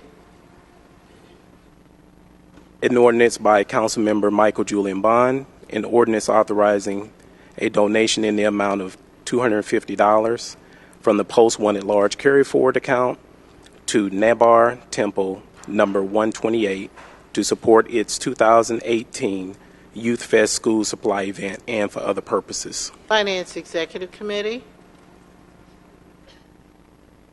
An ordinance by Michael Julian Bond, an ordinance authorizing the Chief Financial Officer to amend the FY 2018 budget by transferring funds from the General Fund non-departmental reserve and adding funds to the Police Department FY 2018 budget in the amount not to exceed $258,000 pursuant to the Charter, Section 2-304B1, budget amendments to apply and accept amounts in the amount of $300,000 to waive source selection and payment provisions contained in the City of Atlanta Code of Ordinances, Article 10, Procurement and Real Estate Code, and to transfer $500,000 to the Police Foundation for upgrades to the video integration system to be charged to and paid from as listed herein and for other purposes. So I'm going to send that to both public safety as well as where it should go, which is Finance Executive. That concludes the papers for Mr. Bond. Thank you, Mr. Clerk. Just one announcement, Madam President. As we observed a moment of silence for Reverend Michael Jones earlier in the meeting, his funeral will be tomorrow, the 8th of May, at 11 a.m. at the Flipper Temple AME Church. Reverend Jones not only he was a stalwart clergyman and a leader in the faith community, but of course he either worked or consulted for every mayor from Maynard Jackson in the 70s to present. And so if you talk about a stalwart city employee, he was that. And as a young student from Morris Brown College, he began his activism in the Atlanta student movement back in the early 1960s. And so he's literally touched every major civic initiative that has taken place in Atlanta since the 1960s in some form or fashion. So I just want to encourage everyone, if they think it not robbery, to come by Flipper Temple AME Church tomorrow and pay respects to someone who is a great, great man and did so. He was in the vineyard silently, quietly, humbly, but he made an impression on many, many lives around this city. Thank you. Thank you.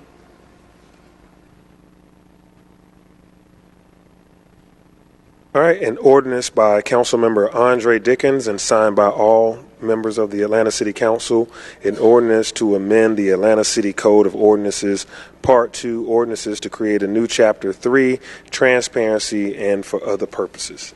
Finance Executive Committee.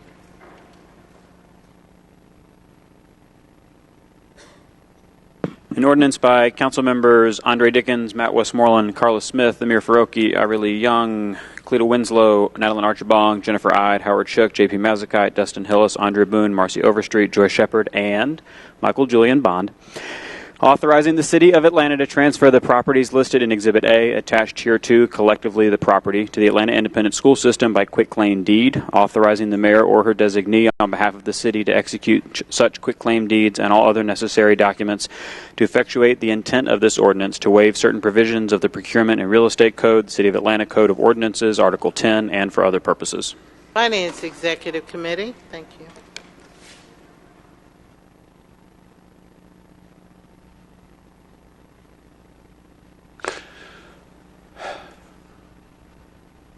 A resolution by Councilmember Ivy Lee Young Jr., a resolution to authorize the mayor or her designee to enter into an agreement with the Upper West Side Community Improvement District for the Howell Mill Complete Street Project in an amount not to exceed $60,000 and no cents for design and construction services and for other purposes. Transportation. An ordinance by Councilmember Ivy Lee Young Jr., an ordinance to rezone property from R4A, single-family residential, to RG2, Residential General Sector 2 for property located at 471 English Avenue Northwest, fronting approximately 62 feet on the east side of English Avenue Northwest and beginning at the intersection of English Avenue and Jet Street, with the depth varying area 0.163 acres, land lot 111, 14th District, Fulton County, Georgia owner Tracy Bates. It's located in MPUL, Council District 3, and for other purposes. Zoning and ZRB. And an announcement. Yes, sir. I know there are other council members that are attempting to really get into this jazz thing. But I'm here to just publicly acknowledge that there won't be any jazz experience like the jazz experience to be had at Atlanta City Council District 3. And so the preparation for that jazz thing is already underway. This coming Saturday, which I believe is Saturday, May the 12th. This Saturday, we have combined our efforts with a jamboree that will include bounce houses, youth stuff, health fair, food, and then we will segue into a musical jazz experience like none other you've ever heard. So, this Saturday, for those of you with something to do, change your calendar, because you don't want to miss the District 3 Neighborhood Jazz. This Saturday, May the 12th. Be prepared to spend the whole afternoon. What time? Starting at? From 12 noon to 4, we'll be there excited about the Beltline Jamboree. And Where from 4 o'clock until 8 at the Washington Park venue in Washington Park for the District 3 Jam. Hey, Mr. Young, thank you. Thank you, Mr. Young. This Saturday. Mr. Massacre, your turn. I can't top that. Go ahead. It's a resolution by Councilmember J.P. Matzekite authorizing the municipal clerk to enter into a 10-year contract agreement between the City of Atlanta and the Atlanta History Center for archival storage and retrieval of City of Atlanta legislative records and for other purposes. That will go to Finance Executive Committee.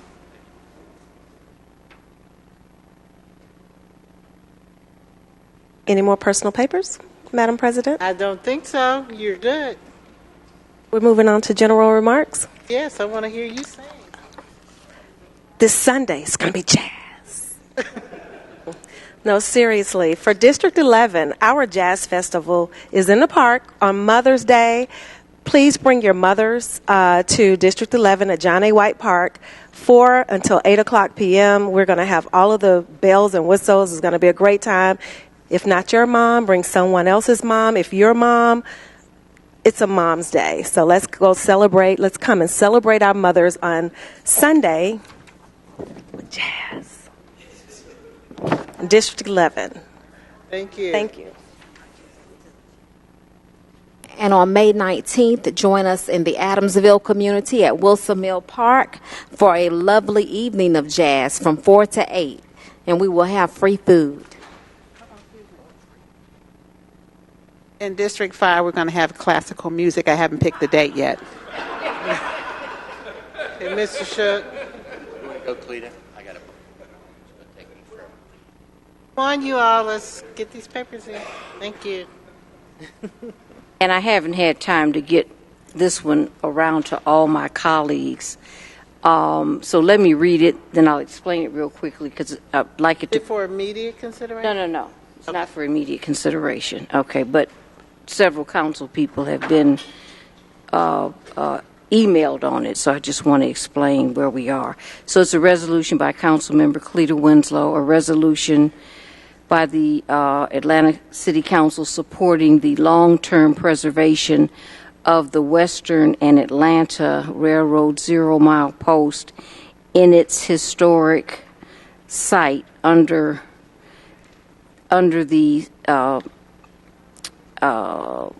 Central Avenue Viaduct. What I want to do is, and I've talked to Kyle Kessler, who's the one of the downtown representatives. We don't actually own the zero-mile post. So this is some language that came from someone outside of City Hall. So I've asked Theo Pace to make sure that we had all the I's are dotted and the T's are crossed before we actually pass it. Okay. And so Mr. Kessler has not had an opportunity to see this language. He would like to see it. And what I'd like to do is when it goes to committee is to get as many people to sign on it as possible. We'll send it to community Ives was involved in this, and also Councilmember Faroki, so I want to give them their just due. They brought some things to my attention that I was not aware of. So I appreciate their help and assistance. Community Development Human Services. Yeah, you can. Yeah, people can sign this now because I've just got the correct one. Okay, then an ordinance by Councilmember Winslow and Michael Bond authorizing the mayor to enter into a memorandum of agreement between the City of Atlanta and Soccer in the Street Incorporated for the purpose of making a donation to support the implementation of the station soccer program over a period of 3 years in an amount not to exceed $600,000, divided equally into 3 payments of $200,000 in each fiscal year beginning fiscal year 2018, and authorizing the Chief Financial Officer to amend the fiscal year 2018 budget by transferring appropriations from the Department of the City of Atlanta Planning 2018 general fund budget in a total amount of the $600,000 to fund the station soccer program donation, all payments to be paid from account and center number is listed. Let's send that to Finance Executive Committee. Okay, all right. Thank you, Madam President.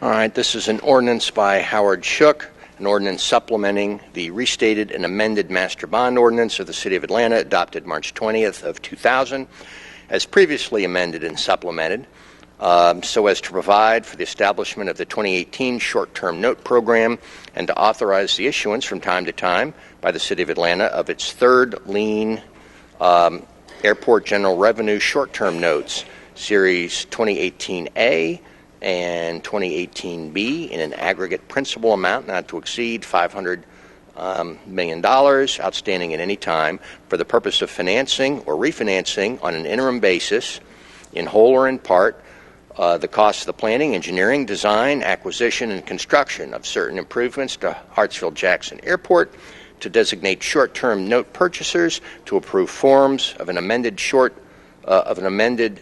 note purchase agreement and certain other agreements in connection with the 2018 short-term note program, to authorize City of Atlanta airport general revenue bonds to be issued if and to the extent required to pay the principal of and accrued interest on the Series 2018 notes at maturity, all to the extent deemed to be in the best interest of the city by the CFO to authorize the creation of the airport short-term note program fund and for the purposes. Finance Executive Committee.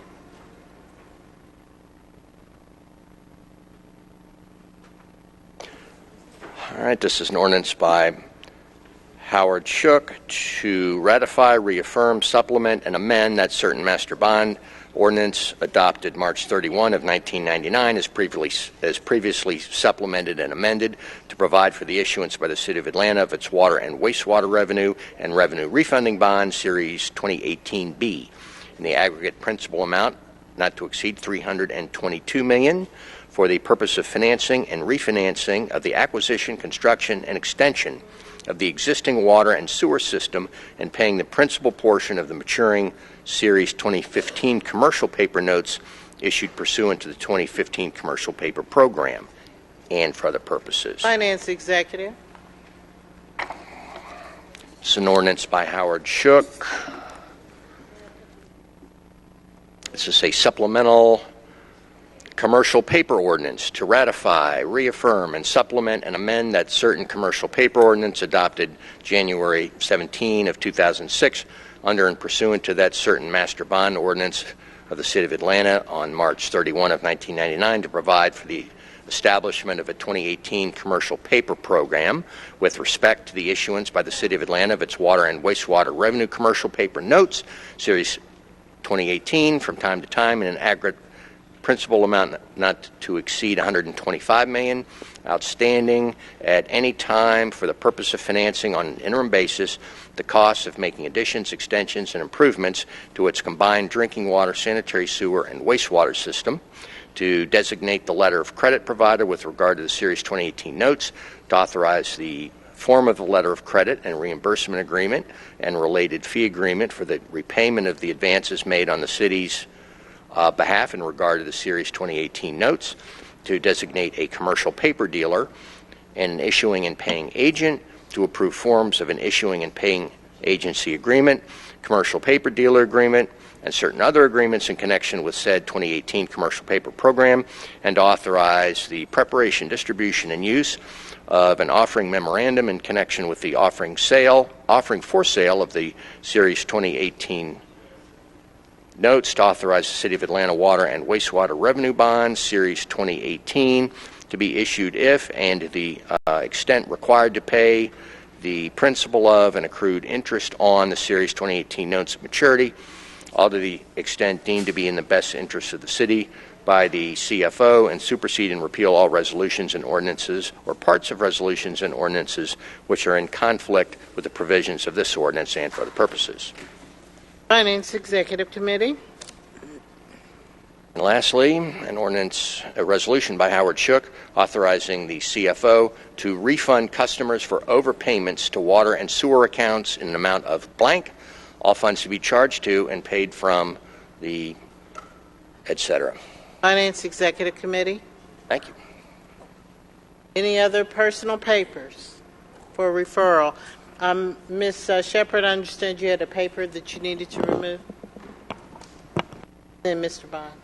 Yes, Madam Chair, I have a paper that we need to reconsider up under zoning. It's item number 9. That was an error in that paper. It's 18-0-1028 up under zoning. So I'm making a motion to reconsider. Is there a second? There's a second by Mr. Bond. A motion by Ms. Shepherd to reconsider 18-0-1028. 18-0-1028 on page 38. Zoning Committee, any discussion? If not, Madam Clerk, let's take the motion to reconsider. One moment. Just add this whole section here.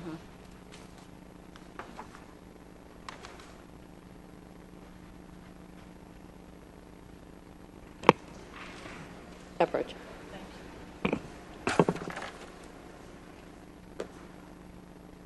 The vote is open on the motion to reconsider 18-0-1028, Z1763. Please vote.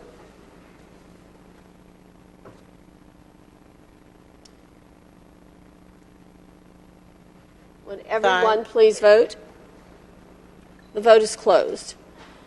15 yeas, 0 nays. 15 yeas, 0 nays. The paper is now before us. Ms. Shepherd.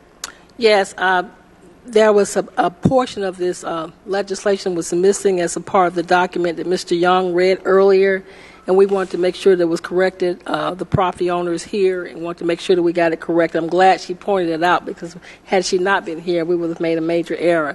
So do I need to read the whole paper all over again, Madam Chair? No, what are you going to do with the paper? So on this paper, at the very last paragraph of it where it talks about, and I'll start with the a sentence, it says, from R4 to NC9 at the intersection of Shannon Drive Southwest and the east side of Metropolitan Parkway Southwest, where a distance of approximately 54 feet on the east side of Metropolitan Parkway Southwest and approximately 200 feet on the south side of Shannon Drive Southwest, property address as 1382 Metropolitan Parkway Southwest, in which to implement certain recommendations from various plans and studies and for other purposes. So am I clear that you're amending it to change the address? Right. So would you write that out? Just the address is the wrong area. To add that entire section. To add everything you just said. And just as a point of clarity, and Karen, you can correct me, this was actually what was submitted to zoning and the plan department, but some type of way when it got to us, they had literally omitted that section, but it was originally in there. Yeah. So did everybody get a copy of that? Do you have a printed copy of what you're adding? She can make a copy. It was originally a part of the original zoning legislation, but some kind of way, by the time it got to us today, it was actually deleted by mistake. Okay, is everybody clear on the amendment? Yes.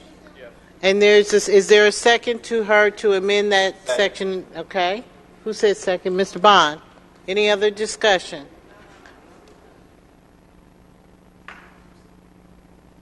Okay. Madam Clerk, do you have that section for you?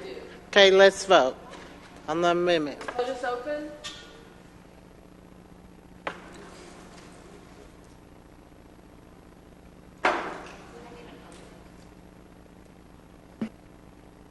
Please vote on the motion to amend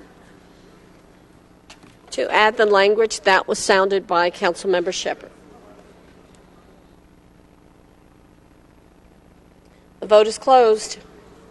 15 yeas, 0 nays. 15 yeas, 0 nays. Now the paper is amended. I'll entertain Ms. Shepherd a motion to adopt this amendment. As amended. Okay, and there's a second by Mr. Shook. Any discussion? Seeing none, Madam Clerk. The vote is open. Please vote on the motion to adopt as amended.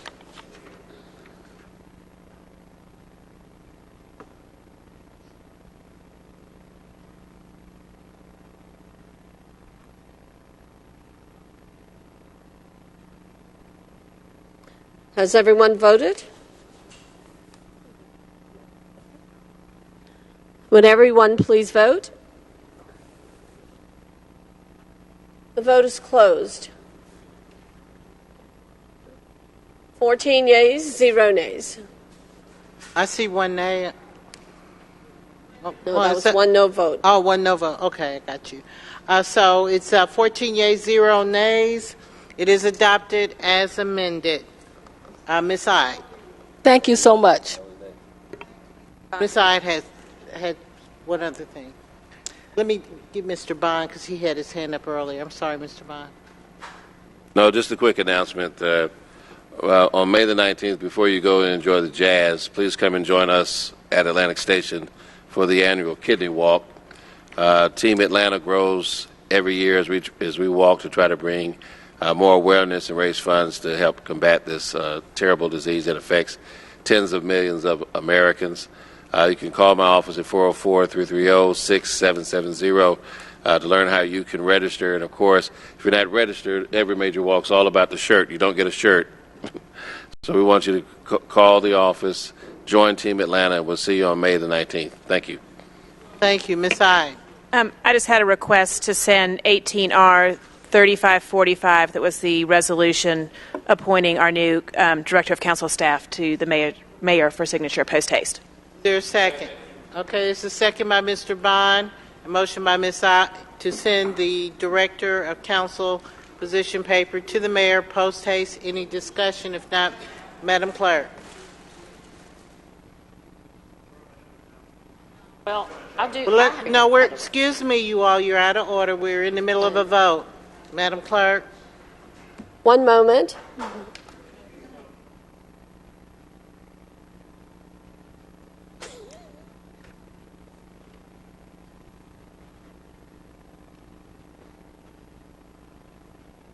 You can open the vote on sending the item to the mayor post haste, please.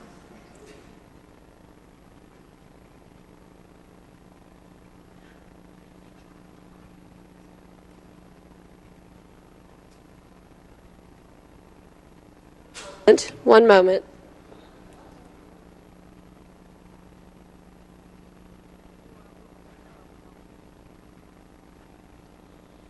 The vote is open on the motion to send the paper appointing the Director of Council Staff to the mayor post haste. Please vote.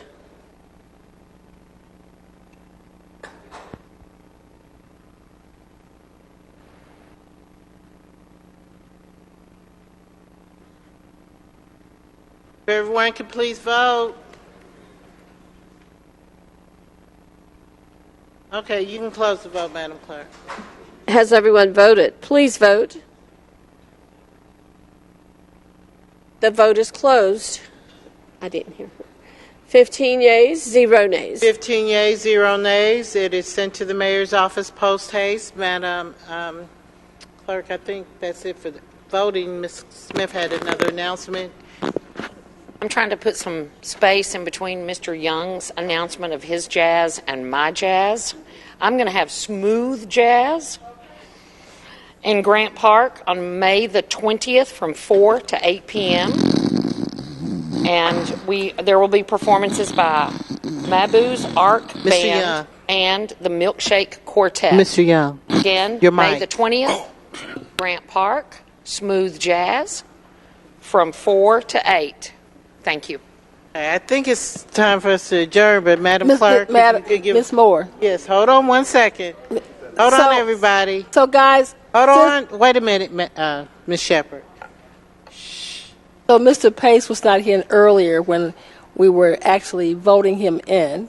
We did. Okay. And I said, where is he? And he said, I asked him, I said, where were you? He says he was in the back writing papers for us. And so... obviously, he's already here working for us hard. We congratulate you. We thank you for being our new director.